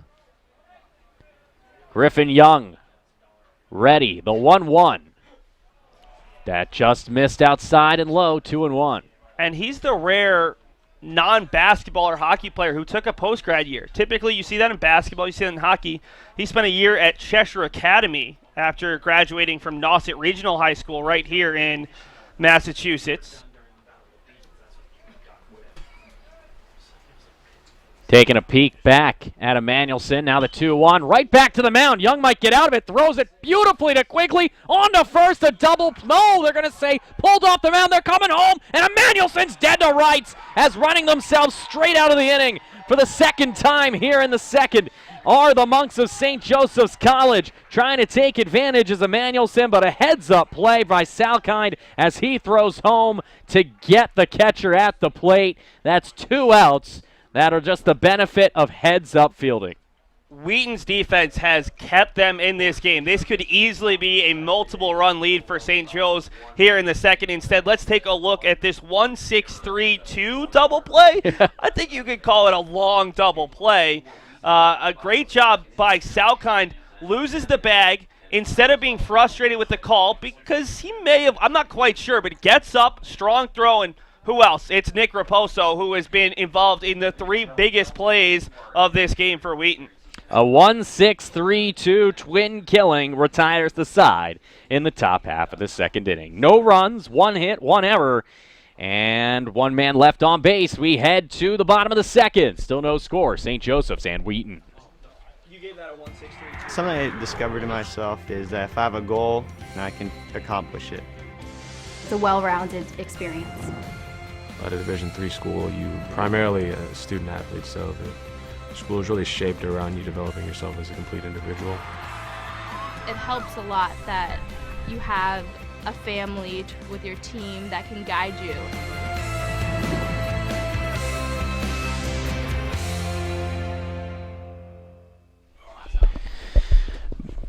So what a way to end the inning in the top half of the second inning for the Wheaton Lions as they were in a position to give up a couple of runs in this frame, and the St. Joseph's Monks run themselves out of potential trouble. Drew Healy started the inning off on an error by the shortstop. He was then caught napping at first base when he moved a foot or two towards second base and was tagged out by Nick Raposo, followed by a single and a walk and then a 1-6-3-2 double play, which got Emmanuelson trying to come home.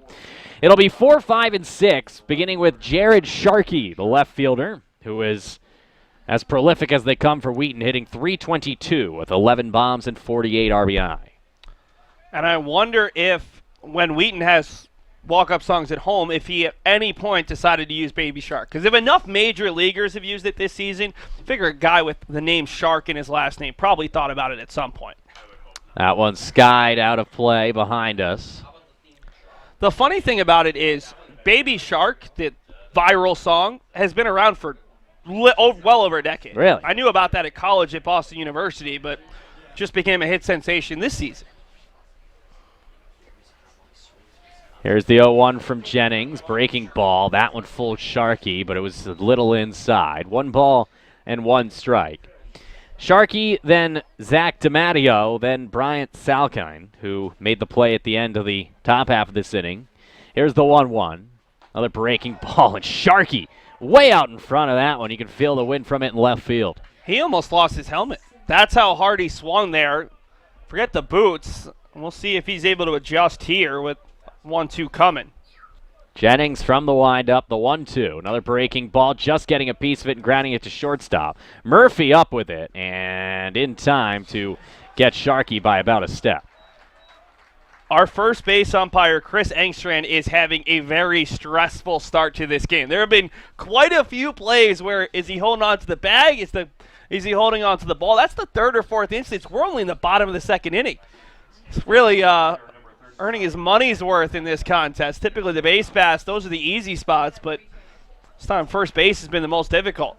Brings up Zach DiMatteo, the designated hitter, hitting .320. 5 bombs, 14 driven in.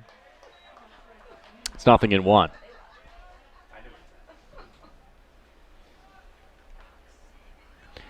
From the windup, Jennings, 0-1 pitch to the freshman. DiMatteo's up and in, 1-1. DiMatteo listed as a freshman catcher, but Nick Raposo's pretty good back there. So he's been able to help out the team as a DH, hitting .320 on the year, 24 of 75 with 12 runs scored, 5 homers, and 14 RBI. There's the 1-1. Swung on a miss. Yeah, seems like a all-or-nothing type of guy right there, although he does have 4 other extra base hits. And only 11 strikeouts. 11 strikeouts in 75 at-bats. You're talking about a high-power guy, .587 slugging percentage, but he's been able to keep those strikeout numbers to a reasonable amount. Only 2 walks, though, as the 1-2 is outside. And he's had a couple home runs recently. Hit a home run in the regular season finale against MIT, another one against Bridgewater State earlier that week. Jennings gets his sign. The right-hander kicks, and a 2-2 pitch. Swung on and missed. He struck him out. 12 strikeouts on the year now for DiMatteo as he's blown away by a Jennings fastball 2 down. I've really liked what we've seen from Jennings after he struggled. Gave up that leadoff walk, then a lot of pickoff throws. He seemed to settle in a little bit. That 4-6-3 double play was huge because his pitch count was already nearing 20 in the first inning. He's been a lot more confident to start the second. Here's Salkine, first baseman, hitting .358. Rips that one to right field for a base hit. First hit of the day for the Wheaton Lions. They are in the hit column with 2 down. Good first pitch swinging. Was looking for a fastball. Got one. Ripped it out to right field. Now a chance for George Mulcahy. Yeah, Mulcahy, the second baseman, .345, 4 homers, 26 driven in. And that's coming from the guy in the 7 spot. And Willie Boyd, the numbers aren't there offensively, but he's a really speedy player. So, again, this team, every single guy has something they're very good at in the lineup. Mulcahy has done all of that after going 1 for 6 as a freshman. So clearly had to wait his turn for the sophomore out of Brooklyn who attended a high school called Millennium. That sounds very new age. It certainly does. Millennium High in New York. Here's Jennings 1-0 to Mr. Millennium as that one skied to center field. Coming on in, Richardson heading back to shortstop Murphy, and Joey will make the play to retire the side. So no runs, 1 hit, No errors and a man left. We head to the third. Still no score between St. Joseph's and Wheaton.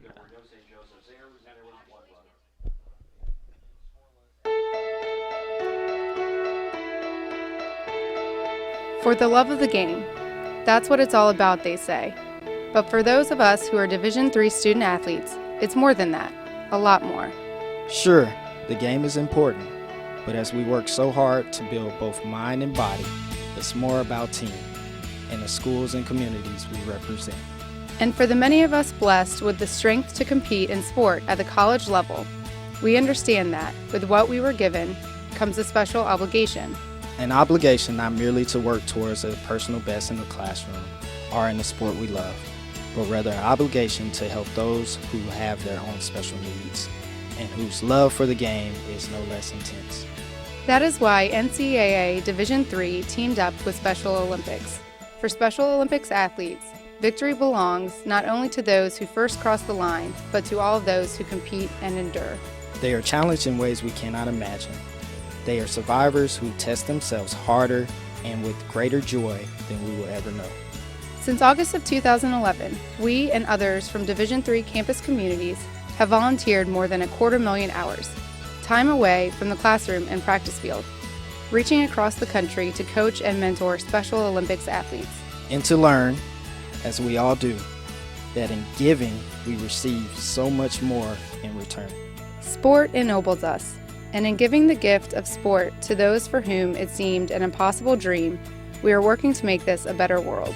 Help us keep that dream alive. Be part of it. Get involved. You can make a difference.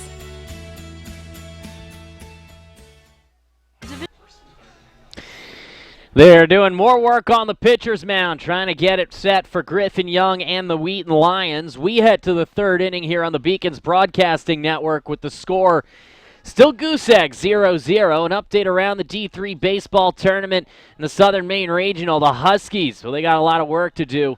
They are down 5-1 to the Pilgrims of New England College in the fifth. Later on, SUNY Oswego takes on MIT in that bracket. Around the nation, it is 3-1 Tufts over Penn State Harrisburg and 4-1 Trinity over Salve Regina as Babson defeated Keystone College 7-3 earlier as well. Well, it's just really interesting seeing 3 New England regionals. Now, the Trinity regionals, we'll take a look at a couple highlights thus far as we're probably another minute or two away from starting. Last year, you saw a New England regional hosted in Harwich where 4 out of the 8 teams were from out of the region. This year, one of the 2 New York regionals are hosted by a New England team in Trinity with Babson the top seed. So a little bit more respect shown to New England, who got 4 at-large teams. Southern Maine, Babson, Wheaton, and Trinity.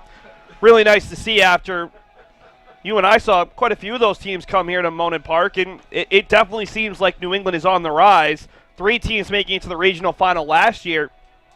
If Baruch College and SUNY Oswego don't win their regionals this weekend, it's guaranteed to have at least one New England team, if not multiple teams, depending on what happens in the New York regional. So that was that great play. Nick Raposo, I've heard really good things about him, but we're seeing just how good he can be. So this was the play that ended the top of the second inning, and honestly, it was a really strange move by Will Sanborn to send Emmanuelson there.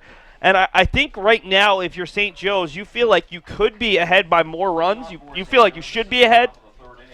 And you wonder if it's going to come back to bite them because they have had more chances than Wheaton has through the first 2 frames. They certainly have. They had the leadoff hit by pitch. Joey Murphy was then caught stealing. They had the, you just saw the Drew Healy play where it was an error on the shortstop Quigley, and then he was tagged out. And then on the Chisholm ground out, which turned into a 1-6-3-2 double play, Emmanuelson was gunned down. So that's 3 times that base running errors or base running efforts have caused them to potentially lose an opportunity at runs. As here's the 1-0 to Luke Johnson. That one on the outside corner, 1-1. Johnson hitting .244 with 12 driven in. Second baseman for St. Joseph's College. Hunter Richardson's on deck, then Joey Murphy in the top of the order. The 1-1 from Young, way outside, 2-1.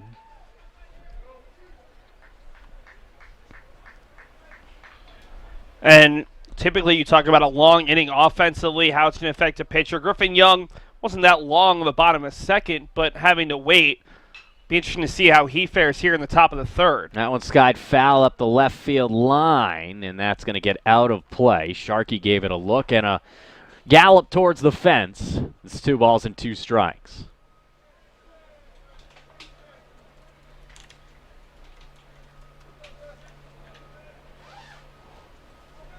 Young gets his sign from Raposo, and here's the 2-2. That one fouled again up the left field line.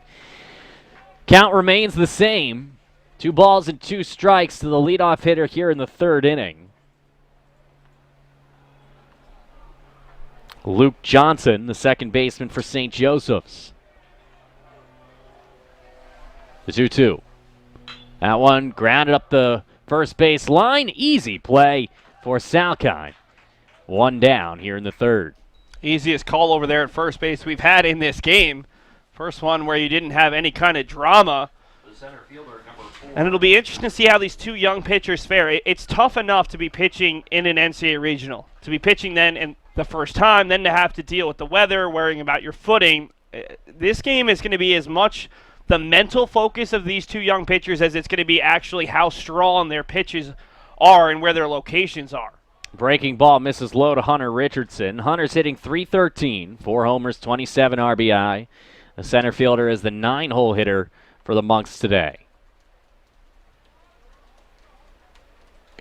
Young from the windup. 1-0, chopped off the plate. High bouncer towards Boyd. Strong throw, but he fires it wide, and another error. The second so far for the left side of this Wheaton infield. And this time, Richardson will park it at first base. A 1-out base runner. We're actually going to give that a hit. Richardson runs pretty well. We'll take a look at the replay and see just how close it would have been, but it was definitely going to be a closer play. That ball taking that high hop right off of the plate, which immediately gave me the thought that it was going to be a bang-bang play.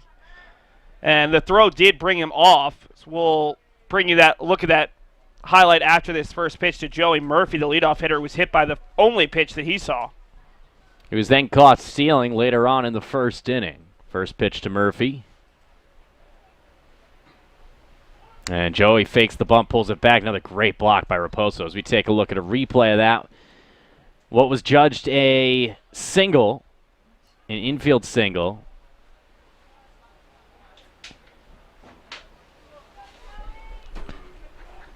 It would have been bang-bang either way.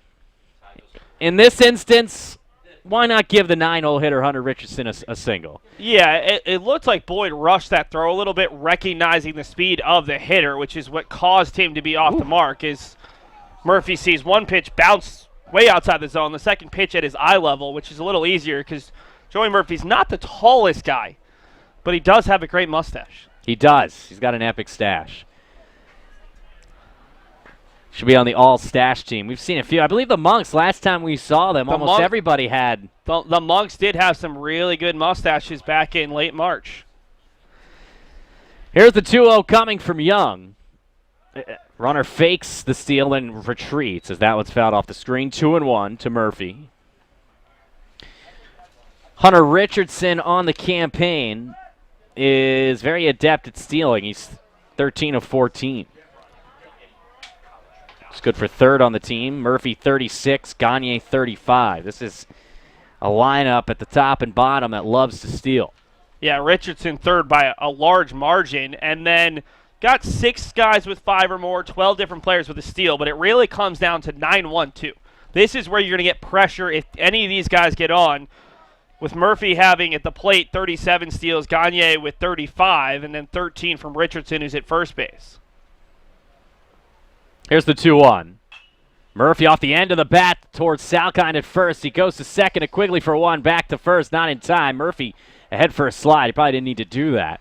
Nonetheless, 2 down now. I don't mind the slide, though, as much on wet turf because typically you look at the sports science, it's actually faster to run. But on turf like this, you're going to slide faster.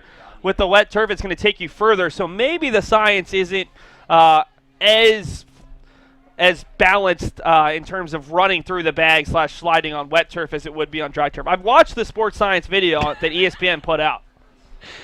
Oh, man, the sports science video. They did one on turf? They did one Sliding on running through first base versus sliding through first base. Because a lot of guys do it, and everyone says, oh, that's the poor decision. Right. And it's close. I think it was like within a couple of tenths of a millisecond. But I think sliding on wet turf would take you further and faster.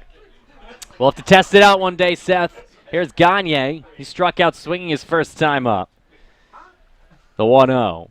Jared takes outside 2-0. I get why that would be the case, because the turf is going to, unlike dirt, wet dirt is going to prevent you from moving. Yeah, wet dirt, you're not going anywhere. Yeah, that's not a good idea to slide. It's interesting here with Murphy at first base and 2 outs. Typically a time you would expect to steal, but he was thrown out in the first inning. We'll see if they get aggressive here on a 2-0 pitch. They do not, as that one misses away. 3-0 now. And Gagne's got great wheels as well, so you don't want to put him on with the meat of the order due up. I mean, the issue right now is St. Joe's is already running to so many outs. You don't want to make this a consistent trend. Gagne was named a COSIDA Academic All-District honoree for the second consecutive year. So not only a great baseball player, but a very smart baseball player as well. 3-0 right down the middle. It's 3 balls and 1 strike to Gagne, who has some pop, 10 doubles, 6 triples, a homer, and 30 RBI and 143 at-bats. Second straight year hitting over 400 as well. Here's a 3-1.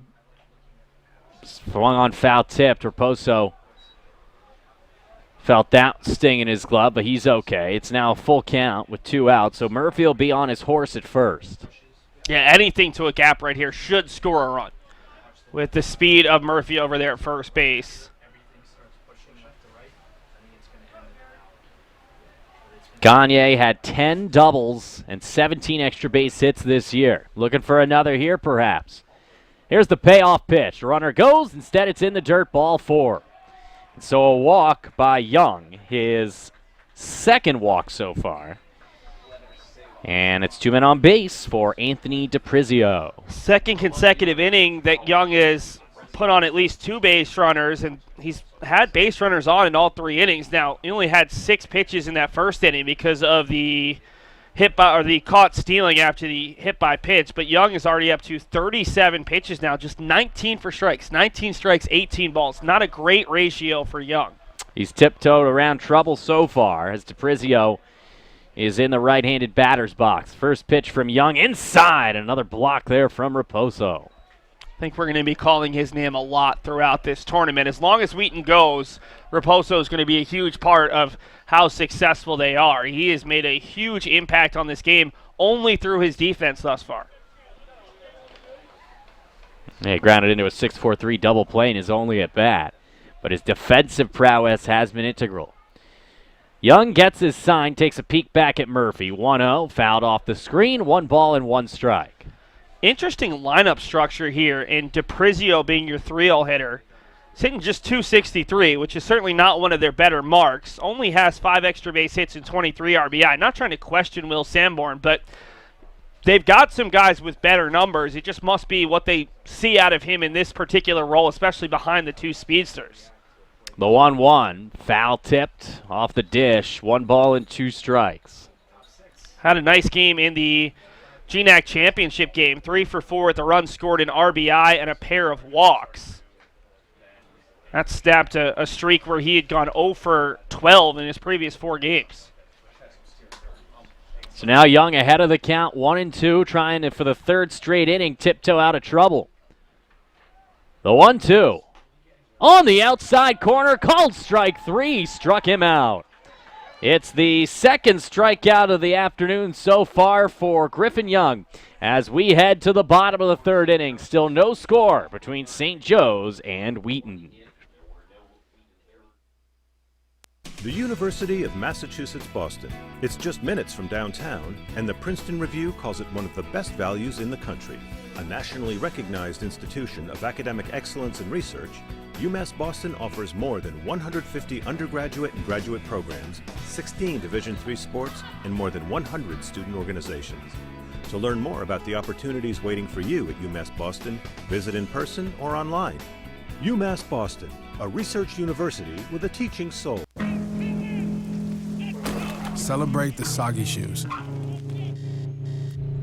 and the slow starts. Celebrate the lessons learned along the way.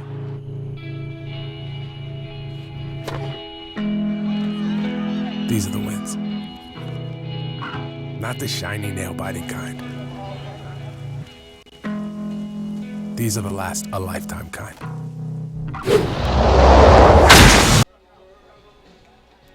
We head to the bottom half of the third inning here from Monin Park.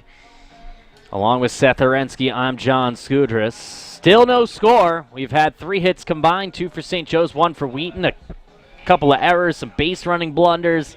Kind of seen it all outside of run production so far, and an ability to put together extra base hits. Well, when you talk about 2 really good pitching staffs, it's not going to be easy to score runs, and right now it's just a little bit of cat and mouse. Both teams kind of still feeling each other out. These 2 teams played a lot, not only in the 2010 regional and twice in the 2011 regional. They played every year from 2010 to 2016. Haven't seen the other side since 2016. But these are 2 very strong programs. Meanwhile, Willie Boyd greets Jennings with a long fly to right field. Chasing it down and making the play is Gagne in right, utilizing that great speed that he typically flashes along the base paths. 1 down. Yeah, Boyd, not a power hitter. One of the speedier Lions on this roster, and he put a ride on that ball.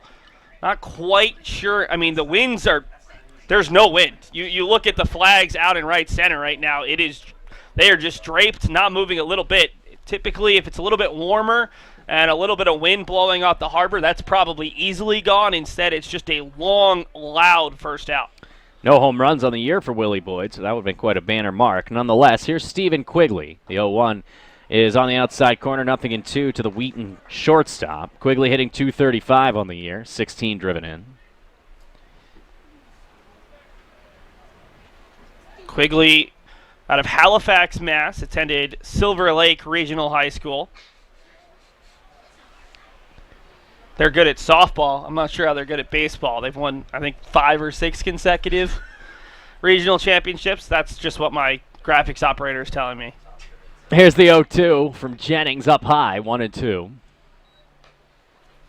Quigley in there for more of his defense than his offense as a freshman, hitting .235, but a .316 on base percentage. That's what you like to see. If you're not hitting all that well, can you find a way to get on base? 1-2 back up the middle. Jennings tried to kick it down. He missed. And that's the second hit of the day for Wheaton. 1 man on now with 1 down. Hard hit ball. They'll check on Jennings and get him a couple of new pearls. So that was a nice job just taking it right back up the middle. And the large Wheaton contingent to our left, they've even put a couple signs up on the back of the chain link fencing to know that you're in Lions country. Center fielder. I don't think it says that, but I feel like that's a pretty good name for the Wheaton Lions fan section, right? Lions country and the Lions Den? No, Lions Den is better. Why is it Lyon? I'm going to explain that to you next inning. I knew you would. Here's Ashley. That one misses outside. 1 ball and no strikes. Ashley walked his first at bat. Came in hitting .347. Asking you shall receive. I That's appreciate the focus. it. I love it. I mean, you are the resident D3 book of information here, so. It's useful when you're on the air. I love it. It's 2-0 now to Ashley.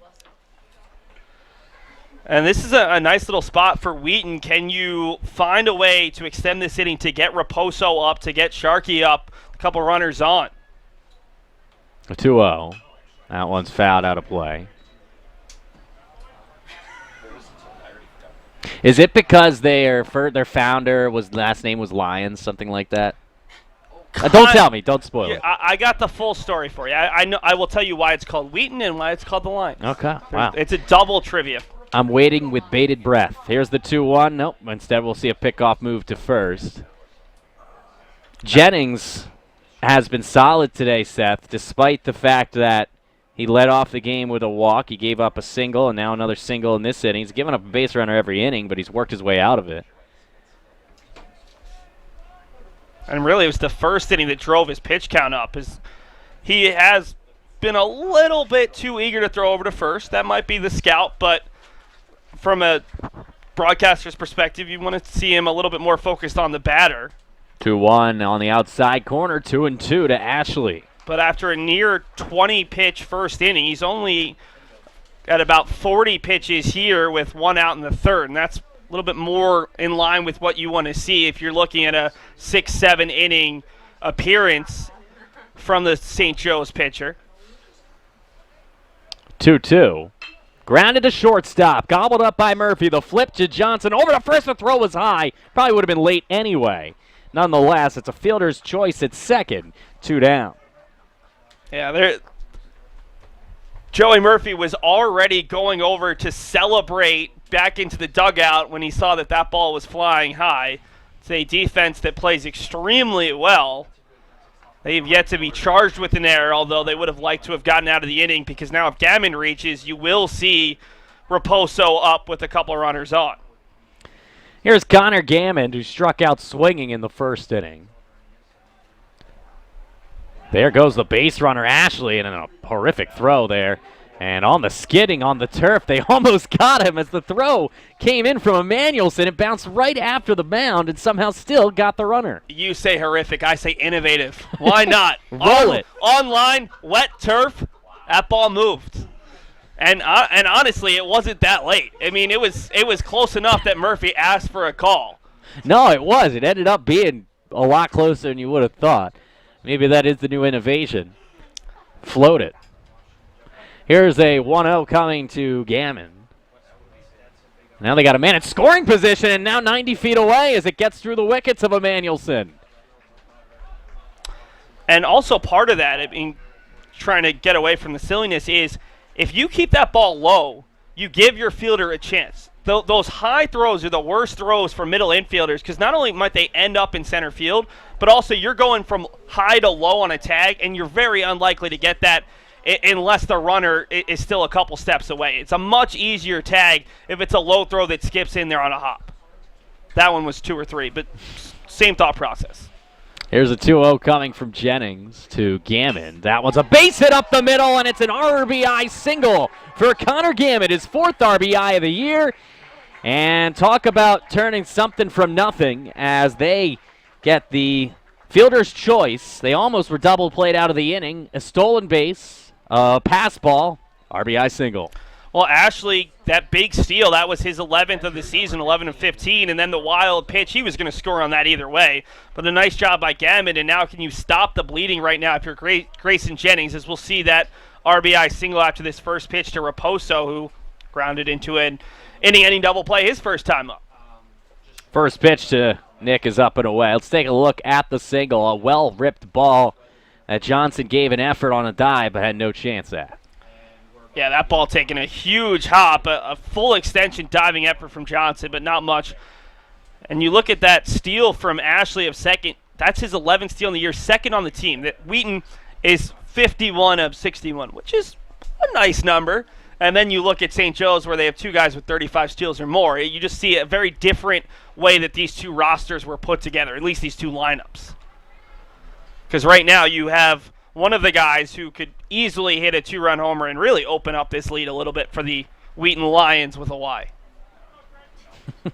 Gotta keep the fans focused on that fact. Teasing it.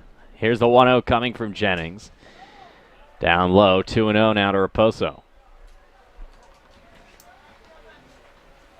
Raposo has a little bit of speed of his own, 5 of 6 on the base pass. 372 average, 448 on base percentage, 507 slugging percentage. And he's a great defensive catcher. Grounded to shortstop, gobbled up by Murphy, short way to Johnson, and the inning is over. But we do have our first run as Wheaton cracks the scoreboard. They get 1 run on 2 hits, no errors, and a man left. We head to the 4th. It's 1-0 Lions here on the Beacons Broadcasting Network. Something I discovered in myself is that if I have a goal, I can accomplish it. It's a well-rounded experience. At a Division III school, you primarily a student athlete, so the school is really shaped around you developing yourself as a complete individual. It helps a lot that you have a family with your team that can guide you.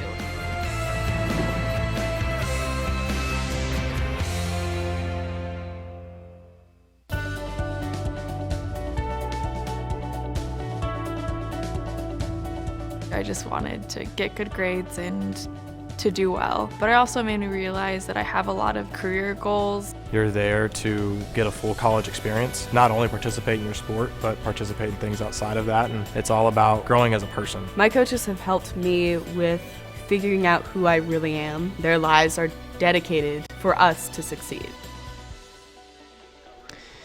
We head to the fourth inning of play, 1-0 Wheaton here on the Beacons Broadcasting Network. And for the play-by-play call, I hand it over to my partner in crime, Seth Orensky. Seth? Thank you very much, John. And while we've got a moment, let's take you into a little bit of history of the Wheaton College out of Massachusetts. If you're familiar with Division III, there's also a Wheaton College in Illinois.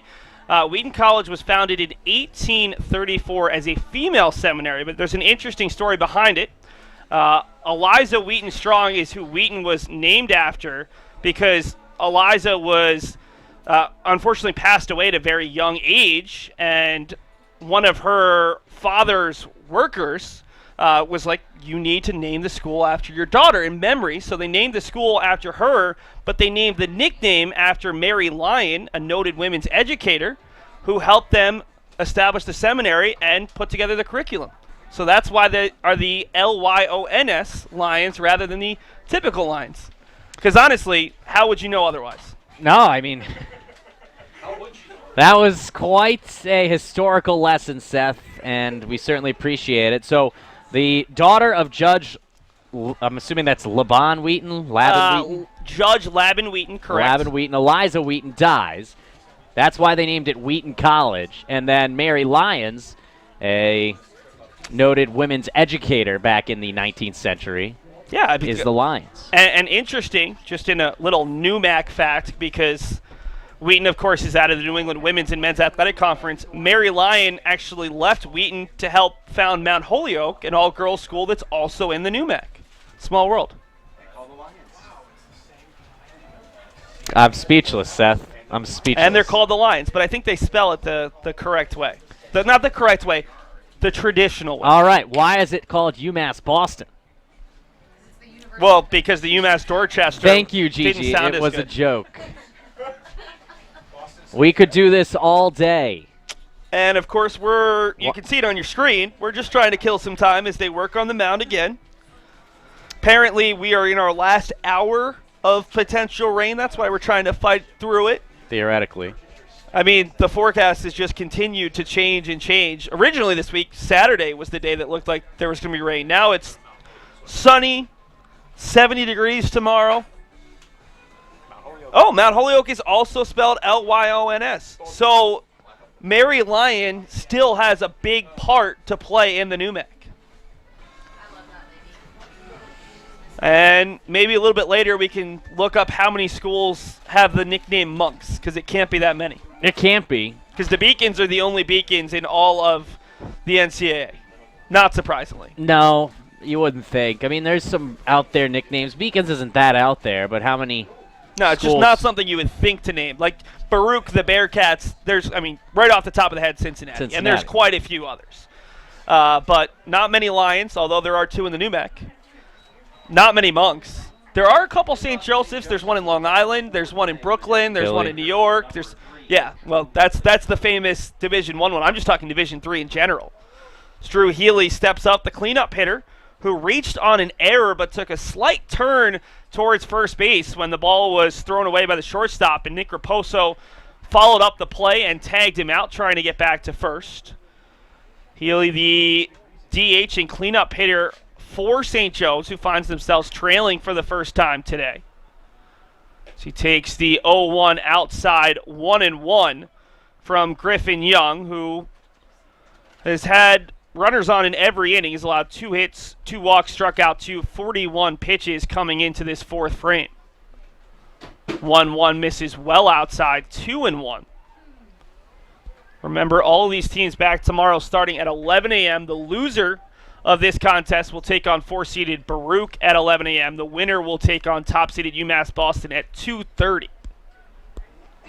2-1, misses low, 3-1. And Young hasn't been missing by a lot, but again, you do not want to walk really anyone in this lineup because everyone has a little bit of capability on the base pass, and you got some big boppers coming up in Emmanuelson and McDaniel.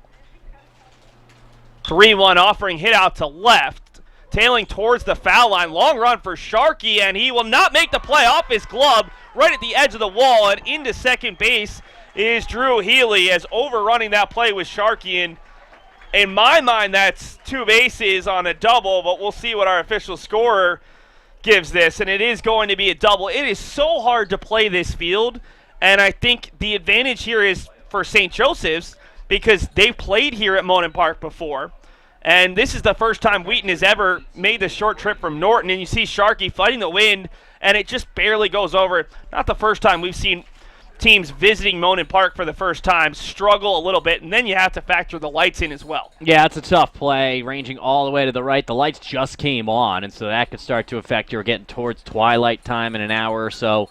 But really, I mean, that's just a situation where you're unfamiliar with where you're playing in right field here with the Monster, and a long run because they were playing opposite field for the right-handed hitter Healy. Ended up working out for Drew.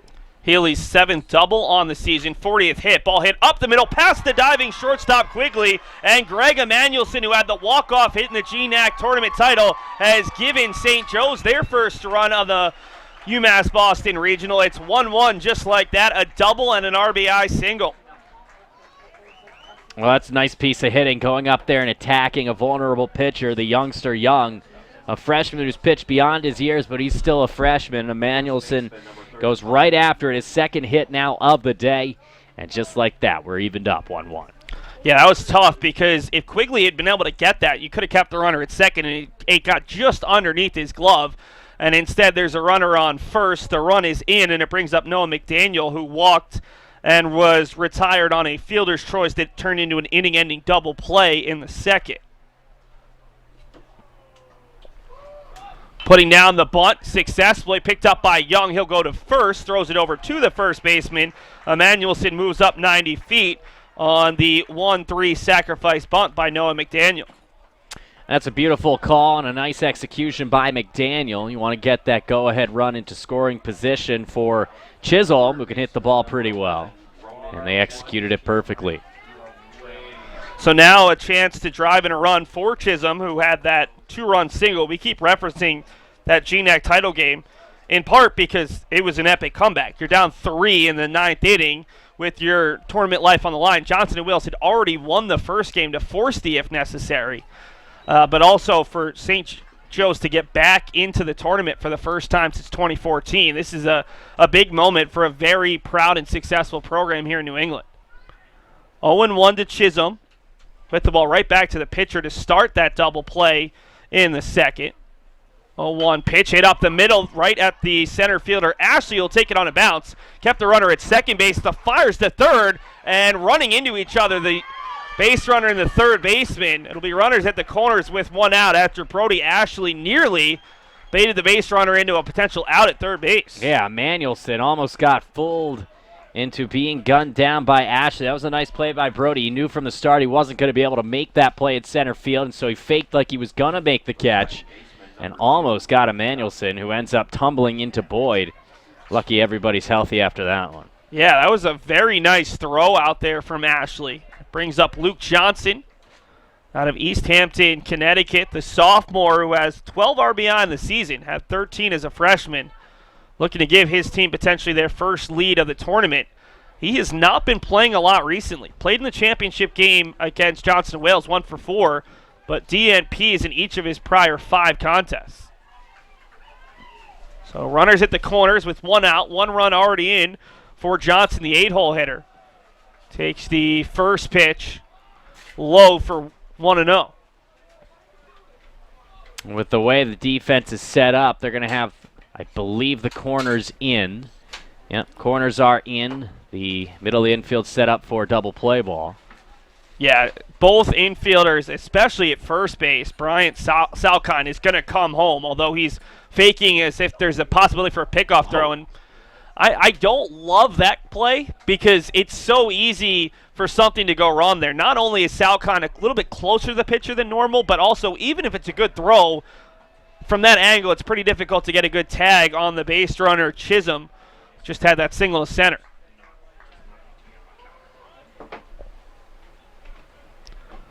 Taken on the inside corner is taking off and then heading back to first base is Chisholm. I don't think he quite knew where that pitch was.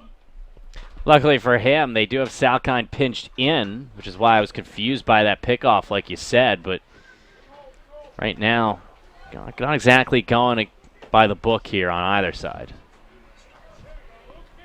And that's why you play the game, right? To see what kind of new innovation you'll see on the field. Is swung on and fouling it off the inside of his own foot is Johnson, and that is one of the worst feelings in baseball.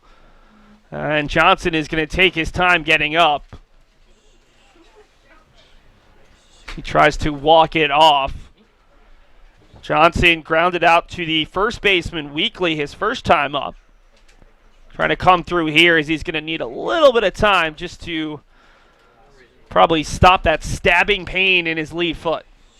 Well, you mentioned innovations. We already saw a new innovative way of throwing to second from behind the dish. Now we see the pickoff move.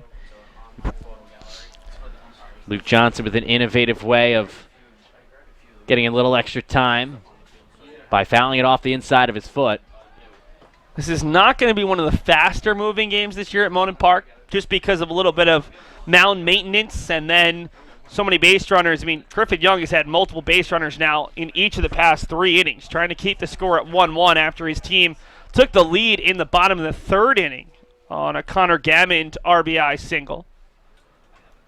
2 on, 1 out as the throw over to first, and in a more traditional spot was Salkind there. As I think there was a little bit of a thought that maybe Johnson would be bunting here, and maybe that's why they were in as far as they were, but now with 2 strikes and after fouling it off his foot, I don't think he's quite as likely to take off running hard. So Young takes a look, the 1-2, a little bit too far inside, 2-2 now. We'll bring you an update from around the D3 baseball tournament. In the top of the 5th, I can tell you that Southern Maine up at that Southern Maine Regional is still trailing. 5-2 now in the bottom of the 7th inning. Nick Powers has pitched extremely well for the Pilgrims. 2-2, hit out to right. Should be deep enough to score a run. Backing up is Gammond. He'll finally camp under it, but that is going to be very deep and easily score Emmanuelson for a 2-1 Monks lead.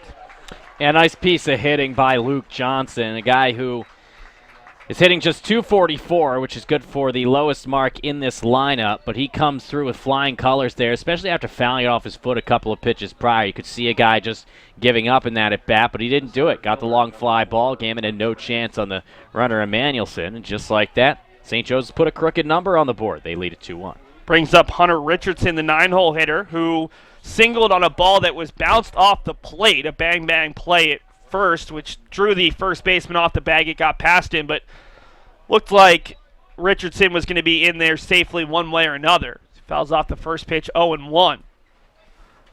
The Monks now with 2 runs on 5 hits and no errors. Wheaton with 1 run on 3 hits and 1 error in this 2-3 matchup.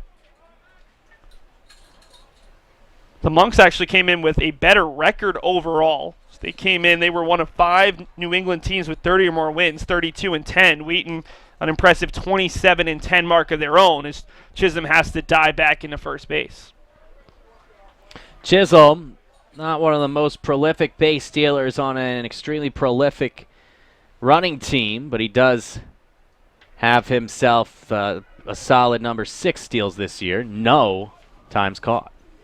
0-1 pitch, a little bit inside to the right-handed hitting Richardson. This has been a long inning for Young, who's still only at about 60 pitches. Not too bad as he tries to get through the 4th. You're figuring you probably want to get through 5 or 6. And again, bullpen management so huge in a tournament where you could play as many as 5 games in 3 days. Check swing there, fouled off 1 and 2. It's also tough with the shortened rosters, only having 25 guys. You might have a couple of those guys who would only throw an out or two cut off the end of the 25-man roster, and might have to reduce your bullpen from 10 or 11 guys down to 6 or 7. So you need everyone to be effective, and it starts with the starting pitchers. 1-2 here to the 9-hole hitter Richardson. 2 runs already in, and they'll throw to first again, and Chisholm's back safely. Griffin Young and Grayson Jennings both seem a little bit enamored with that pickoff move. Man, you know me. That's one of my big ultimate pet peeves. 2 outs, man at first base. Give 2 strikes, just get the batter. You don't need to worry about that man at second as long as you retire the batter. 1-2 pitch fouled off. I think if the conversation with especially Major League Baseball is pace of play, which I don't mind. I mean, I grew up as a huge baseball fan. I don't watch as much MLB. But if you want to do something about the pace of play, finding a way to, I mean, you don't have to do anything crazy with changing the game, but if there's a way to maybe reduce things that aren't as necessary, the 7th or 8th pickoff move on a guy who has 6 steals, I don't know how you change that rule, but that would be helpful to everyone involved. And we're not picking on Griffin Young here in any way. The 1-2 is inside. This is something, if it's a UMass Boston pitcher, we're both Philadelphia Phillies fans, if Aaron Nola is throwing over 4 or 5 times and it's the catcher over at first base, there's an issue there, and it's not with the game, it's with the pitcher trying to settle themselves or trying to regain their focus. Absolutely. I don't know what the solution is, like you said, because you can't put a limit because then guys are just going to take dramatic leads once you reach it. But the 2-2 is on the corner for strike 3. Richardson couldn't believe it. It was a little bit of a delayed call from Jeff Merzel, but that will get the Lions out of the inning. 3rd strikeout for Griffin Young as he keeps it at a 2-1 deficit through 3.5 rather. We head to the bottom of the 4th. Wheaton trying to tie or take the lead.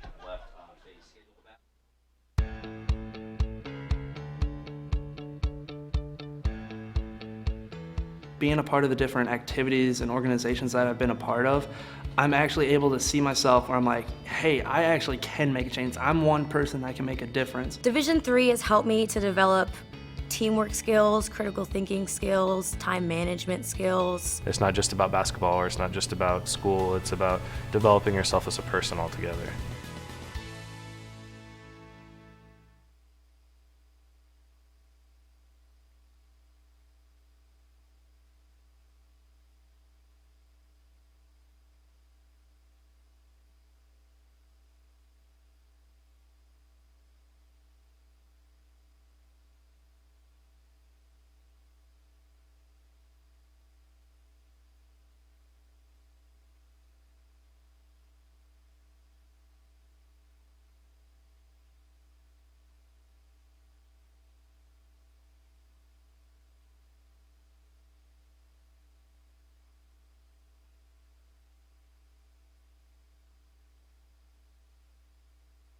I remember it started 0-9. Bottom of the 4th inning. Really quickly, the Monks are the only Monks in all of NCAA, but there's an even better nickname up in Maine, the Maine Augusta Moose. Love that. Well, I'm liking just looking at this. The Florida Southern Moccasins. The ball is hit up the middle. A diving effort from Murphy, but that'll go for a leadoff single for Jared Sharkey, who was unable to make the running catch back in the top of the 4th inning to start a 2-run rally. And Sharkey comes through here with his first hit of the regional after grounding out to Murphy earlier on. Moccasins, I think, is a water snake. I think that's the reference down Not there. the shoes? No, Oh, I don't okay. think so. That would be unique. Zach DiMatteo, the designated hitter, struck out swinging, the 2nd strikeout victim for Grayson Jennings, who has 2 strikeouts to 1 walk here through 3+ innings. DiMatteo takes the first pitch a little bit high and outside, 1-0. Mound Builders, yeah. Southwestern College Mound Builders. In Man. Winfield, Kansas. 1-0 coming from Jennings. There's the throw over on Sharkey, who we know him as a huge power hitter. What do the numbers say about his base running prowess? Well, Sharkey on the year has 5 steals in 6 attempts. All right, so an all-around, I mean, he's got 11 homers, 5 steals. Looked like he's a pretty decent outfielder. I don't think you can hold that one play against him. It's a long run with the way that they were set up playing defensively against Drew Healy. 2-0 to DiMatteo. And it's on the outside corner. It's interesting, the lights are on, but the sun's starting to peek out through the clouds a little bit.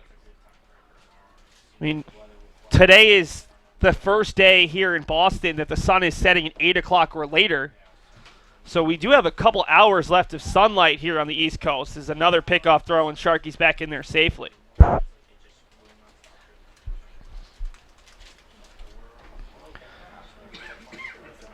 Jennings, 48 pitches through 3 innings. There's a big swing and a miss from DiMatteo. Yeah, Jennings has been solid today. He scattered 4 hits over the course of the 3+ innings. His really biggest woes came last inning when he had the 1-out single, followed by the fielder's choice on a play that could have been deemed an error. It was bang-bang with Brody Ashley running. And then Connor Gammond drove home the only run of the game so far by Wheaton. 2-2 coming to DiMatteo. Defensive swing, popped up foul, long run, and getting over and unable to make the diving effort was Greg Emanuelson. I think that might have been a slightly easier play for the first baseman McDaniel, who gave way, but either way, ball that there was enough room to get there. There just wasn't quite enough time on that ball that just hit the turf before it could get to Emanuelson. Well, the catchers on both sides today very active in this game. Raposo mostly defensively, Emanuelson mostly offensively, what with his 2 singles and a run scored so far. But trying to get involved with a dynamic defensive play was Greg, just unable to catch up to that ball. Well, anytime you can steal your pitcher and out, especially in postseason play, that's big. And against the 5-hole hitter, even bigger with the runner on and no outs. 2-2 once again, and that's a swing and a miss and a big fist pump. Usually you see it from the pitcher, but instead it's Emanuelson, who probably feels a little bit of a reprieve after not being able to make the play on the previous pitch. Also a big out, because the last thing you want to do is put runners at first and second for Salkind, who's hitting .358, and Mulcahy, who's hitting .345. Yeah, I don't think there's a batter you really want to see in either one of these lineups. Pretty strong top to bottom.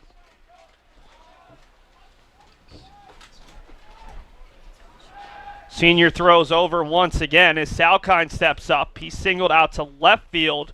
First hit of the day for Wheaton, who has 4 singles now. 1 run on 4 hits and 1 error. St. Joe's with 2 runs on 5 hits and no errors, scoring both of their runs at the top of the inning. Diving effort, and gets past the first baseman. They'll have a chance at first. The throw's not there in time. A collision with the head of the pitcher, and heading over to third is Sharkey.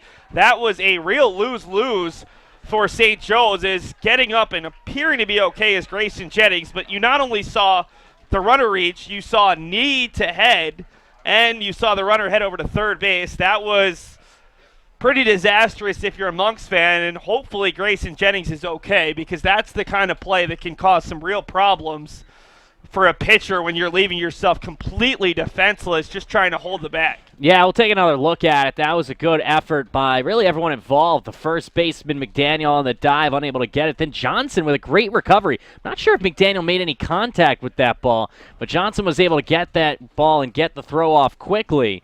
I think he slows it down. It looks like a little bit of a redirection. And then you see there, ooh, right to the side of the head from a knee of Bryant Salkind, who's a big man. And so they're going to give Jennings a couple of throws. He looks like he's okay. Well, he wants you to think he's okay because he's a senior, and as the guys over at D3 Baseball Pod say, he's playing for his childhood right now. But obviously the biggest focus is he healthy enough to pitch right now? Because for all of these seniors who pitch this weekend, this could be your last collegiate appearance. Some deep stuff right there, Seth, playing for their childhood. Well, that's what they say. I never got to play college sports, so I stopped playing for my childhood at about 11, maybe 12. Amen. There's the reason we're here, not out there. So runners at the corners after a pair of singles, and it brings up George Mulcahy, who flew out to shallow center. It was caught by Joey Murphy, the captain of the infield, to end the second. Do they call that an infield single on that last ball? Yeah, infield single.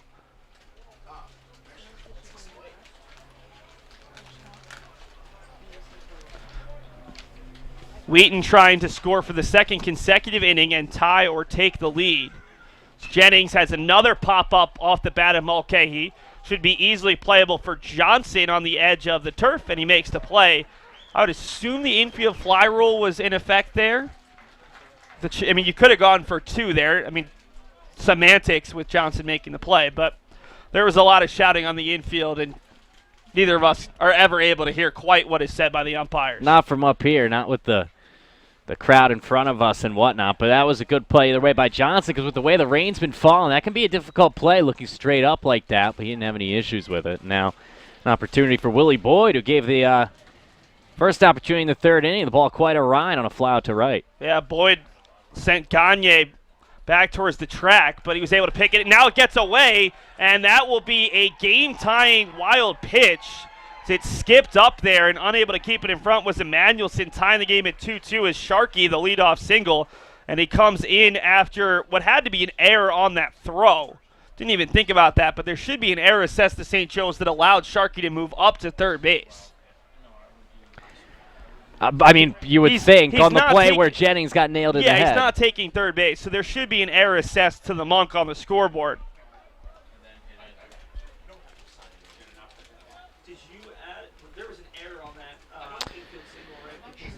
So now 1-0 to Willie Boyd, and with the go-ahead run in scoring position. That one misses high, 2 balls and no strikes. So that should be an unearned run, because he would not have scored from third. The 2-0 gets up high 3-0, and now if you're Jennings, you really just want to settle down and keep this game at 2-2. We'll see if there's a green light here for Willie Boyd, the 8-hole hitter. Stephen Quigley, the 9-hole hitter, has already singled in his only at-bat.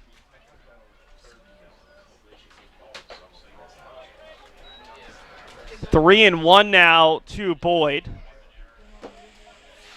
There is some throwing taking place in the St. Joseph's bullpen. Nothing too aggressive just yet. 3-1, catches the outside corner, 3-2. Boyd, third on the team in at-bats with 124, but just 25 hits, hitting .203. A lot of strikeouts, 33 strikeouts, but does have 22 walks.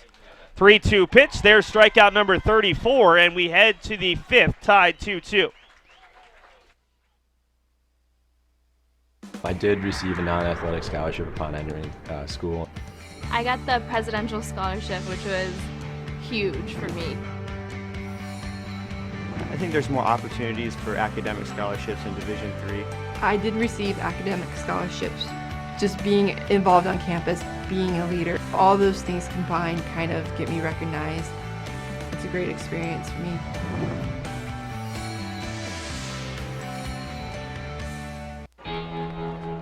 Cheer for the stumbles. The he shoulda had that's. And the tears that linger. For in those moments, greatness lies. There, you will find the provoked, the determined, the unified. It's in those moments that champions are born.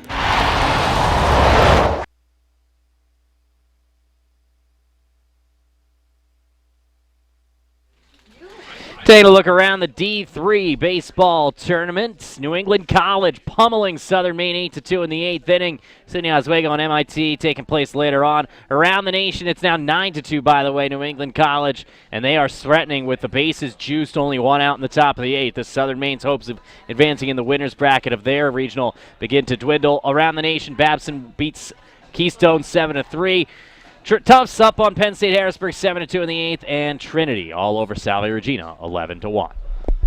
Well, good news there for Tufts as a New England team. They're up in the SUNY Cortland Regional, which would play the winner of the Babson Regional that's being hosted by Trinity. So those are the 4 regionals, 3 regionals outside of the UMass Boston Regional that we're going to try to keep you a little bit more focused on, along with some of the top teams. We've already saw one number 1 team go down, the College of Worcester, losing early today 2-1. Southern Maine not looking great there in game number 1 up in Gorham as the pitch is fouled off. It's Joey Murphy, the leadoff hitter, who has been hit by a pitch and thrown out stealing and then reached on a fielder's choice. Stranded at second base. Murphy, the Great Northeast Athletic Conference Player of the Year. He swings and misses, flails at a pitch down in the turf, and he's tagged out via strikeout swinging and a put out 2-U as Murphy is retired for the first time today. The right fielder, number 5, Jared Gagne. Already 4 strikeouts now for Griffin Young. So face off against the other big-time base stealer, Jared Gagne, who has struck out swinging and walked. Hasn't put the ball in play yet as he fouls off the first pitch, 0-1. It's actually looking a little bit nicer out. You can now finally see the Prudential Center out past left field into foul territory. The rain might be finally going away. 0-1, misses down and away, 1-1 here. Young at 64 pitches through 4 1/3. Jennings at 63 through 4 innings. So pitch count's not a problem here. It's just whether that hit to the head on Jennings and also just his effectiveness. Both pitchers have been tagged for a couple runs over the last 2 frames.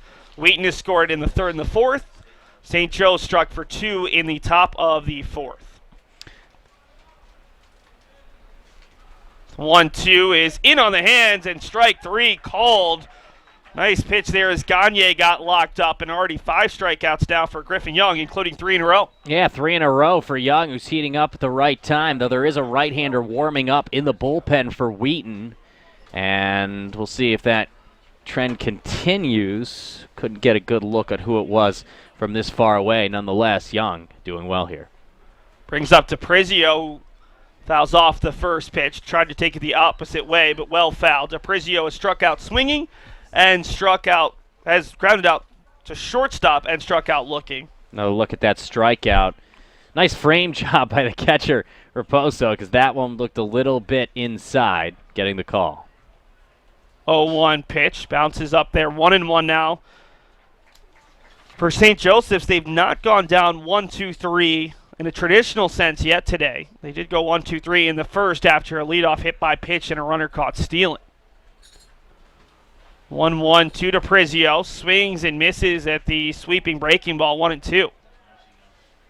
And he's been doing a great job changing up his speeds, going from that fastball that tails into left-handers and outside to right-handers with that hard breaking ball. 1-2 from Young, and that bounces up there again. Trying to spike a pitch and get him to chase, but DiPrizio holds off. DiPrizio were to reach, it would bring up Drew Healy, who led off the 4th inning with a double down the left field line and came in to score the first run of the regional for the Monks.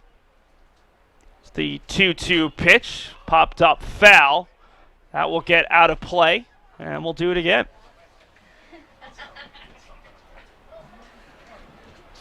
Pretty good crowd for this contest, especially considering the rain. Lots of Wheaton fans to our left, Monks fans to our right, and even more umbrellas. 2-2 to DiPrizio, and he holds off. Is it on the corner? No. Long look from Jeff Merzel, but he does not punch out DiPrizio as Raposo held that ball on the outside corner for an eternity. 3-2 coming, and that is on the same spot, strike 3. Maybe a little closer, but it's Young striking out the side. 4 consecutive strikeouts for the freshman. We head to the bottom of the 5th. Wheaton looking to regain the lead. Division III allows you to give yourself to other things. Having that free time allows me to pursue the things that I want to pursue. Division III athletics affords students the opportunity to, engage in the other interests in their campus and in their lives outside of that sport. It allows you to just be able to do everything you want to do. I wouldn't change it for the world.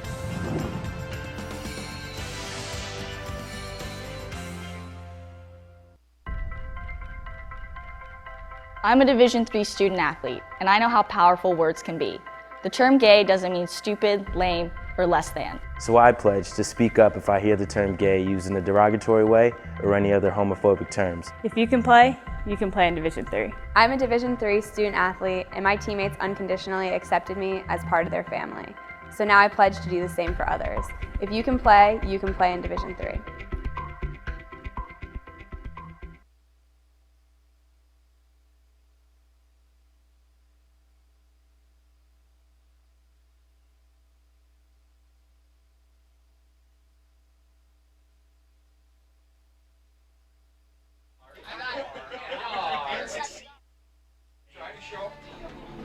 Grayson Jennings is being attended to by the St. Joe's trainer. It looks like, I would say right hand could be, yeah, it's got to be right hand because the glove is still on the left hand. So let's take a look at that play that came back in the 4th inning on the bang-bang play at first base where he had to cover. It looked like he hit his head, but also might have gotten spiked. So you see the throw there, and it gets away. Yep, steps right on the right hand. We looked at the head, and he also got spiked. So, and then the ball got all the way over to the dugout, which is why you and I thought that there might have been an error. That was that strikeout from Griffin Young, 1 of 3 in the inning. But Grayson Jennings got the double whammy. Not only the knee to the head, but also the spike to the hand. On his throwing hand. Yeah, that is a tough bid for a young man who is pitched well. And he came out and got a pop out and a strikeout after that. My goodness. I tell you what, that's impressive. You don't see a whole lot of heroic and impressive performances every day, but that right now, the fact that Jennings is still out there, that is absolutely an impressive feat so far. He got a strikeout, he got a pop out, did have the wild pitch afterwards, and now you can't even really fault him as he'll stay out there. And it looks like they've settled down in the St. Joe's bullpen for now. Well, I think part of the reason they might have been warming up anyone was because they weren't sure about how he was going to feel physically. I mean, anytime you take a shot to the head, you have to wonder, and then we didn't even know about possible cut or even some bleeding on that pitching hand. We'll see how Jennings pitches. Obviously a tough kid. We talked about it being a senior. I mean, you're talking about Bryant Salkind stepping on your hand. You're not talking about, you know, your little nephew doing it. Also, have we noted the hometown of Grayson Jennings? I don't remember back to the first inning. He's out of Miliani, Hawaii. Ooh, aloha. But attended high school at William Chapman in New Hampshire as the first pitch is hit on a line out to the left fielder. And Stephen Quigley is retired, the 9-hole hitter, to start the 5th inning.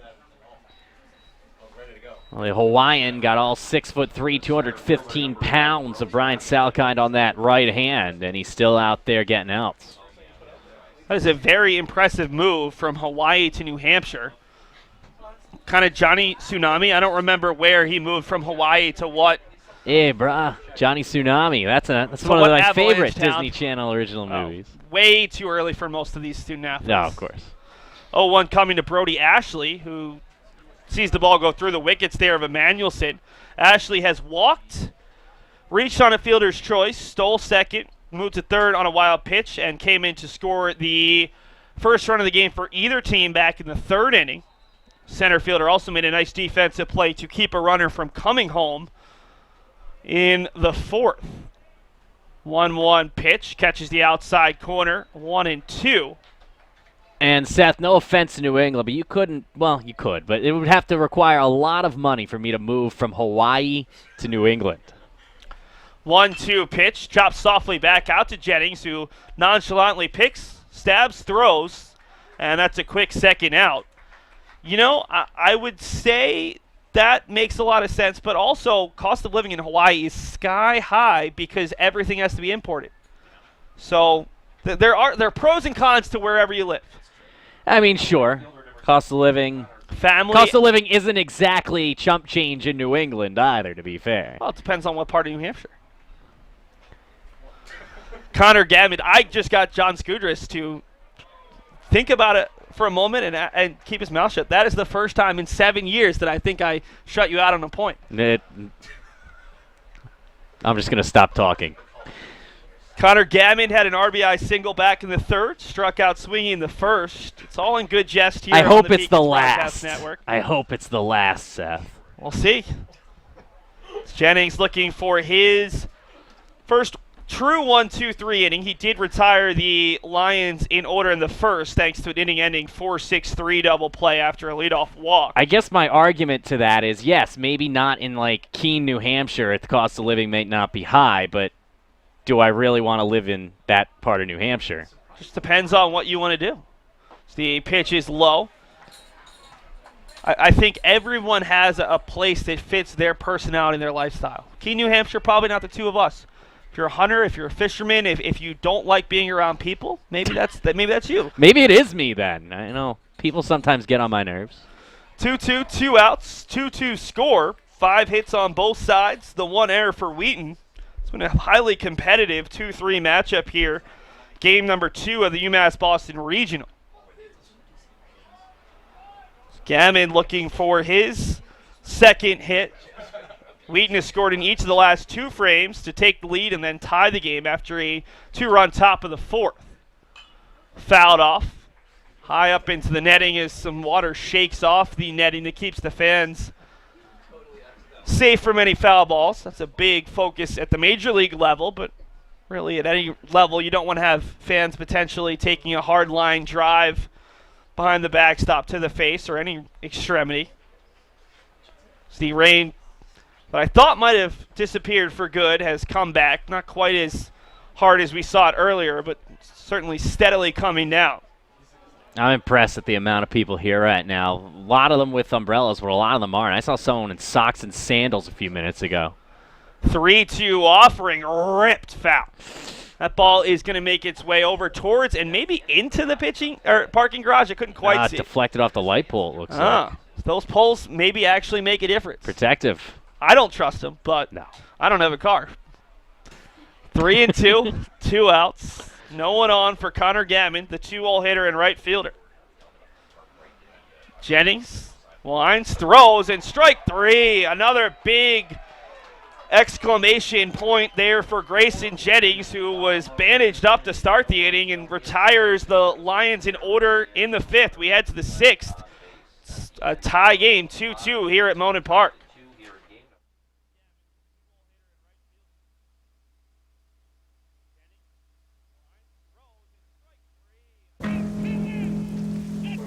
Celebrate the soggy shoes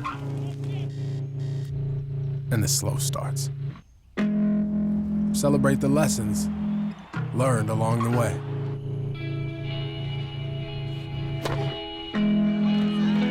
These are the wins. Not the shiny, nail-biting kind. These are the last a lifetime kind. Something I discovered in myself is that if I have a goal, then I can accomplish it. It's a well-rounded experience. At a Division III school, you primarily a student athlete, so the school is really shaped around you developing yourself as a complete individual. It helps a lot that you have a family with your team that can guide you.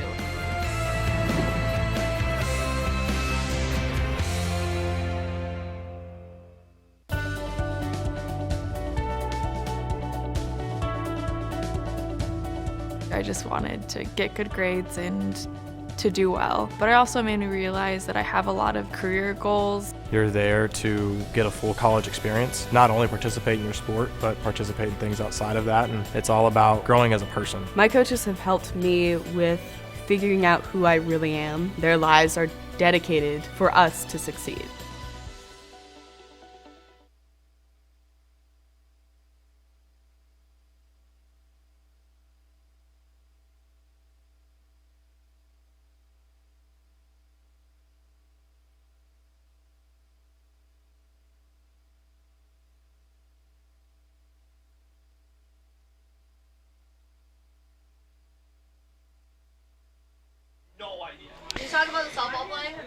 We head to the 6th inning of play here from Monon Park. Take a look at the UMass Boston Regional schedule.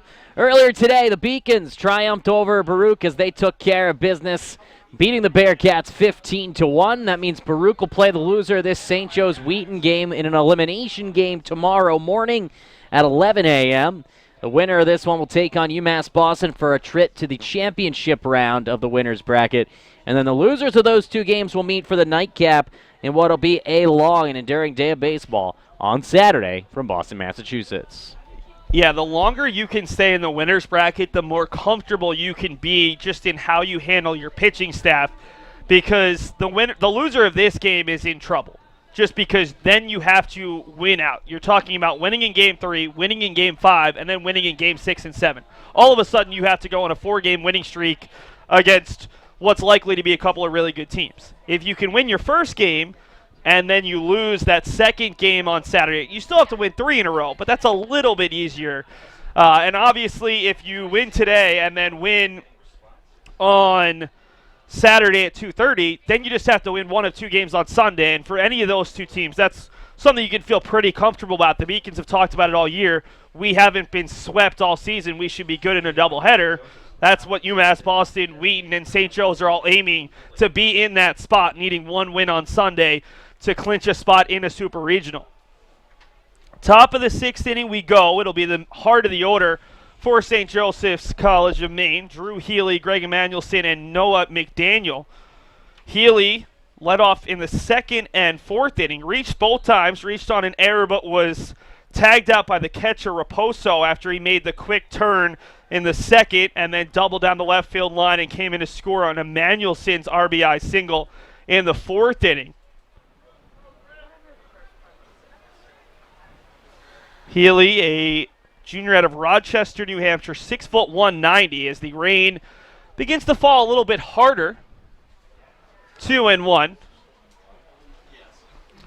And it's days like this that make me really appreciate the comforts of a press box. There's no doubt about it.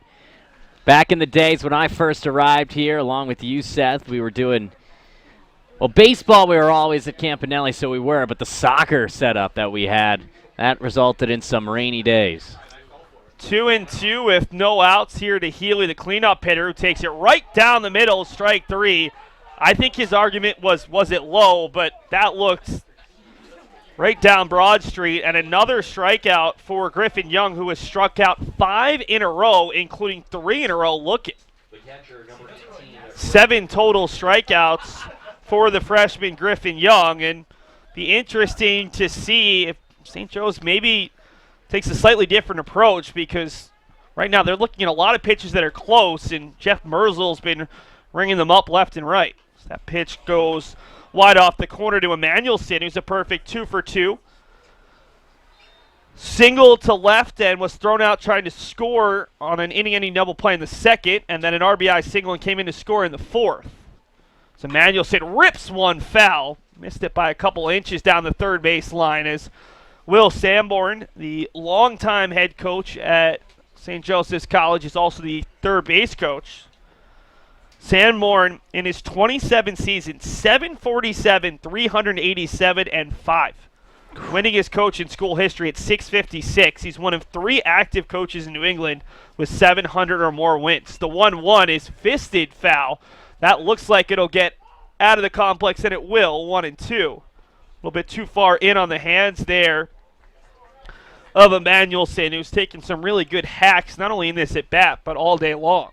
Yeah, Greg's had a good day. 2 for 2, runs scored, both singles. Made a couple of good defensive plays as well. He's been overshadowed in that department by Raposo, his opposing counterpart. I just love the fact that every time his pitcher, Grayson Jennings, gets a strikeout, he's throwing the fist bump. Typically you see the pitcher who's jacked up, but in this case it's the catcher, Emanuelson, really showing a lot of pride in terms of the work that battery is doing. Both batteries have worked extremely well together. Well, you're talking about a senior in Emanuelson and a senior in Jennings. 2 guys have worked together a long time. 1-2, just a little bit low and inside. 2-2 now to Emanuelson. It will be followed by Noah McDaniel, and if it gets that far, Ronan Chisholm. St. Joe's had a lead with 2 runs in the 4th, but Wheaton immediately tied it with a run in the bottom half of the innings. There's a swing and a miss. Fooled by the breaking ball, and that is a 6th consecutive strikeout for Griffin Young, who's up to 8 now with 2 outs in the 6th. Yeah, impressive stuff for Young. The last time it was anything but a strikeout was in the 4th inning on a sacrifice fly to right field by Luke Johnson. That was in the at-bat where Johnson fouled a ball off his foot. So it's been now 6 consecutive strikeouts. And Young came in with impressive strikeout numbers, 55 in 50 2/3. But his 8 strikeouts are tied for his 2nd most. Had 8 strikeouts against MIT in a 19-2 loss. Granted, he only gave up 3 runs, all unearned in 6 innings, so all of the damage was done in the final 3 frames, as the 0-1 is Little bit too far inside on that breaking ball that cut back, but not quite enough on McDaniel, 1-1. He also struck out 8 in a win over Clark over 7 2/3 innings and 9 down in Florida. 7 innings, 3 hits, no runs allowed against Washington and Jefferson, team that was in the 2017 College World Series and is in a regional this weekend. 2-1 to the 6-hole hitter McDaniel, who has walked and put down a sacrifice bunt. Swings and misses well behind the fastball. 2-2 now.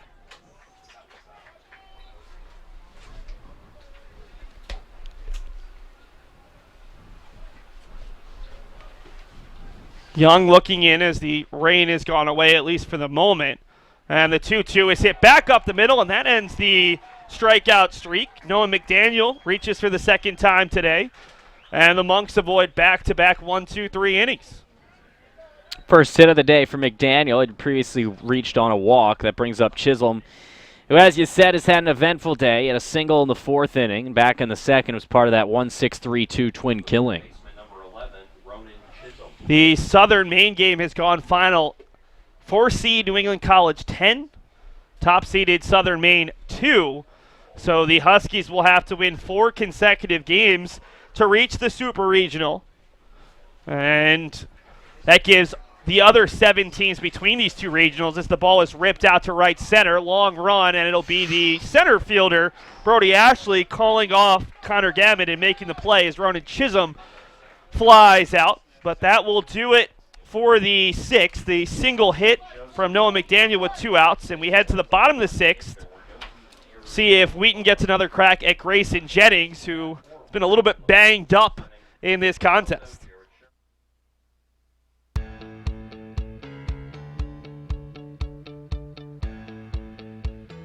Being a part of the different activities and organizations that I've been a part of, I'm actually able to see myself where I'm like, hey, I actually can make a change. I'm one person that can make a difference. Division III has helped me to develop teamwork skills, critical thinking skills, time management skills. It's not just about basketball, or it's not just about school. It's about developing yourself as a person altogether.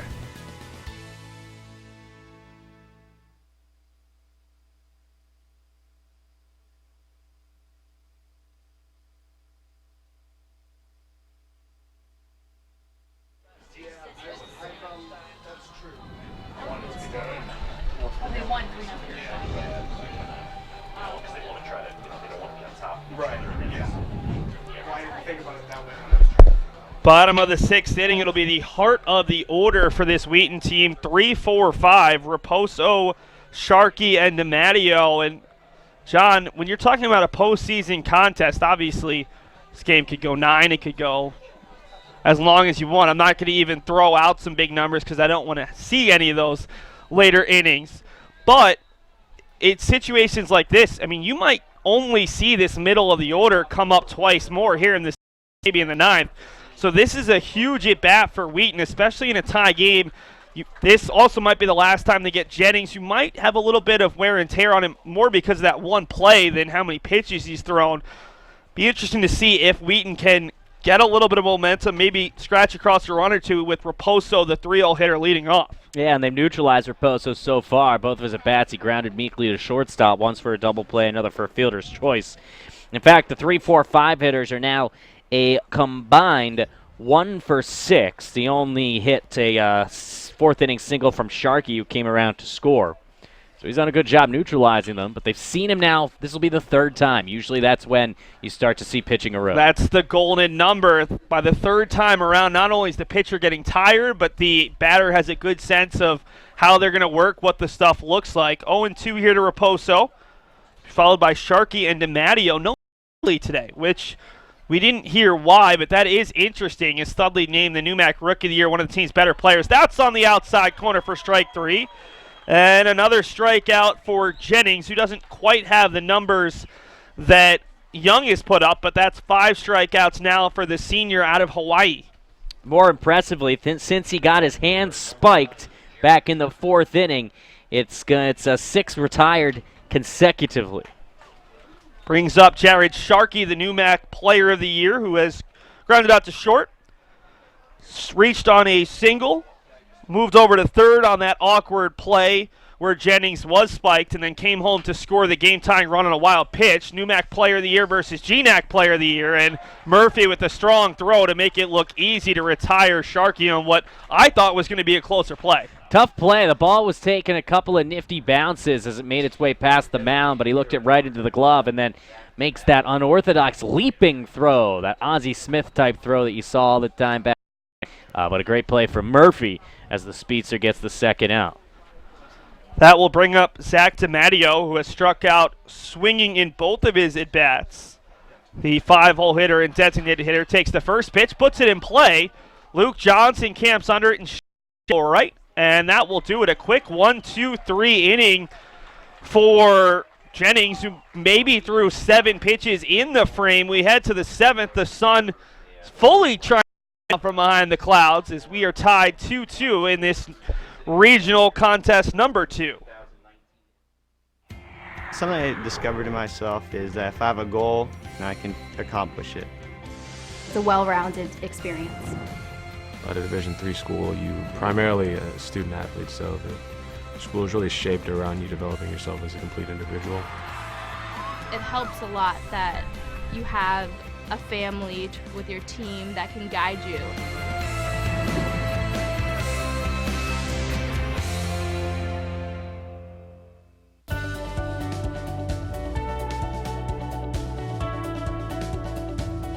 I just wanted to get good grades and to do well. But it also made me realize that I have a lot of career goals. You're there to get a full college experience, not only participate in your sport, but participate in things outside of that. And it's all about growing as a person. My coaches have helped me with figuring out who I really am. Their lives are dedicated for us to succeed.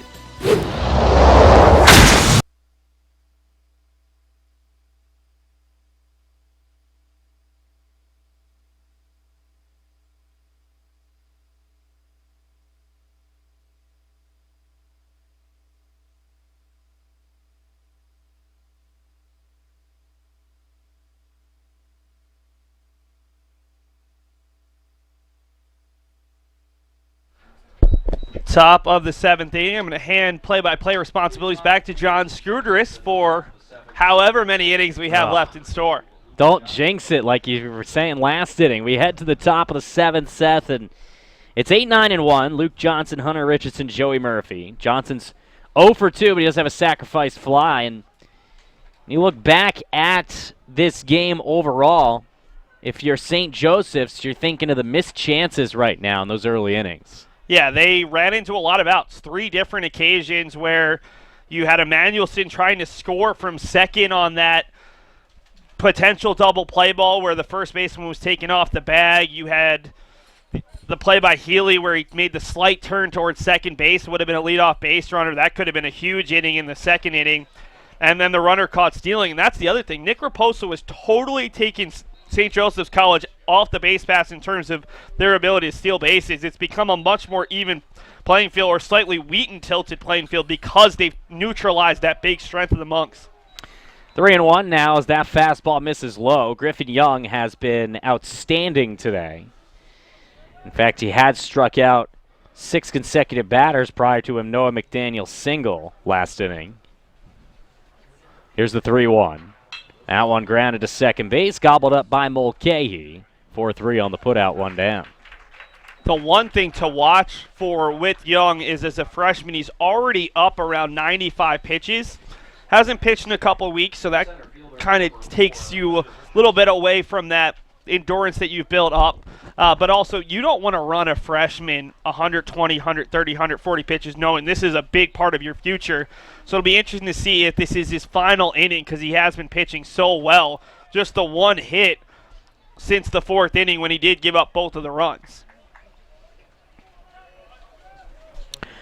1 ball and no strike. Breaking ball missed inside to Hunter Richardson, who's 1 for 2. A single and a strikeout as that fastball cuts in on him.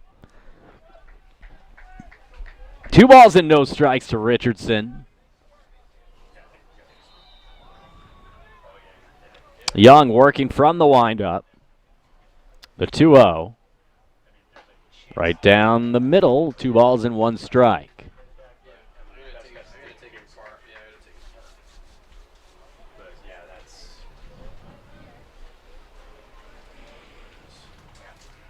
The 2-1. Inside, 3-1.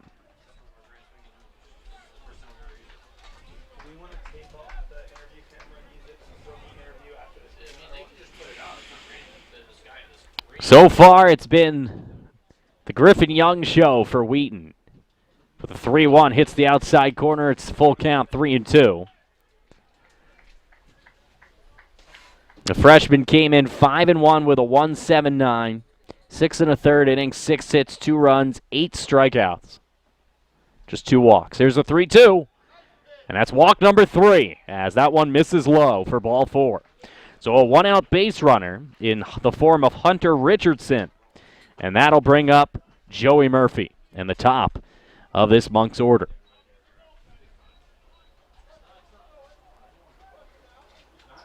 Murphy today, he is 0 for 2. Reached on a fielder's choice, struck out, and was hit by a pitch. He's also been caught stealing for just the 4th time in 40 attempts this season.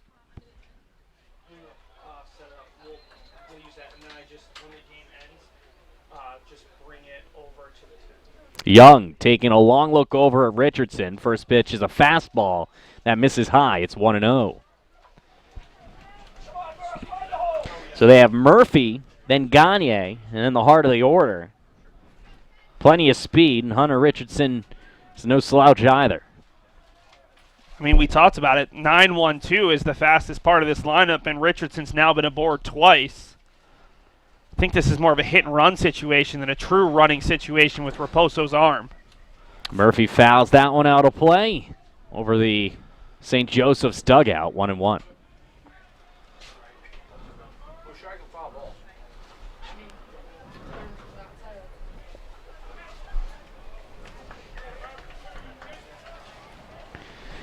Griffin Young back on the rubber. Pickoff move to first. Not in time. Richardson diving back. Officially over 100 pitches for the game. 103 pitches through the last batter. 60 for strikes. Pretty good ratio. You'd like it to be a little bit higher, 65 to 70%, but not bad from the freshman who's kept this game extremely competitive. 1-1. That one's jam shot to right field. Coming on in hard is Gammon, and he'll make the play for the second out of the inning. So 2 down now as Murphy is retired for the 3rd time, and that'll bring up Jared Gagne.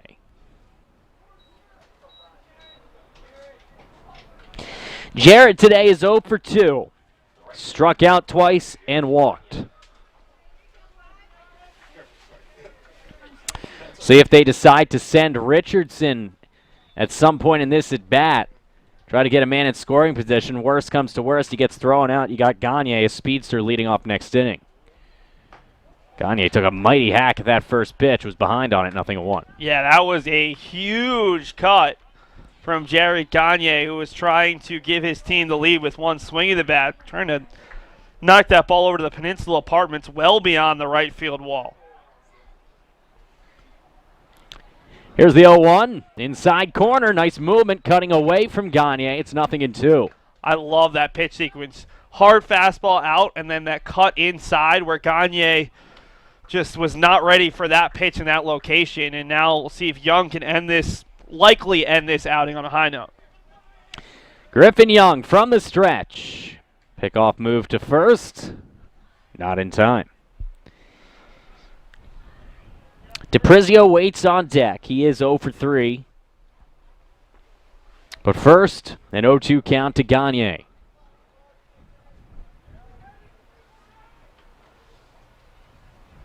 The 0-2's way outside. 1 ball and 2 strikes. That was a smart pitch. They were looking to get a swing and a miss. It also looked a little bit like a pitch out just in case the runner was taking off. And Richardson took a couple steps, but he was just trying to draw the attention of Young, maybe give Gagne a slightly easier pitch to hit. So Young will reset here, 1-2. And that one's fouled off the screen up the third base line. Gagne stays alive. Big defensive swing on a pitch that looked far enough outside for probably ball 3, but Gagne not taking any chances. After all, we have seen quite a few Monks rung up on strike 3 looking. Part of the 8 strikeouts for Griffin. Gagne back in the left-handed box. Here's the 1-2 coming from Young. And that one sky to center field, coming on in, then moving back and settling in on it is Ashley. And the side is retired. So the Monks are retired here in the 7th. It's stretch time here from Monon Park in the first round of the 2019 Boston Regional, the NCAA Tournament. It's 2-2, St. Joseph's and Wheaton. Cheer for the stumbles. The he shoulda had that's. And the tears that linger. For in those moments, greatness lies. There, you will find the provoked, the determined, the unified. It's in those moments that champions are born.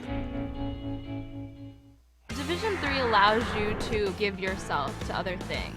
Having that free time allows me to pursue the things that I want to pursue. Division III athletics affords students the opportunity to, engage in the other interests in their campus and in their lives outside of that sport. It allows you to just be able to do everything you want to do. I wouldn't change it for the world.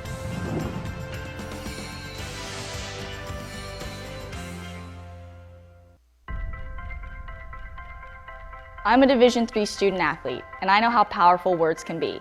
The term gay doesn't mean stupid, lame, or less than. So I pledge to speak up if I hear the term gay used in a derogatory way or any other homophobic terms. If you can play in Division III. I'm a Division III student athlete, and my teammates unconditionally accepted me as part of their family. So now I pledge to do the same for others. If you can play in Division III. Bottom of the 7th inning here from Monon Park as Bryant Salkind will lead things off. Bryant's 2 for 2. Couple of singles. First pitch from Jennings misses low. 1 ball and no strike. And John, the crazy part is, in the first inning, Griffin Young got through it in 6 pitches. On the other side, Grayson Jennings, it took him, I think, 18 or 19 pitches. Now, Young is through 7 on 113. Grayson Jennings is here in the start of the bottom of the 7th with just 81 pitches entering this at bat. He could easily go another inning, maybe even 2, depending on how much Will Sanborn has confidence in him, because he's actually been a better pitcher since getting spiked on that play back in the 4th inning that helped lead to the game-tying run. Yeah, he hasn't given up a base runner. It's pretty incredible. The 2-1 outside, 3-1. Right as I say that, here we go. He's gone on a pop-out, strikeout, line out, couple of more strikeouts, and a ground out and a pop-out since then. Here's the 3-1 pitch. Ball 4, and the broadcaster's curse strikes again, as there is the first base runner 7th inning. I think we're undefeated today. Yeah. That ends a stretch of 8 consecutive retired, and it means that Brian Salkind still is yet to be retired. A pair of singles today and now a walk. Nice day for the first baseman in the 6th hole. That'll bring up George Mulcahy. He's 0 for 2 with a couple of pop-outs. Came in hitting .345. So he hits .345. Boyd hits .203, but both of us are still thinking bunt. I think you have to try to manufacture a run here, and we'll see if they do. No, instead he's swinging, and a beautiful decision. Third baseman in on the lip of the grass. That's a base hit to left field by Mulcahy. And that's why Eric Podbelski is the only coach in Wheaton history, and neither of us are getting calls. Podbelski, we talked about Sanborn a couple innings ago. Podbelski's almost as impressive. He's the only coach in Wheaton history, 23 years, 644, 261, and 5. He's won 18 NUMAC regular season titles in 23 seasons. And that's a pretty good conference. Consistent success from Wheaton, as with nobody out and 2 men on base in a 2-2 game, Willie Boyd steps in. Boyd is 0 for 2. He struck out and flew out. And showing bunt right away. This is a situation, I mean, I've never seen a guy show bunt at the eye level, but I think this is a clear bunt situation. A guy who's not hit all that well this season, has good speed. You need to get the bunt down. First pitch to Boyd. He gets it down. It's a beaut. That's going to be an infield single on a bunt single from Willie Boyd. How about that? The man who came in hitting .203 gets it done with the bunt, and the bases are juiced full of Lions. Well, that was a defensive miscue by the third baseman there, Ronan Chisholm. Greg Emanuelson gave the signs because you always have a bunt deep. Are we running a wheel route? Is the short going where? And in that situation, Chisholm went to the bag to cover. That's his ball. The only guy who's getting Boyd at first base is Chisholm, and Emanuelson immediately pointed to him and said, hey, that was you. I said whatever arm motion and whatever spot on the body, but that was a miscue in bunt defense, and all of a sudden the bases are loaded with no outs. First pitch to Quigley, misses high. This all coming on the heels of that leadoff walk. The dreaded leadoff base on balls to Salkind, followed by a single on a hard hit ball with the infield in, and a bunt single. Here's the 1-0 outside again. 2 balls and no strikes. Nowhere to put Stephen Quigley. And the infield is in, and it needs to be. But the big thing right here is, as much as you don't want to see Wheaton take the lead if you're St. Joe's, the bigger thing is you can't allow them to get 3 or 4 and really take yourself out of this game here in the 7th.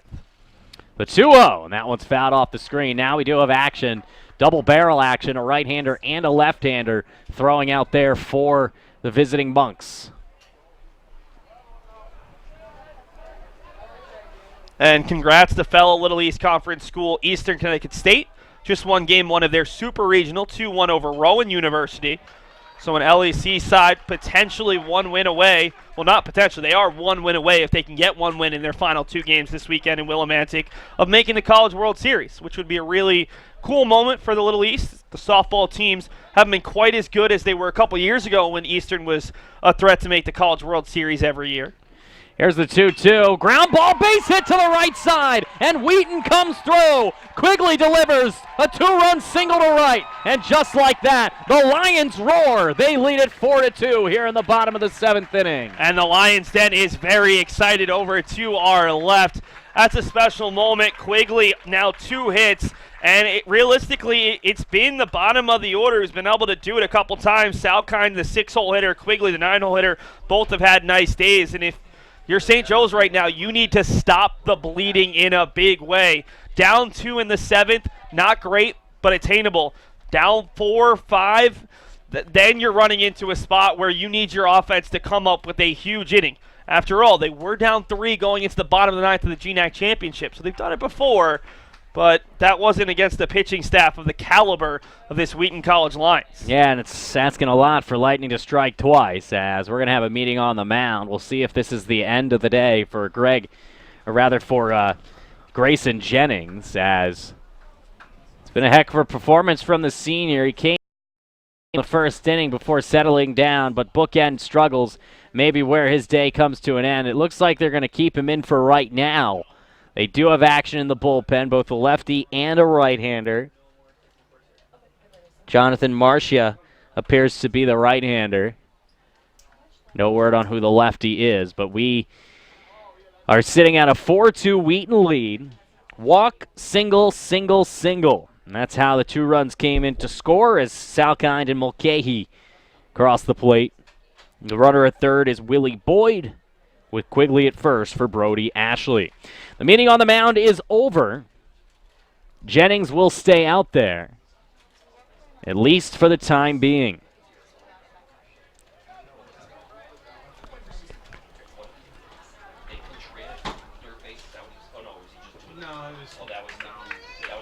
So Ashley is 0 for 2.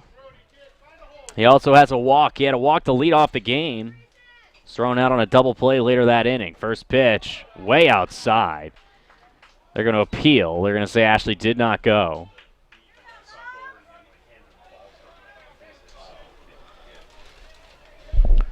And this is a tough spot for Grayson Jennings. The big thing here is, can you get weak contact or a strikeout against Brody Ashley to give yourself a chance for an inning-ending double play? Can you keep the deficit at 2? That runner at third base right now is crucial because you're expecting the top arms out of Wheaton's pen probably in the 8th. The 1-1 is fouled out of play behind the screen. And it's 1 ball and 2 strikes. They're not playing in anywhere. They're playing double play depth up the middle, and they're holding the runner Quigley on at first, but at third, even with the bag. Here's the 1-2. Ground ball up the line, a fair ball, and that might be extra bases for the leadoff hitter, Brody Ashley. And the center fielder for the Lions delivers again. It's 5-2, and then the throw gets away from right field, and that's going to be an error. Moving up to third, Ashley coming in to score Quigley, and just like that, the lead is doubled. The Lions lead it 6-2 here in the 7th inning. Uncharacteristic from amongst team in the top 30 in the country in fielding percentage. And that ball should have been an easy play. I didn't even see where the throw went, but both runners had stopped. And at that point, you just hit the cutoff man. Don't have to worry about it. You're not rushing to get that ball back in, and that's a huge miscue. All of a sudden, you feel okay down 4-2. You can make that up in 2 innings. Now at 6-2 with a runner on third, potentially 7-2, you're looking at you need a big inning. You need a 4 or 5 run inning just to give yourself a chance to get back into this game, and you only have 6 outs to do it with. I know you want to save the bullpen for what could be a 5-game weekend now, especially if you lose, but they've had those pitchers warming up for a while.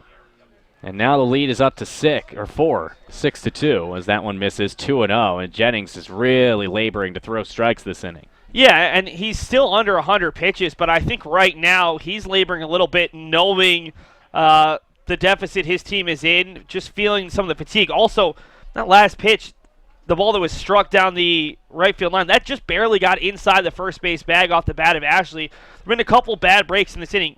Just the one throwing error, but you look at the bunt on Willie Boyd. If you have that out, potentially have at least 1 out in the inning. If that ball goes fair or foul, you have a couple of chances. So it's been interesting to see as that ball is rocketed out to right. Should be an out, but probably deep enough for a sac fly. Gagne will make the play, but as you said, Seth, Ashley could moonwalk home, and he'll reach standing to make it 7-2 on an RBI sac fly from Connor Gammon.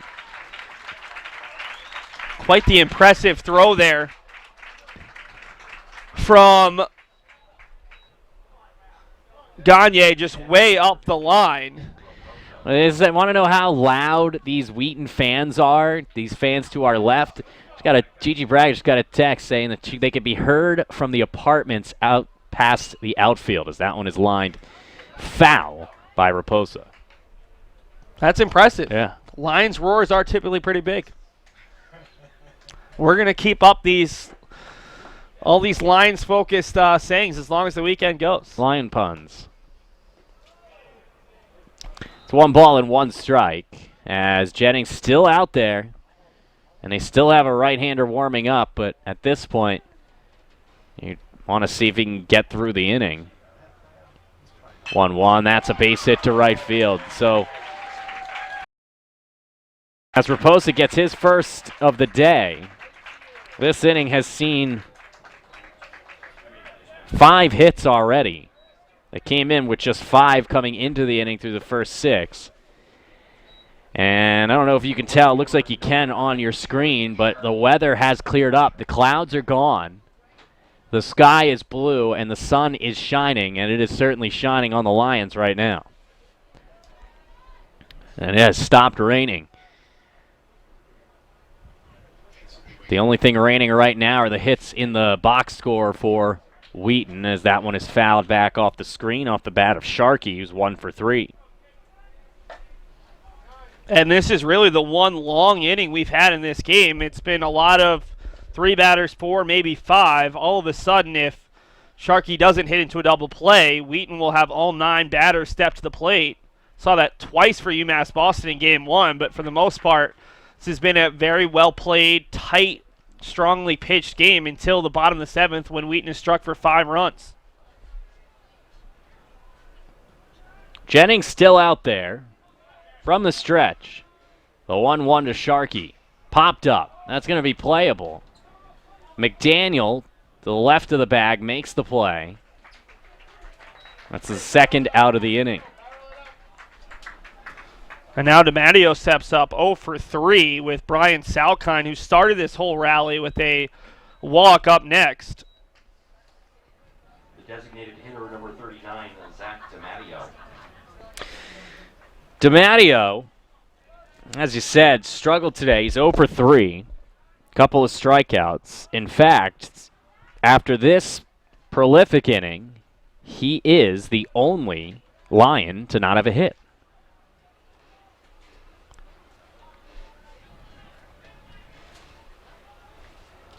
And I'm sure that while he's frustrated on a personal note, he's very happy with the way his team has been performing because, I mean, the tough part about these regional games, even your conference tournament games, you're going to have some bad days as the throw is much better there from Emmanuelson, but skips off of Johnson and heading into third base on the second error of the inning is Raposo. It's been that kind of inning for the Monks. The nicer the weather, the poorer they played.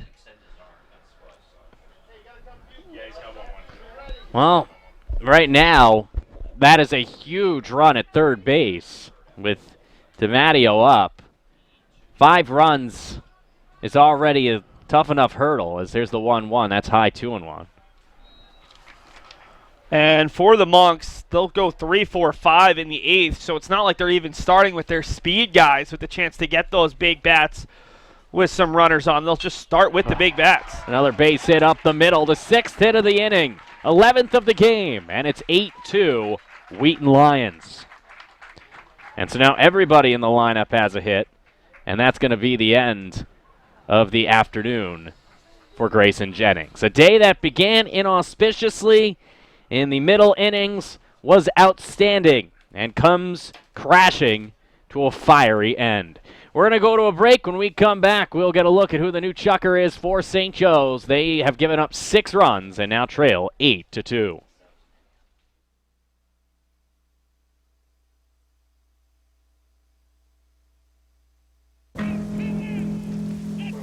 Celebrate the soggy shoes and the slow starts. Celebrate the lessons learned along the way.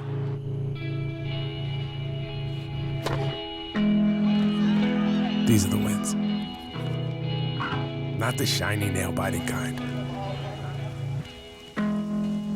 These are the last a lifetime kind.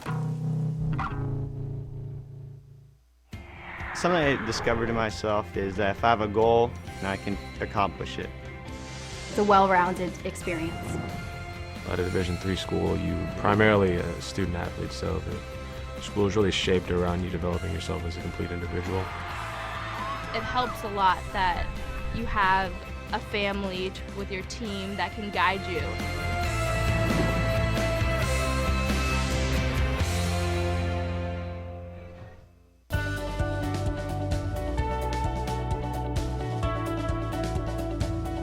I just wanted to get good grades and to do well. But it also made me realize that I have a lot of career goals. You're there to get a full college experience, not only participate in your sport, but participate in things outside of that. And it's all about growing as a person. My coaches have helped me with figuring out who I really am. Their lives are dedicated for us to succeed.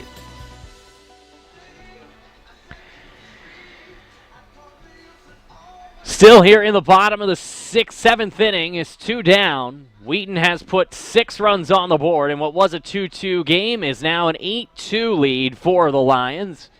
The new pitcher on your screen is Jonathan Flynn, a right-hander at making his 8th appearance, his 4th out of the pen. He's 3-1 with a 2.05, 22 innings, 20 hits, 5 runs, all of them earned, 13 strikeouts and 7 walks. Flynn is a freshman out of Holden, Massachusetts, and he will be greeted by Bryant Salkind, who got this inning started with a walk and ultimately came around to score.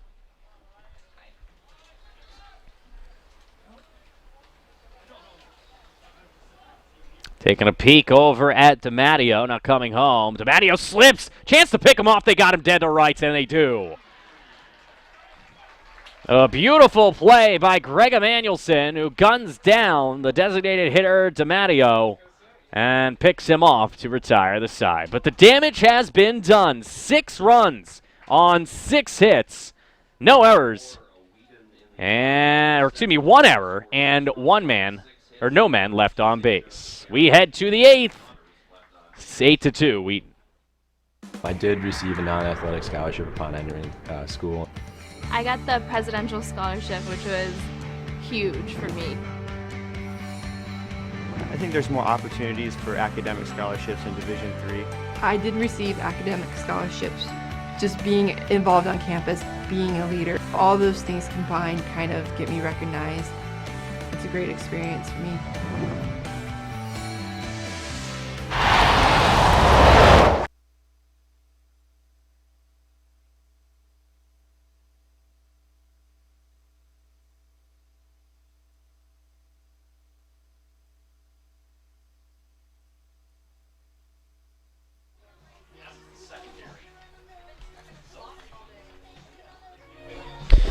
New pitcher on the mound for Wheaton, and it'll be Gavin Riley. Right-handed hurler. He is 1-0 in 6 appearances with a 5.44 ERA. 18 2/3 innings, giving up 23 hits and 12 runs, 11 of them earned. Struck out 15 and walked just 3. For the native of Bridgewater, the sophomore Gavin Riley. Doesn't appear to be other changes for the Lions right now. Riley will be greeted by 3-4-5. It's going to be DePrizio, Healy, and Emmanuelson.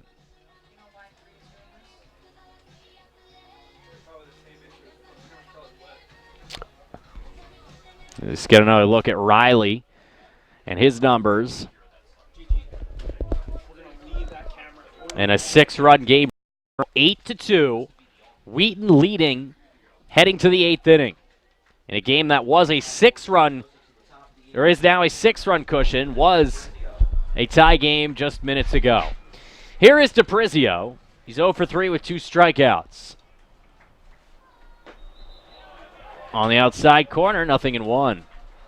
Well, and John, the toughest part right now is you want to take some big cuts. You want to be able to get your team right back into the game. They need to be very patient over the next couple of – you've got 6 outs. That's 6 outs to work with. You need to be patient. And talked about Riley being so good. He was the NUMAC Rookie of the Year a season ago, a second-team all-conference player. So, granted, had a 1.31 ERA as a freshman, 5.3 as a sophomore, but a very competent reliever. And last year he was actually a starter. The 0-2 is outside, 1 ball and 2 strikes.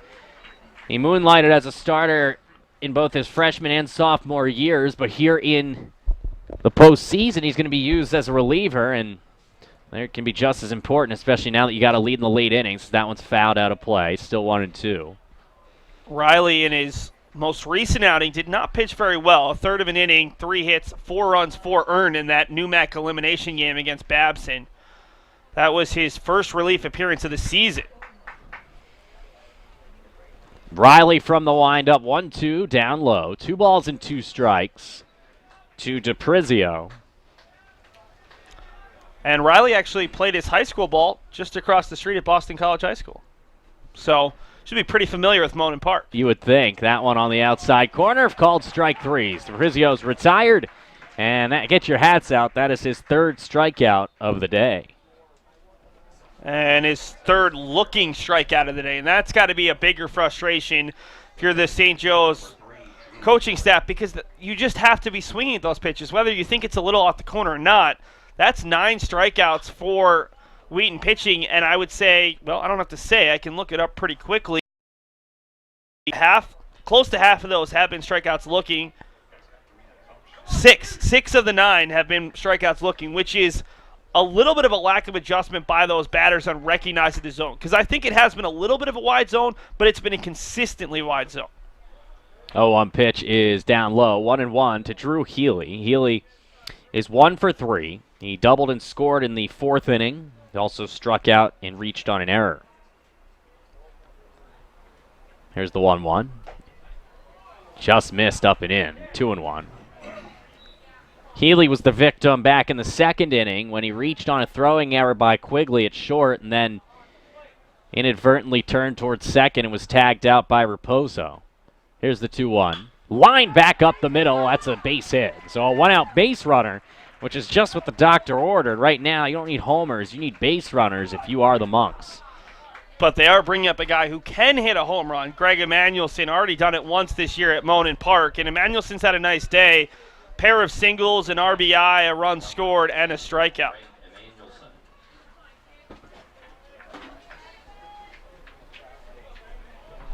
There was a time in this game when St. Joe's led. They scored 2 runs in the top of the 4th inning to take a 2-1 lead, but Wheaton evened it up in the bottom of that inning. As that one is on the outside corner with a breaking ball, 0-1. It remained 2-2 until the bottom of the 7th, when Wheaton scored 6 runs on 5 hits. If not for the rain jackets and some of the umbrellas you can still see, you'd have no idea that it's been raining all day with how gorgeous it is at this point. 0-1 is down low. 1 ball and 1 strike. It's certainly brightened up throughout the ballpark as you've thrown your shades on now. Getting a little bit of glare coming in from outside. I'm not complaining. He just wants to look good. We know it. Here's the 1-1. That one fouled back behind us. No, it is absolutely stunning now. You can see the buildings off behind the monster in left field. You can even see a few of them on your screen when we have the behind the plate cam. Nonetheless, as things have gotten more beautiful with regards to Mother Nature, they have certainly gotten dreary with regards to Greg Emanuelson and the Mugs. As the catcher goes down swinging, that is his 2nd strikeout of the day. 2 down here in the 8th inning. And the 10th for staff, which has pitched extremely. The other thing is, with Gavin Riley pitching right now, yes, he's been one of the team's starters, but it gives you a chance to keep the rest of that bullpen pretty fresh, because Riley would be behind a guy like Young, but John Mikos, Paul Prue, maybe even Joe Bongiovanni. It's maybe your Game 5 starter, so hoping if you can avoid a Game 5 that maybe you can also save some of those more trusted relievers as Zach Cleesis, Joshua Robert, Dominic Cunha, even Zach Pippa, Patrick Arter, Andrew Manning. I mean, they have a lot of guys who have been solely relievers this year who have pitched to varying success rates. I mean, you've got some higher ERAs there, but if you can avoid using the bullpen with a big lead and get effective pitching from Riley, you have your entire bullpen available for Saturday, potentially playing 18 innings, for Sunday, potentially playing 18 innings. So the more you can save for days 2 and day 3, the better chance you have at success in avoiding some fatigue from some of those top arms. It's 1 ball and 1 strike to McDaniel. 1 for 2 today. Noah foul tipped that one, and then almost getting picked off, but just getting back in time was the base runner Healy, down by 6. But also, what is Brian Salkind doing there? That was a very nonchalant tag. The throw was there, and then Salkind, rather than quickly dipping his glove into the path of the base runner, he just kind of slowly brought the tag down, didn't put a lot of effort there. Raposo should have had another pickoff. Here's the 1-2. Just a bit outside as McDaniel works it even to 2-2. There is somebody warming up for the Monks, perhaps in anticipation for the bottom of the 8th inning. There's the 2-2 in the dirt, another block by Raposa, and the count is full, and so the base runner Healy will be off with the pitch.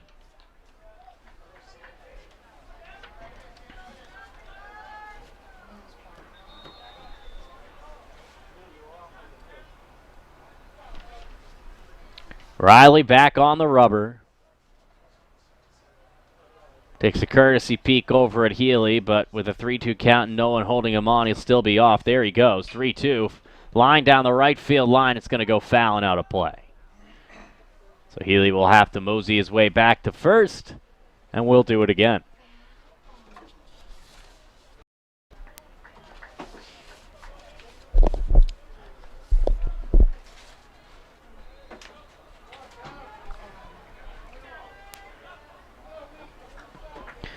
So back in the batter's box is McDaniel. And a 3-2 pitch to come. The payoff pitch. Inside, ball 4. And so a 2-out walk puts runners at first and second for Ronan Chisholm. Fourth walk, 2. Riley, who was struck out 2, allowed a single, and now a walk. Now you hope that if Ronan Chisholm can come through, if nothing else, you can get through the bottom of the order here in the 8th and bring up the top of the order at least one more time in the 9th. So right now, Chisholm, the 7-hole hitter. First pitch to Ronan. In on the hands. Swung through it. Nothing in 1. It's funny, Hunter Richardson's actually had one of the more successful days for St. Joseph's College. Singled, walked, and struck out of the 9-hole. Has reached twice. They've had a lot of base runners today, just haven't been able to capitalize. The 0-1. Chopped off the plate, foul, nothing in 2. Yeah, especially early. In the first 3 innings, they put at least one man on base. They had a caught stealing. They had that inexcusable play where Healy ended up crossing over the line and got tagged out at first. And then they had the 1-6-3-2 double play. I mean, St. Joseph's College is stranded 6. Wheaton is only stranded 3, despite having quite a few more base runners because of that big inning in the bottom of the 7th. The 1-2 is on the outside corner, called strike 3, and the inning is over. We head to the bottom of the 8th inning. Still 8-2 Wheaton on the Beacons Broadcasting Network. Cheer for the stumbles. The he shoulda had that's. And the tears that linger. For in those moments, greatness lies. There, you will find the provoked, the determined, the unified. It's in those moments that champions are born.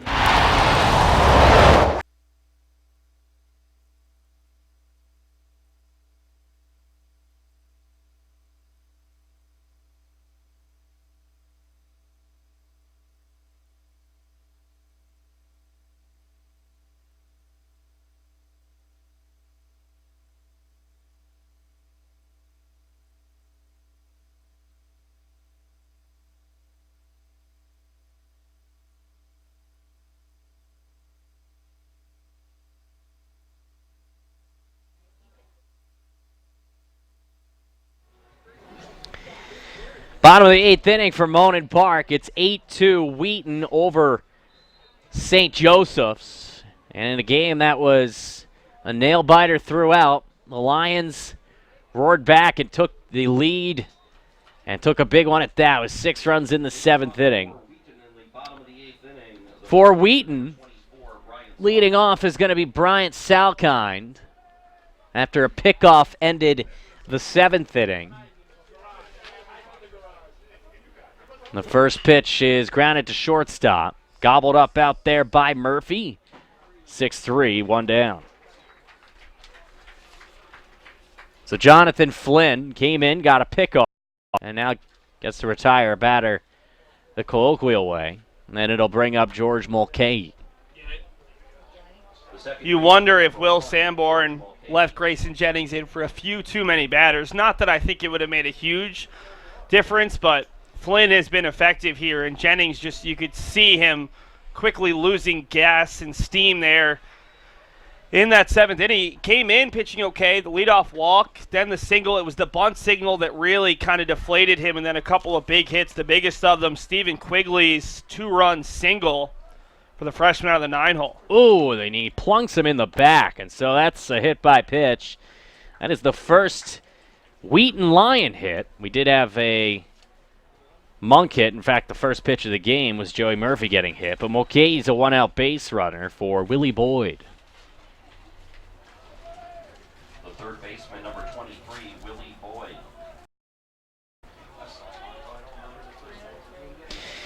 Boyd today is 1 for 3. He kept the wagon moving last inning with a bunt single. I think that was really the big moment in that inning, as that one is low, 1-0. He had a walk and a hard hit single, start off the frame, and in not being able to get an out on that bunt to third base really was where the wheels fell off. Well, and then you had the 2-run single from Quigley, the 9-hole hitter. Brody Ashley followed with the 2-run double, and then the extra run scored on the error It was really those two big hits. DiMatteo added an RBI single late, as taking second base is Mulcahy. So George reaches second on the stolen base for Mulcahy. He had 9 steals and 9 attempts coming in. Make it an even 10.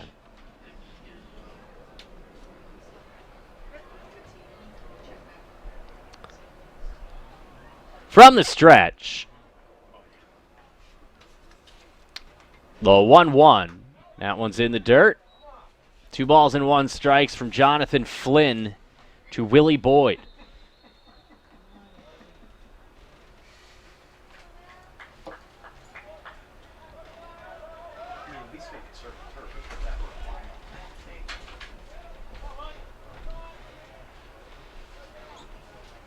From the stretch, Flynn to 2-1. Line drive, base hit right field. That's going to bring home another run.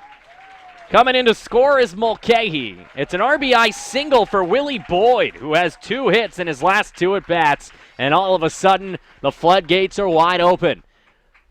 It's 9-2 Wheaton here on the Beacons Broadcasting Network. The shortstop, number 11, Stephen. I'll bring up Stephen Quigley. Quigley had the big 2-run single in his last at-bat. He's 2 for 3 today.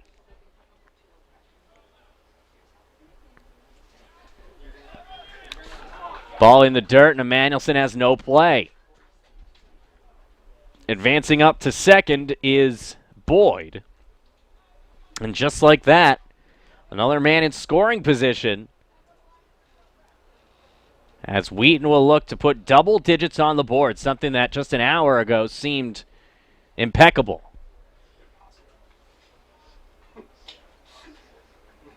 Here's the 1-0 coming from Flynn. Swung on and missed. High heat. It's 1 ball and 1 strike.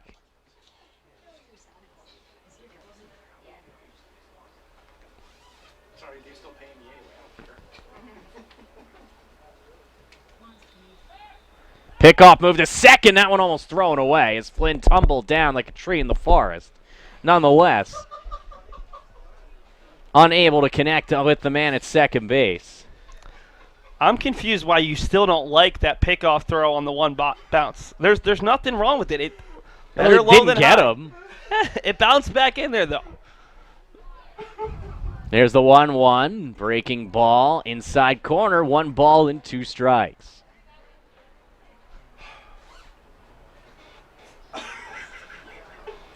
I think the throw from home may have some merit, the bouncing throw. Only on turf. I would agree that it makes a little bit more sense than the bouncing pickoff throw. Because you risk a whole lot of negative things happening on the bouncing pickoff throw. There's the 1-2 coming from Flynn. There goes the runner for third, and that one's lined off the screen. That would have easily been a stolen base for Boyd. Well, that is Boyd's game. He's the guy who likes to run in this Wheaton lineup and has done a nice job of it this season. Go back to the stats. Remember, 22 walks is 14 of 14 this year on the base pass. Pretty solid for a team that came in with just 50 stolen bases. The 1-2 misses in. 2 balls and 2 strikes to Quigley.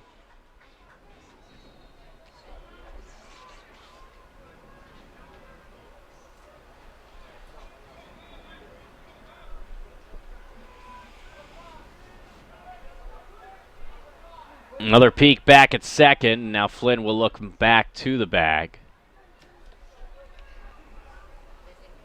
So Boyd trying to act as a distraction to Jonathan Flynn. Right-hander back on the rubber. The 2-2. Swung on and missed on the high fastball. Quigley goes down. First strikeout for Flynn. And there's 2 down here in the 8th inning for Brody Ashley. The center fielder, number 8, Brody Ashley.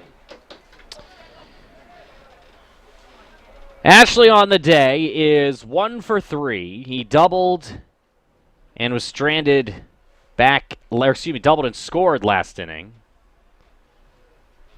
He also scored back in the third. He was stranded in the first inning after walking to lead off the game, as that one is right down the middle, 0-1. 9-2 Wheaton. 7 unanswered runs as that one swung on and missed here in the 7th and 8th innings. 8 unanswered overall since it was 2-1 St. Joseph's back in the 4th. And it all goes back to those early innings. We talked about it. We thought that St. Joseph's really felt like they should have been ahead early on in that first, second inning and left a couple of base runners out there. Could have the bases loaded with no outs in the second, but ran into some outs. And Wheaton is showing why they were a top 15 team in the national polls before going 0-2 in the NCAA tournament. Good enough to win one of the most competitive conferences in the regular season, and they're showing that they were able to bounce back after a disappointing showing in that NCAA tournament going 0-2. 1-2 is popped up. Should be playable. The third baseman, Chisholm, is there, and the inning is over. So the Lions score 1 run. They do so on the benefit of 1 hit. No errors and 1 man left. We head to the 9th. Last chance for romance for St. Joseph's. They trail by 7, 9-2. Division III allows you to give yourself to other things. Having that free time allows me to pursue the things that I want to pursue. Division III athletics affords students the opportunity to, engage in the other interests in their campus and in their lives outside of that sport. It allows you to just be able to do everything you want to do. I wouldn't change it for the world.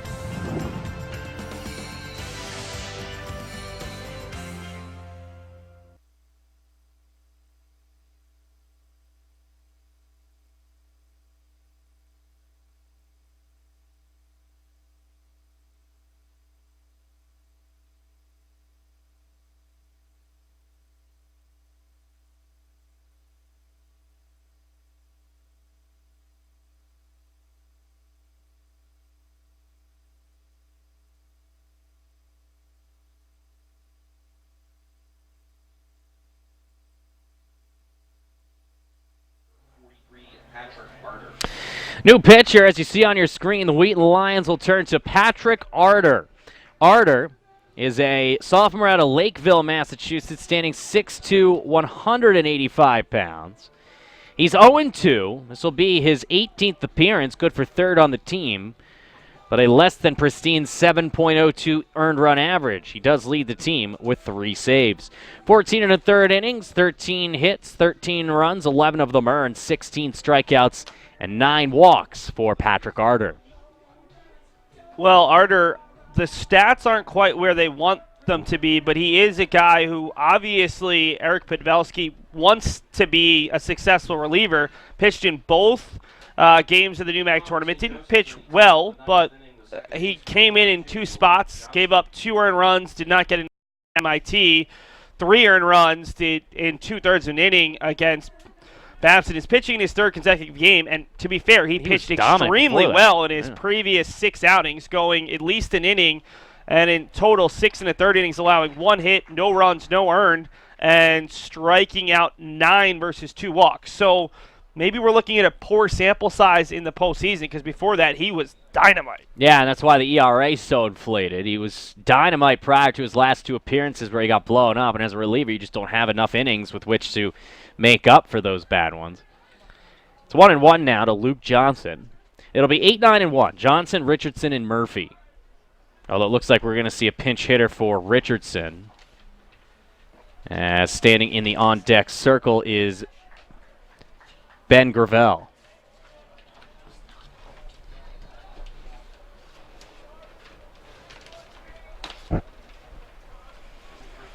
Two-one coming here. In the dirt, 3 balls and 1 strike to Johnson.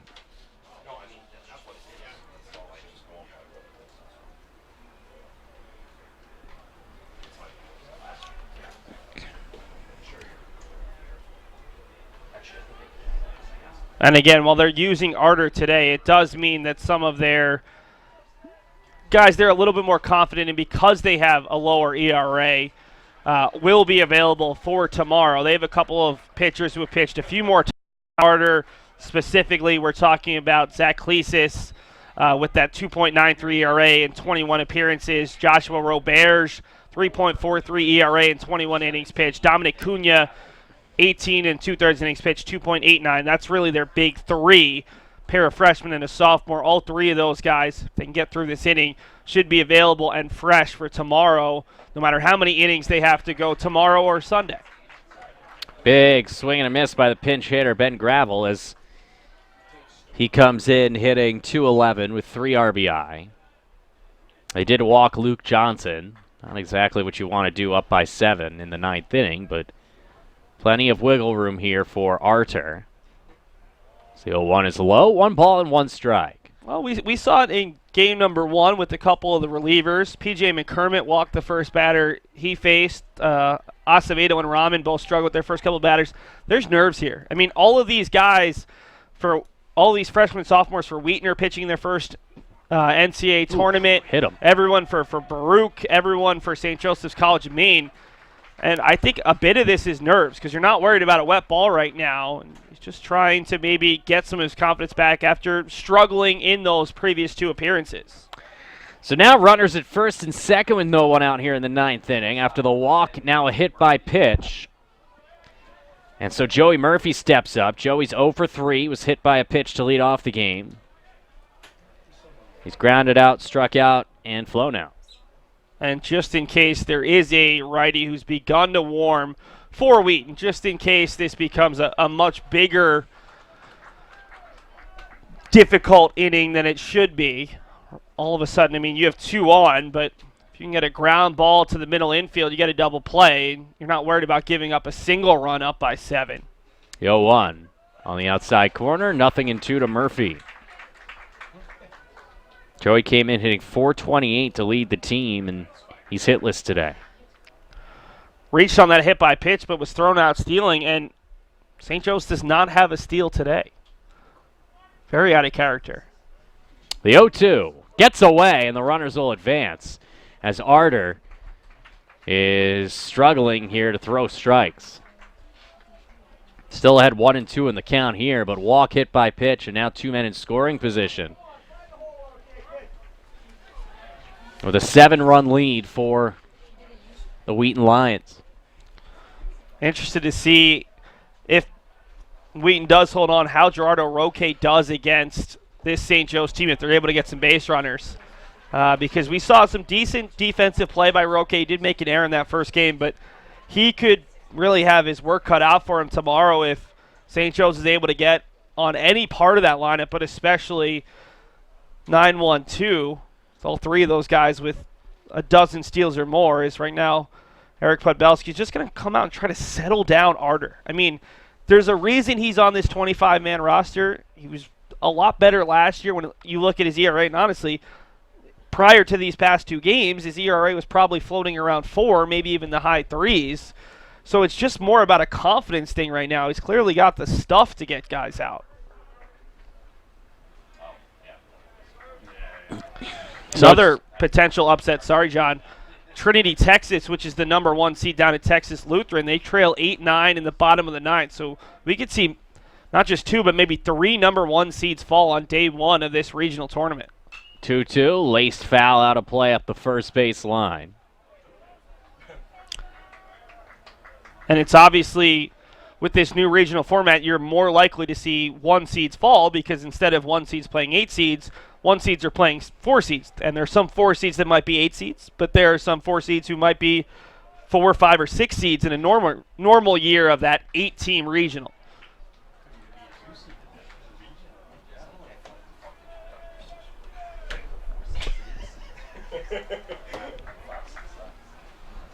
Arter back on the rubber. Runners at second and third. Still no one out here in the 9th inning. The 2-2 to Murphy. Shot back towards shortstop. Gobbled up by Quigley. He'll have to hurry. He does not get Murphy. An infield single. A run scores.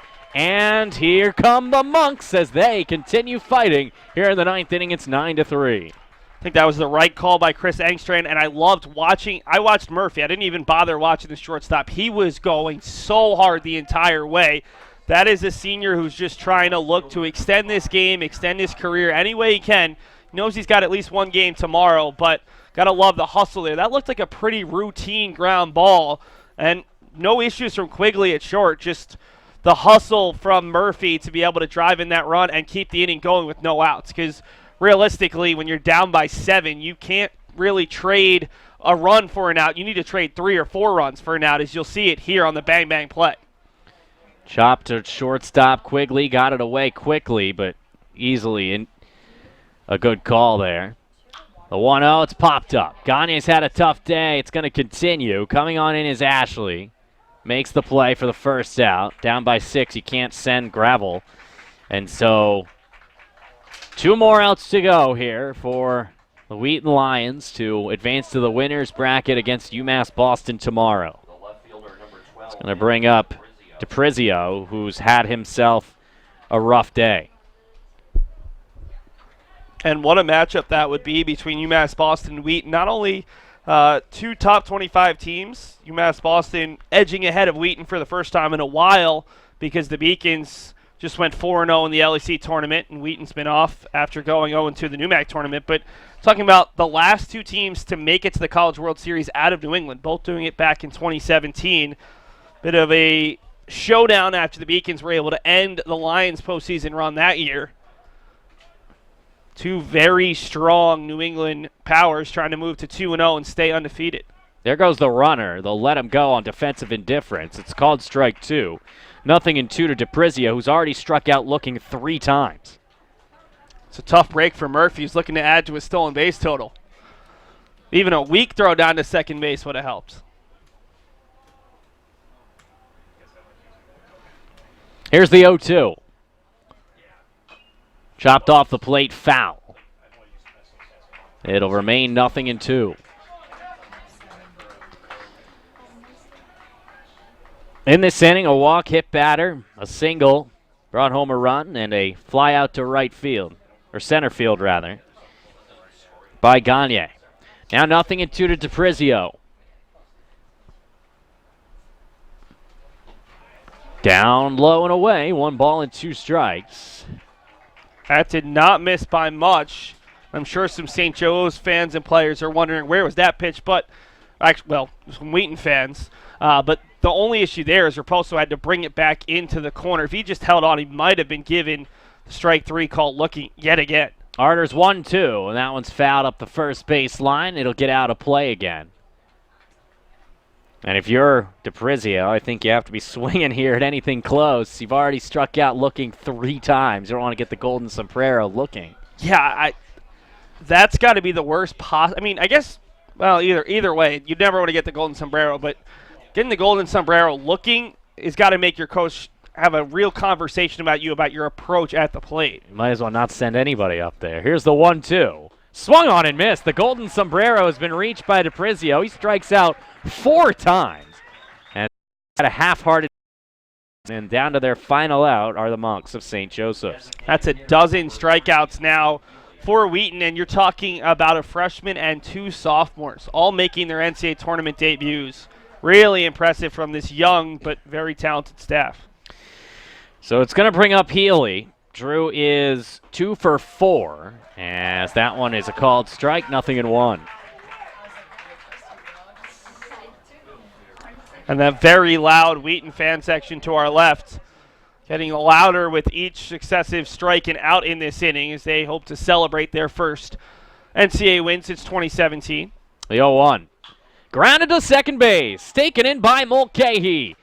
And the Lions roar as they advance to the winners bracket and the second round here of the Boston Regional in the 2019 NCAA tournament. The final score, the Lions of Wheaton 9, the Monks of St. Joseph's 3. Your winning pitcher today, the starter, Griffin Young, who improves to 6-1. The loss goes to Grayson Jennings, who falls to 4-2.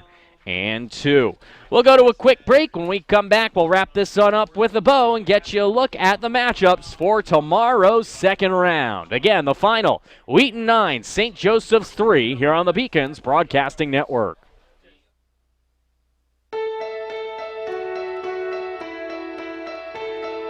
For the love of the game. That's what it's all about, they say. But for those of us who are Division III student athletes, it's more than that, a lot more. Sure, the game is important, but as we work so hard to build both mind and body, it's more about team and the schools and communities we represent. And for the many of us blessed with the strength to compete in sport at the college level, we understand that, with what we were given, comes a special obligation. An obligation not merely to work towards a personal best in the classroom or in the sport we love, but rather an obligation to help those who have their own special needs and whose love for the game is no less intense. That is why NCAA Division III teamed up with Special Olympics. For Special Olympics athletes, victory belongs not only to those who first cross the line, but to all of those who compete and endure. They are challenged in ways we cannot imagine. They are survivors who test themselves harder and with greater joy than we will ever know. Since August of 2011, we and others from Division III campus communities have volunteered more than 250,000 hours, time away from the classroom and practice field, reaching across the country to coach and mentor Special Olympics athletes. And to learn, as we all do, that in giving we receive so much more in return. Sport ennobles us, and in giving the gift of sport to those for whom it seemed an impossible dream, we are working to make this a better world. Help us keep that dream alive. Be part of it. Get involved. You can make a difference.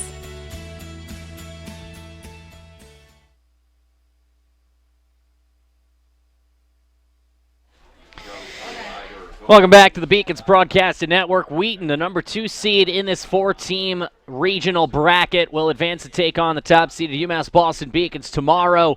That one is going to be for a trip into the Winners Bracket Championship on Sunday. Again, the final score, Wheaton 9, St. Joseph's 3 for Wheaton. Griffin Young, the winner. He's 6-1, 7 innings, 6 hits, 2 earned runs, 8 strikeouts, 3 walks. Offensively, they were led by the bottom of the order, much like the UMass Boston Beacons.